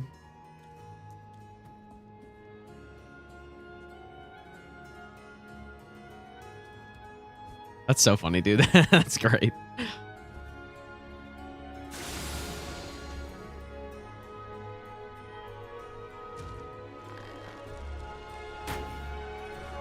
Oops.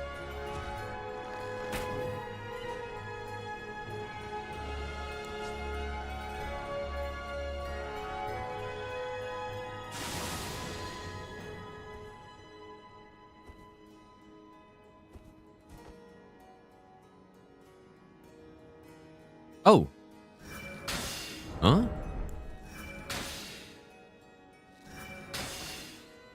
Guess that was the wrong angle.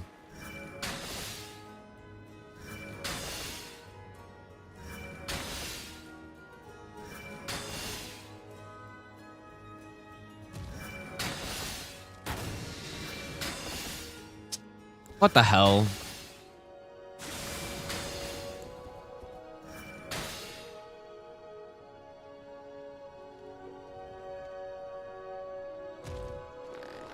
Hello there.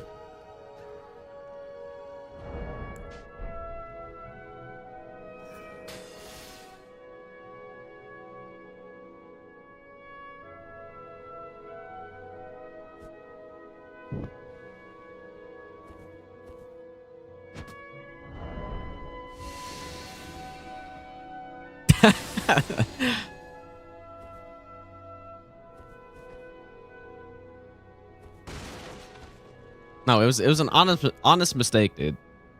Pitch Black Raven, by the way, thanks for the brand new Prime sub. And Masar, thanks for the 7-month resub as well, dude. It happens to the best of us, dude. Maybe I'll give you the best nut ever. Awkward monkey. Denapu, thanks for the 2-year resub as well.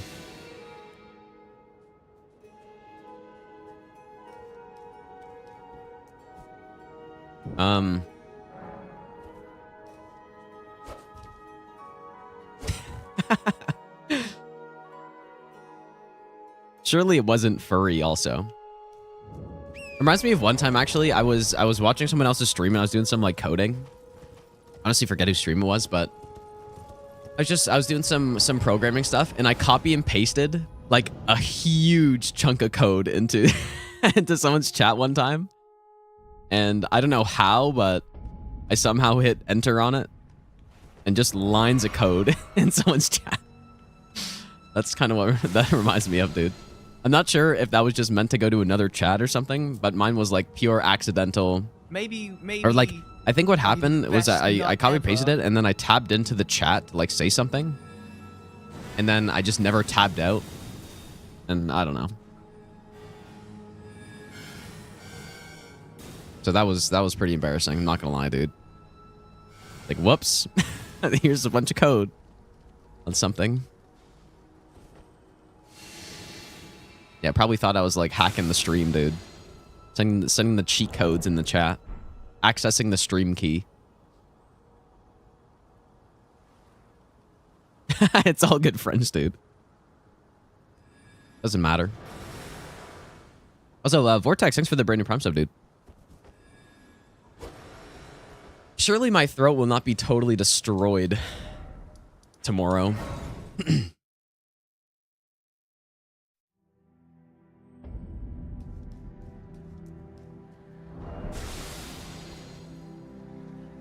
One time in high school, you're trying to send your friend a raunchy subreddit and accidentally sent it to a girl in your class. That is a classic, dude. That's a classic.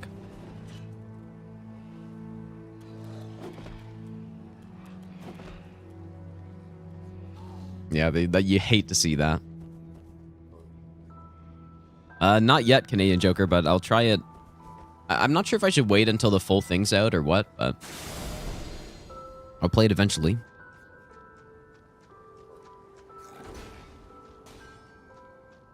Never send something to the wrong person. Are you the only one? Well, I definitely have not done that. Like, I've never done it to an individual person, I don't think. Or maybe I have, but if I have, it hasn't been... Like, I guess the thing is, I don't really... I think the thing is, I don't really send people weird stuff. So, even if I did send something to the wrong person... Like, it wouldn't really matter, and I would probably just forget about it, but... Like, I'm sure I have. I must have at some point, other than that one line of, like, huge function that I put in someone's Twitch chat one time.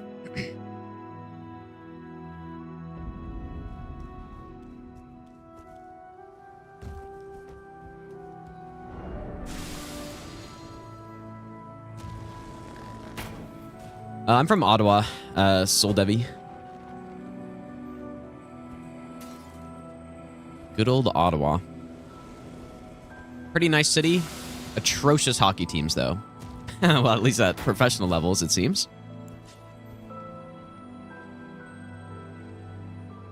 You hate to see it.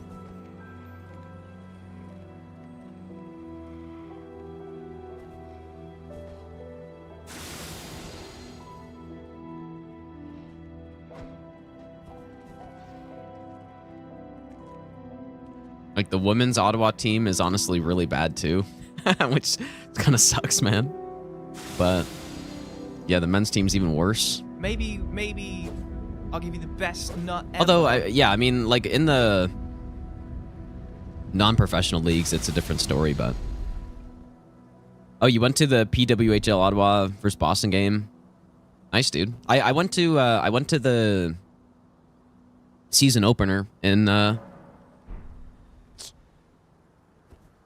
Ottawa. Like, I forget. It was Ottawa-Montreal, I think, and of course they lost in like a shootout or something, or lost in OT.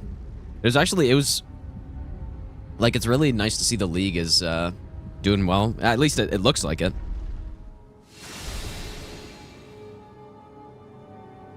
Obviously, it's not, you know, it's not the same level yet or anything like that as men's hockey, but it's good hockey nonetheless, though, dude. I guess I probably don't really need to save here. Yeah, I'll probably go to some more games eventually whenever I have time.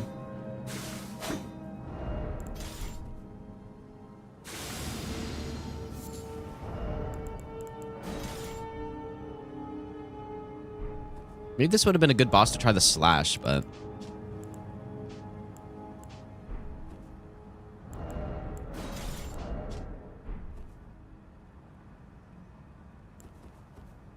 Oh. Oh, and I didn't swap back the lightning physic either, whoops.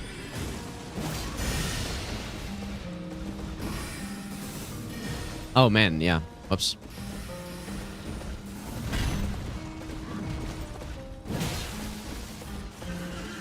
This fight will take a bit longer than the other one. I usually don't like to jump over that in this fight because of the uneven terrain.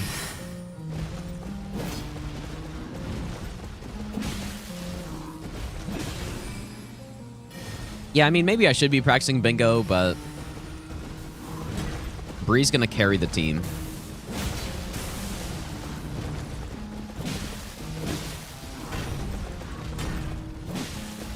I'll let Bree carry while I am the passenger.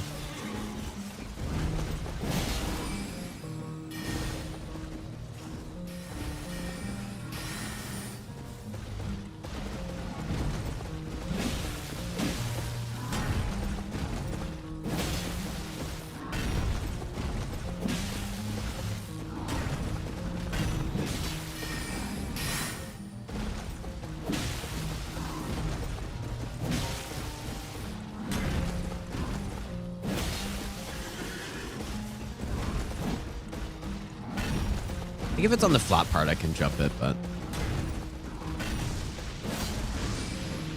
How good is fire on this fight? Like, maybe I should have tried the balls. Can anyone check the spreadsheet?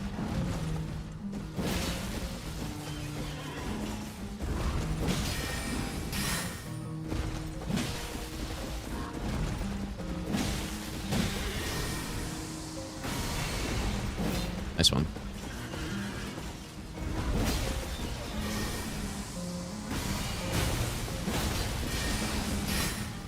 I don't think fire's bad here.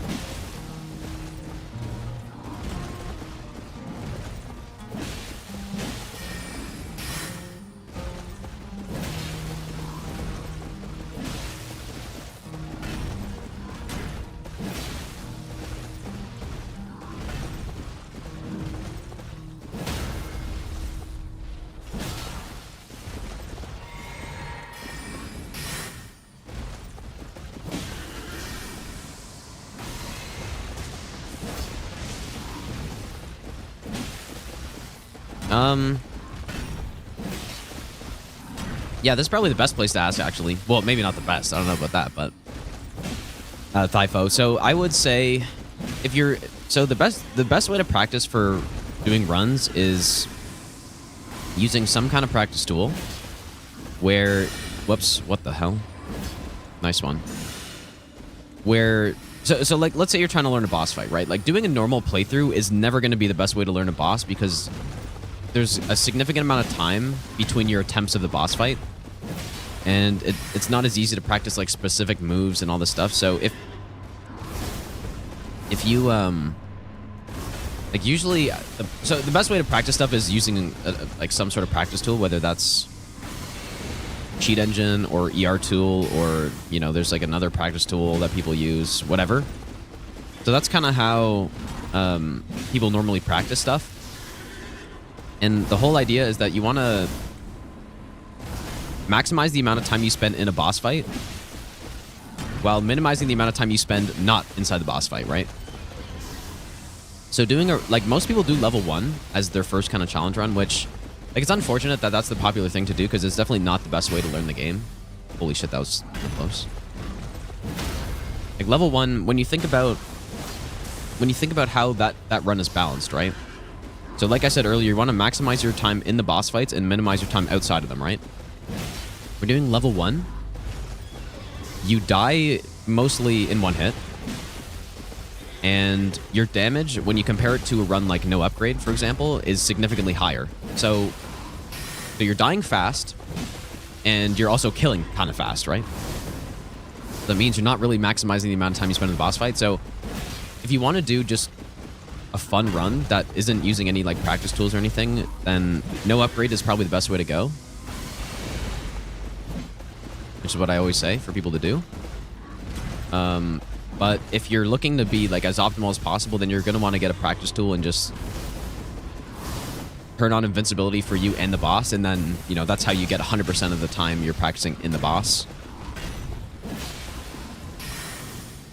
So yeah, you just have to decide, like, if you're not looking to do like super intense runs and you just want to like get better at the game, no upgrade is probably the way to go. And, you know, there's a lot more, like, people kind of forget sometimes that there's a lot more to Souls games than just being good at boss fights. There's a whole lot more. There's so much stuff that you can know, and, almost forgot to roll. And there's so many, like, different weapons and learning boss fights with different weapons and, like, just knowing where things are. So doing no upgrade is probably best for that because you can very easily access anything. But yeah, the main thing is that on no upgrade you can level up your health, right? So you level up a bunch of health while having lower damage than you would at level 1.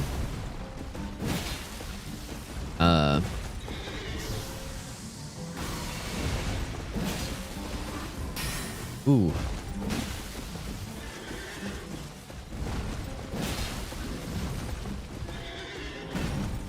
Get me out of here, dude.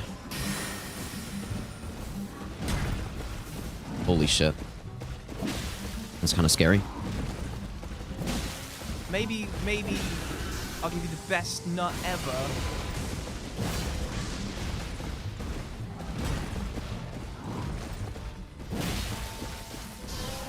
And so yeah, so I think no upgrade's the best way. Well, maybe it's not the best way, but it's a really good combination of being able to learn the bosses well and have long boss fights, but not having to, you know, get hit once and then run back to the boss because you know, you have no HP, and so there's a lot of downtime running back to the bosses and stuff. You can crouch under this one, but I just don't know if I want to do it on this run. I wouldn't do it on the master run kill, so I won't do it here. Yeah, it's a little unfortunate that level 1 is the most popular one because it's, again, like most people start level 1 and they're hoping that they can learn the game better that way, which, oh my god, do you guys see that? Which you can. Like, obviously you need to be better at the game to beat a level 1 run than to beat like a first playthrough run or something with levels. But it's just not the best way.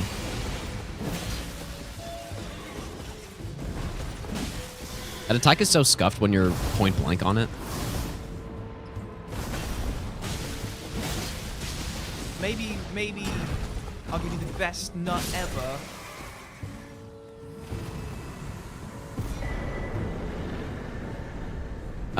What did I miss here? Thivo, thanks for the brand new Prime sub, dude. And Prison Mike, thanks for the 8-month Prime sub as well. Yeah, probably the main issue with doing no upgrade is that you might just kill the bosses. Like, the amount of time you have to spend in the fight is much longer than level 1, but... Like, and I would recommend no status effects and all that stuff as well. Like, just using normal weapons, you can use whatever you want. You don't really have to think about it too much. But yeah, statuses kind of, like, speed things up quite a bit, so... But yeah, the thing with no upgrade is that you might end up, like, first trying some bosses and not learn them perfectly before you kill them. Like, potentially, so... It's maybe the one thing.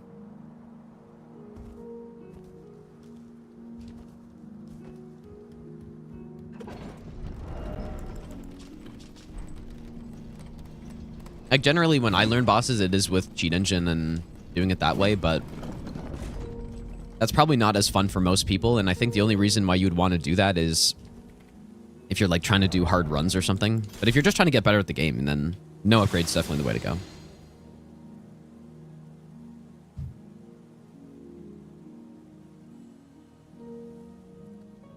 And you'll just end up learning a lot more about the game. You can, for each boss, try to optimize your build and figure out what's the best kind of weapon, and then you can check the boss resistances and learn more about that.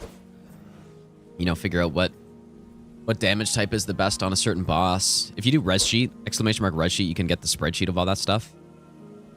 And yeah.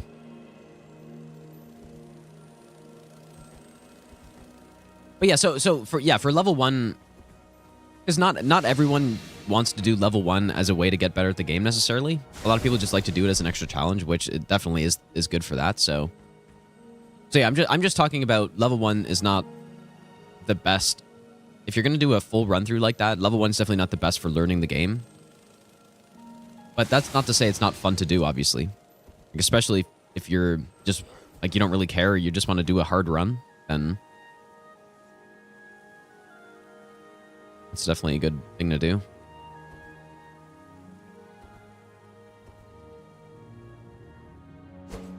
Consumables are definitely not optimal unless I was doing stat boosting, then they potentially would be. Adder, how's it going, dude?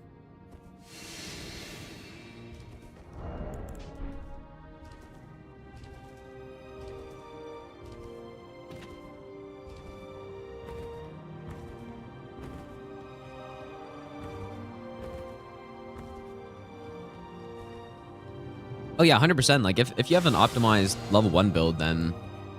Especially in this game, like we were talking about earlier, which is the hardest Souls game for level 1. I said, in my opinion, this one's kind of by far the easiest. And so... If you know what you're doing, and you get the right build, then... You're, like... You get so much damage, dude.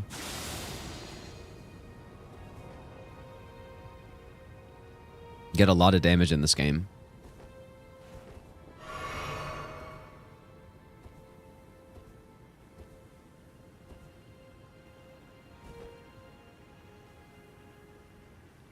What should I fight Millennia with, dude?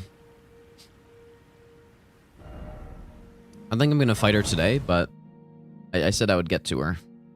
I think just the Lightning Axe is the best, man. You do want something with good range, I think.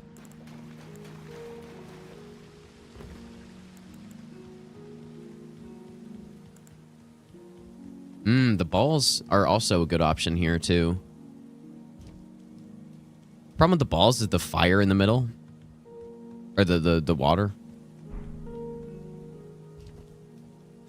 What challenge do I recommend after level 1 plus 0? I don't know. At that point, if you're able to do that, then you can basically just do whatever you want. Like I mean, the thing that I did was, like, this was for no hit run, so maybe it's a bit different, but for Dark Souls 3, the progression of no hit runs I did basically normal no hit, and then I did, so this is for all bosses, I did normal no hit all bosses, I did SO1 no hit all bosses, and then I did plus 0 no hit all bosses, and then after that, level 1 plus 0 all bosses, and then after that was basically level 1 plus 0, but on NG plus 7. That, like, because there's not really much else you can add on top of it. Do we go balls or axe? Let's just test them both. Let's just test them both.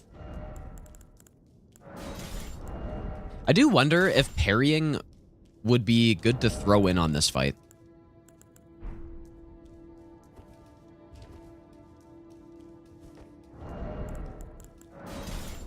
I don't know. Probably not, but... No, like, on that thrusting attack...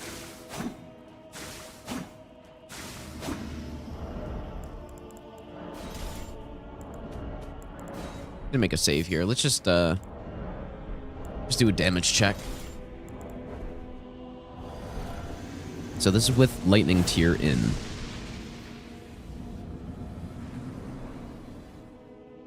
Because it really just depends on whether or not I'm in the water or not. So 331. I'm not sure if that was in the water.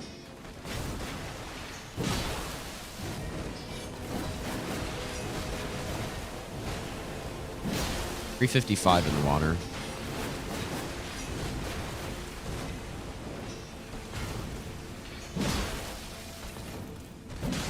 Because obviously like what ends up happening is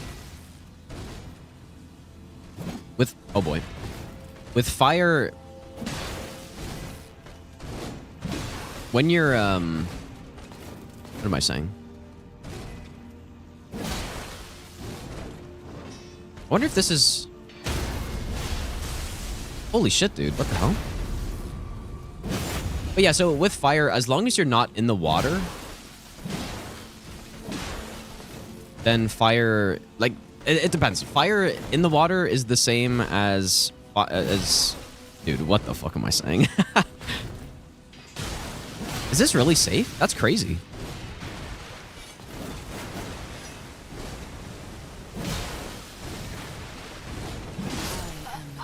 What am I saying, bro? Okay, now that I'm not fighting her. Lightning in the water is the same effectiveness as fire in the water. Is that right? I think they're the same if you're in the water. That's what I'm trying to say. But if you're out of the water, then fire's better. Where are my balls?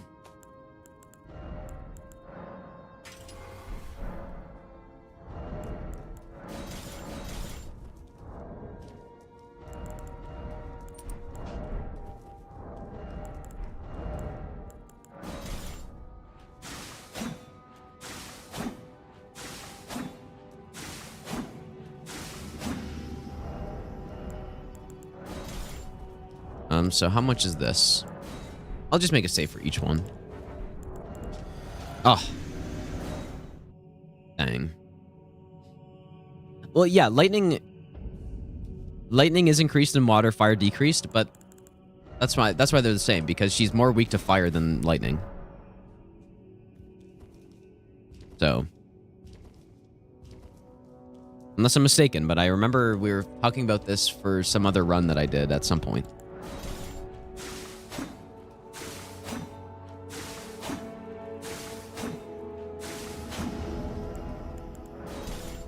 Okay, let's see this one now. So I think our R2 did 350 in water. So it really just depends if I want to use axe or balls here. Like, I think they're both reasonable to use. Okay, but yeah, my muscle memory is all weird though right now. Yeah, you gotta go balls here. There's no doubt.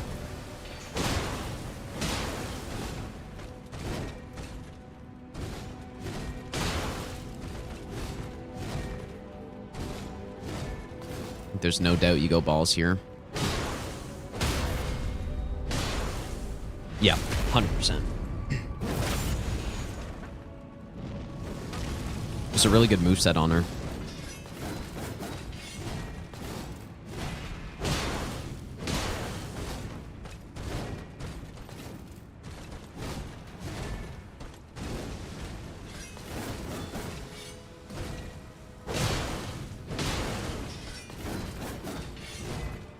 The only thing is that, like, Millennia is a fight where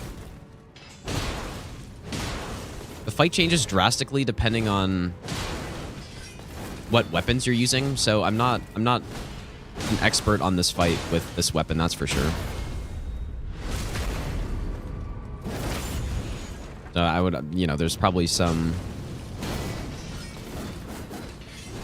Oh boy. Some improvements to be made. Ah, she can do that with... Okay. There's certain... Like, it depends on the timing whether or not she can do that.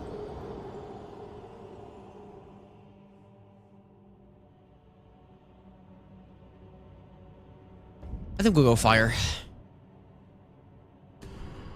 But that lightning slash is kind of good, though. But there's no way it's as good as this.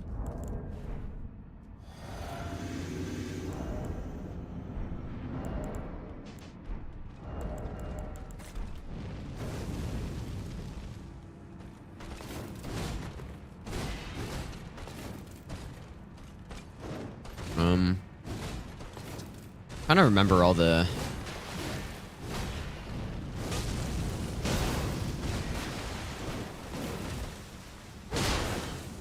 all the punishes that I would normally do.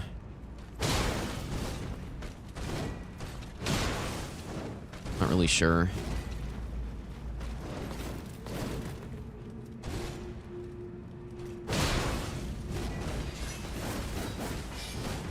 And the balls are just so fast.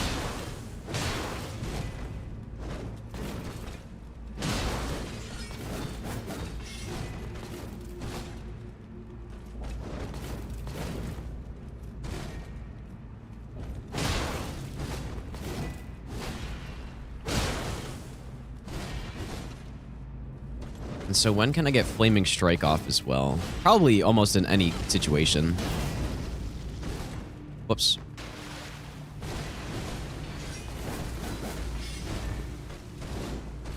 I should be going in on that one.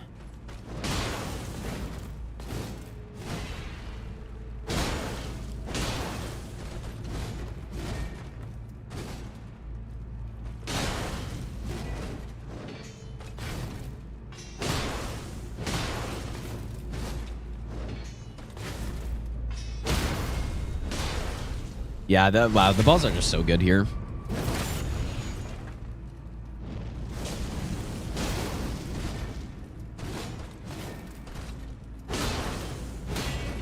There we go. I think that's how that's meant to be done.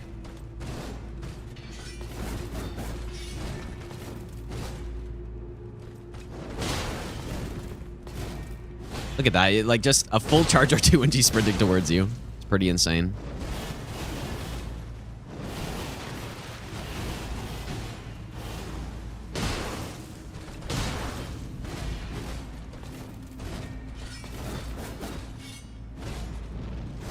Oh boy. Okay. I'm just not sure where Flaming Strike is safe.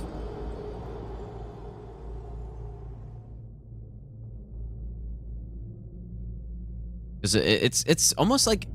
I wonder if that was an input read, or maybe it's just a bit slower than I think it is. But I don't think so, man.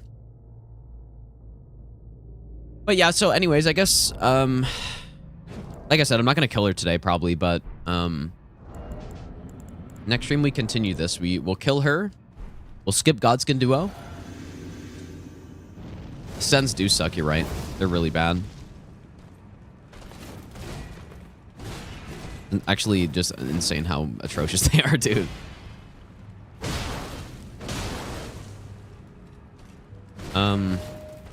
We just jumping R2 is good here.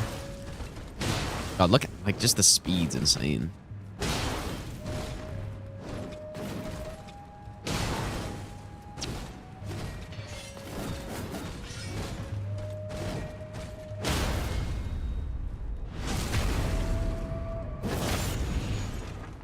Yeah, we'll beat her. Like, we should... next time we continue this run, I should easily be able to finish the run. That should be safe, I think.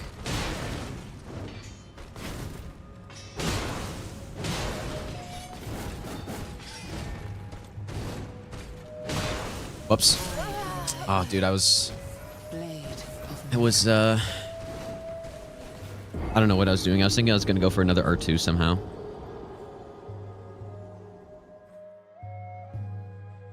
Gideon, I'm very confident in my Gideon kill, actually. I think the strat I'm going to go with is... I think I'm... So there's really... Based on what I'm aware of, there's two options. You got a rapier strat, where you just poke them. And there's also...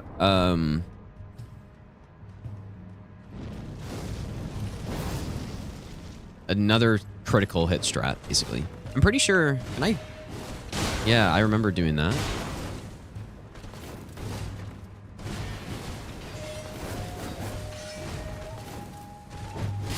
Okay, that's maybe one issue with the bows, I guess, dude.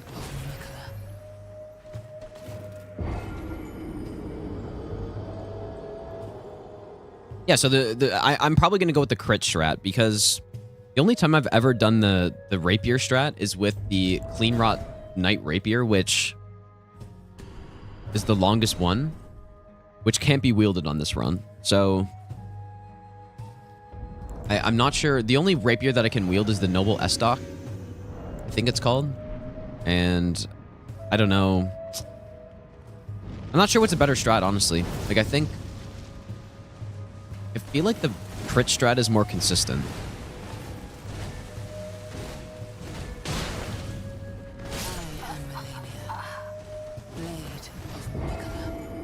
What do I do on that?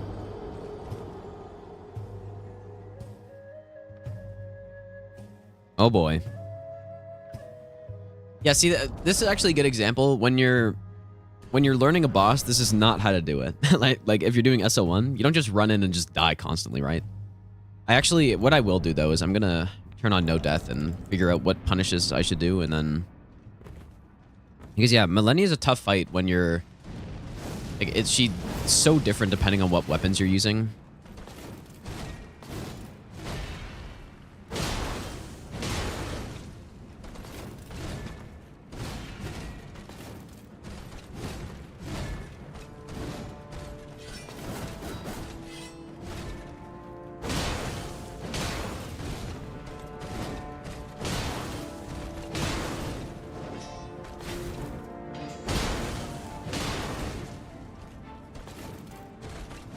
Okay, charge is not fast enough.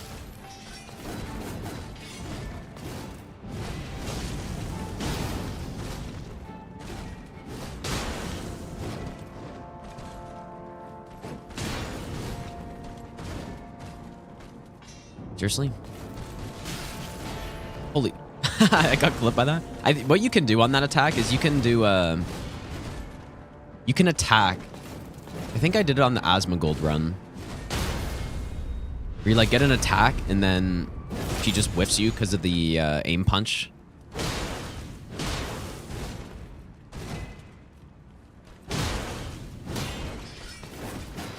That's probably what I'll want to do. Maybe it's a little risky though.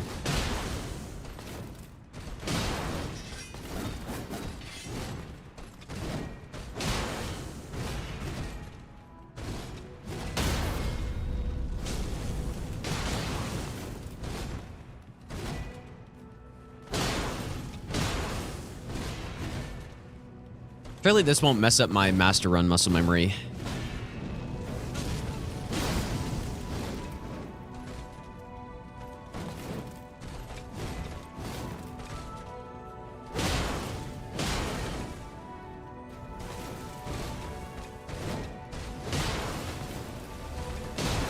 I wonder if maybe a sprinting attack there is better.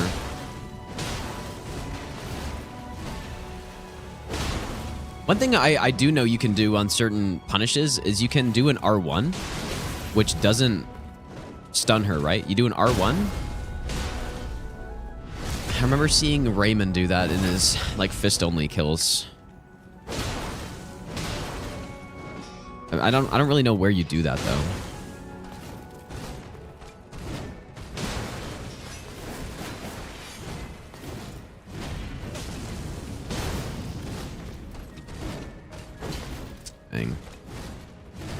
I'm sure if my spacing's good, I can R2 there. Maybe I'll give you the best nut ever.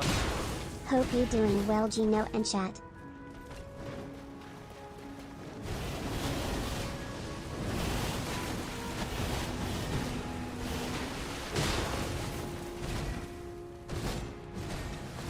boy.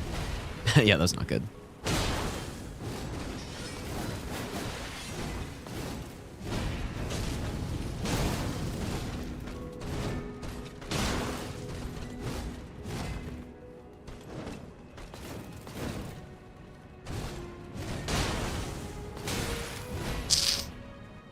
Yeah, I don't really know what to do about that. Maybe I just don't jump that, or...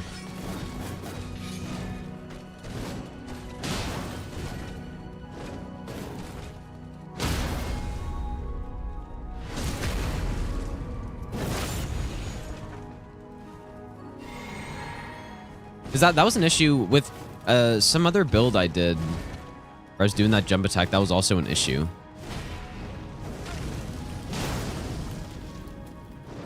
And in order to negate it, I just basically preemptively rolled, but I don't think the balls have enough of a stun to do that. Maybe it's just a timing thing.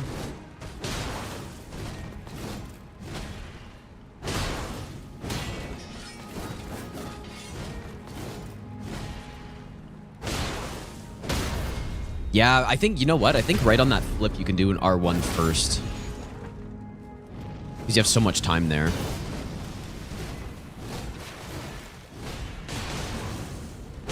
Yeah, just like that. My stamina might be a little too tight to actually do that, though.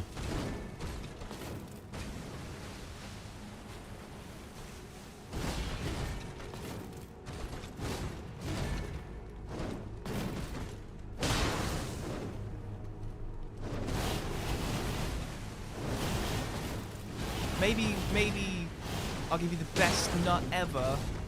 Garv.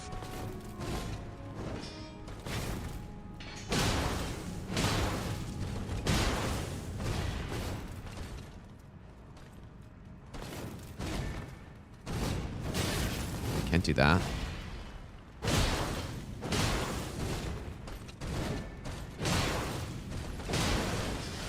I do wonder if I could fit in a flaming strike there. On this one. Must be able to. Maybe I'll give you the best nut ever. What I missed, dude. Shogun, thanks for the 20-month resub.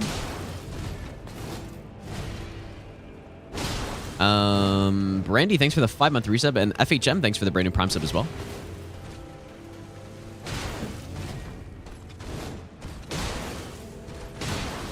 Gotta make sure I'm not too slow on that, or else I get front flipped.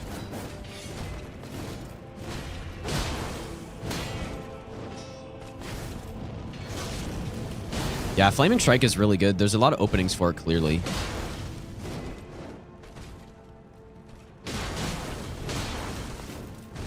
They're away from there.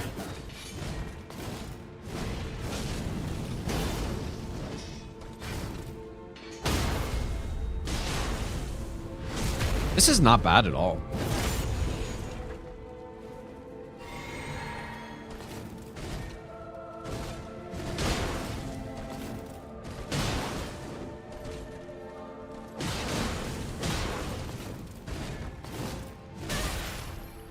Whoops. I'm not sure actually what I even messed up there.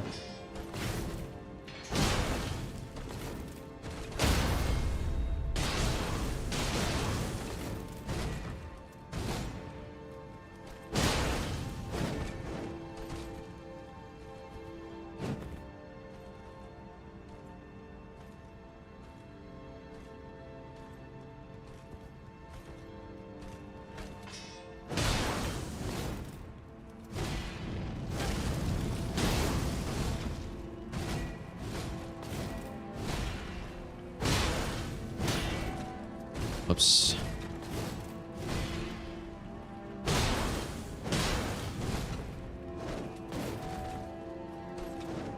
I'm simply dead.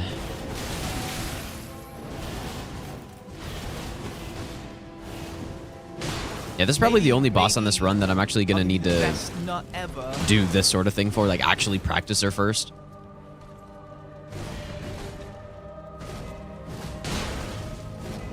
I think, if I remember correctly, that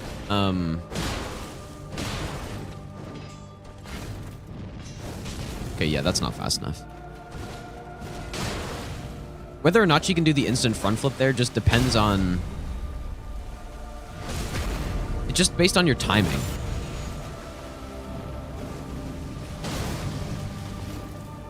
So like for the Asmongold run, when I had paired halberds, like they might have been too slow, and so it would happen pretty often. But yeah, this seems a bit more awkward because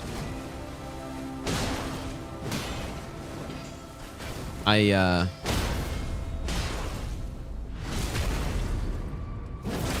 hit stun's not long enough to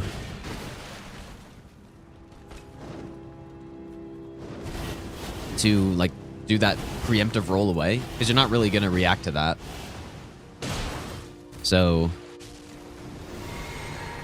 I need to get better at timing it, I guess, basically. All right, phase 2, basically the same, but you honestly get more punishes here, so. Ducati, thanks for the brand new prime sub as well, dude. Let's get extra punishes with this attack.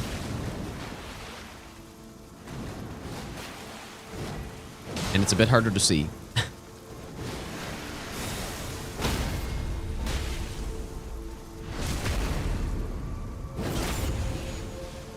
Goddess, who would win? The goddess of space AIDS or hot balls?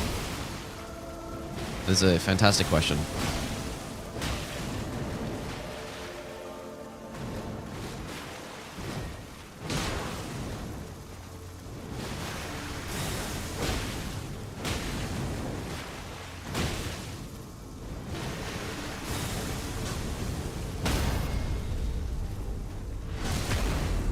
Yeah, phase 2 is definitely a bit quicker. I mean, you start out with some HP gone, but then just you get more punishes, so.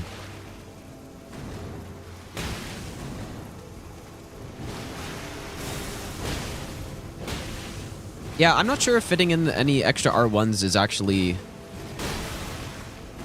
I'm not sure if that's the play, because I just don't think we have enough stamina to capitalize on it, but I could swap maybe to the stamina talisman, which would be kind of good.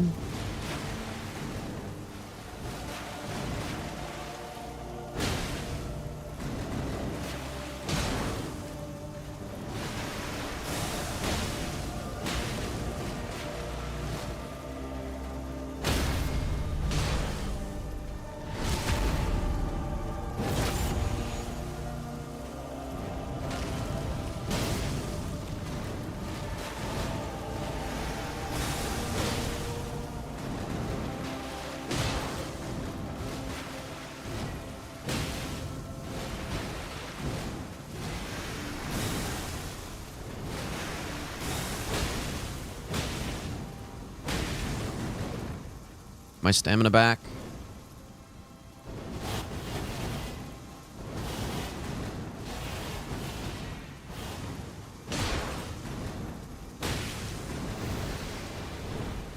I almost feel like what I should do... Whoa. Oh my god. I almost feel like what I should do is do this fight with, like, numerous different weapons. And maybe I should do that with the other fights as well. Like, hopefully I have save files for quite a few of these bosses on this run, but... Like I said, especially this boss, but it's the same with the other bosses too. Like, you gotta know when the punish openings are for specific weapons. But it's just more so the case on this boss because of her, like, hit stun and... Mostly because of the hit stun.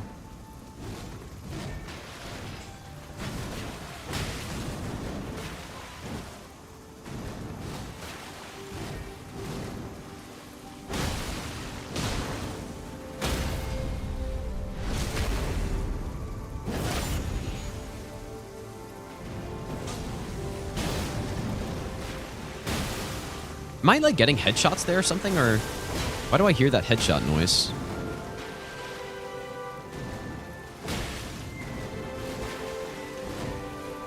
That was way too slow there. It's just, it's kind of, I gotta get used to seeing what's going on.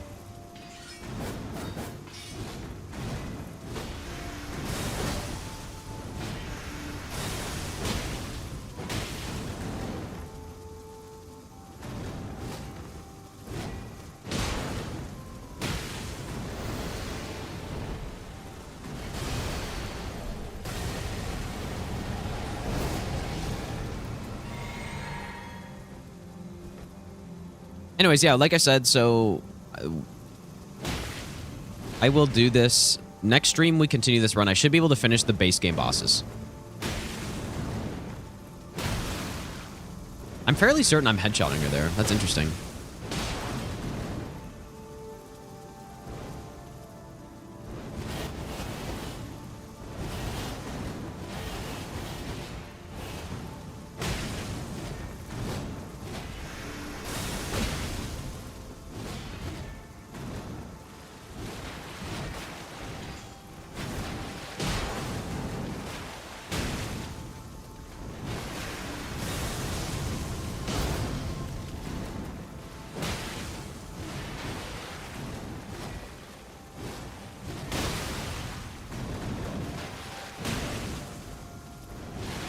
That was a horrible roll, man.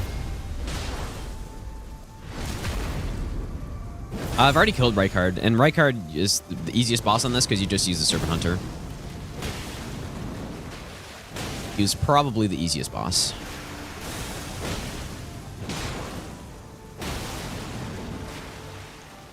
My stamina regen a bit.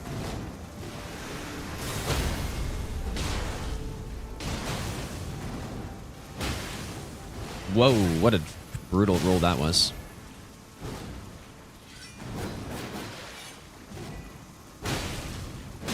Not really sure what that was.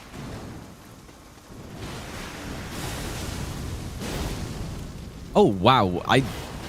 How the... Oh my god, how did I dodge that? What the hell?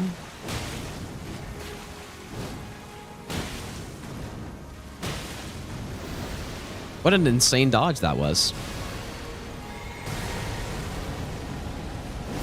Okay, well, anyways, I gotta practice more for this, obviously. I probably should have done the same with Moog, honestly. I could have sped up the fight a bit more with him, but... Anyways, thanks for hanging out today, guys. I'll be back on tomorrow, doing some bingo... Some more bingo practice with Bree. I'm not sure exactly what the plan is, but... Tomorrow I will also probably be a sponsor stream too. Very short sponsor stream, like literally 10 minutes, but yeah, so I guess that's the plan for tomorrow, you guys. As long as I'm able to talk tomorrow. Let me swap this. But yeah, thanks for hanging out, you guys. I will be back on tomorrow. I'm not sure when we'll continue this run. Maybe Friday. And then we can finish... on Friday, maybe we can finish the main game bosses, like all the great runes. Because we're almost done. Like I said, we have Millennia, and then we have, like... Malekith, Gideon, Orlu, and Radabeast. And that's it for all the great rune bosses, so... That is it. Who do we raid, dude?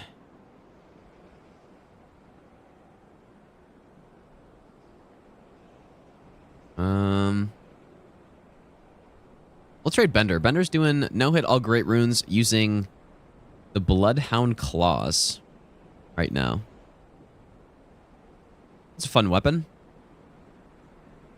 I wonder how good it is for... no-hit, though. Because in my tier list, when we were making that, I put it as an A tier, like a low A tier weapon. I wonder if you would agree with that. But yeah, go set a Bender, you guys. I will see you all tomorrow, and take care, you guys.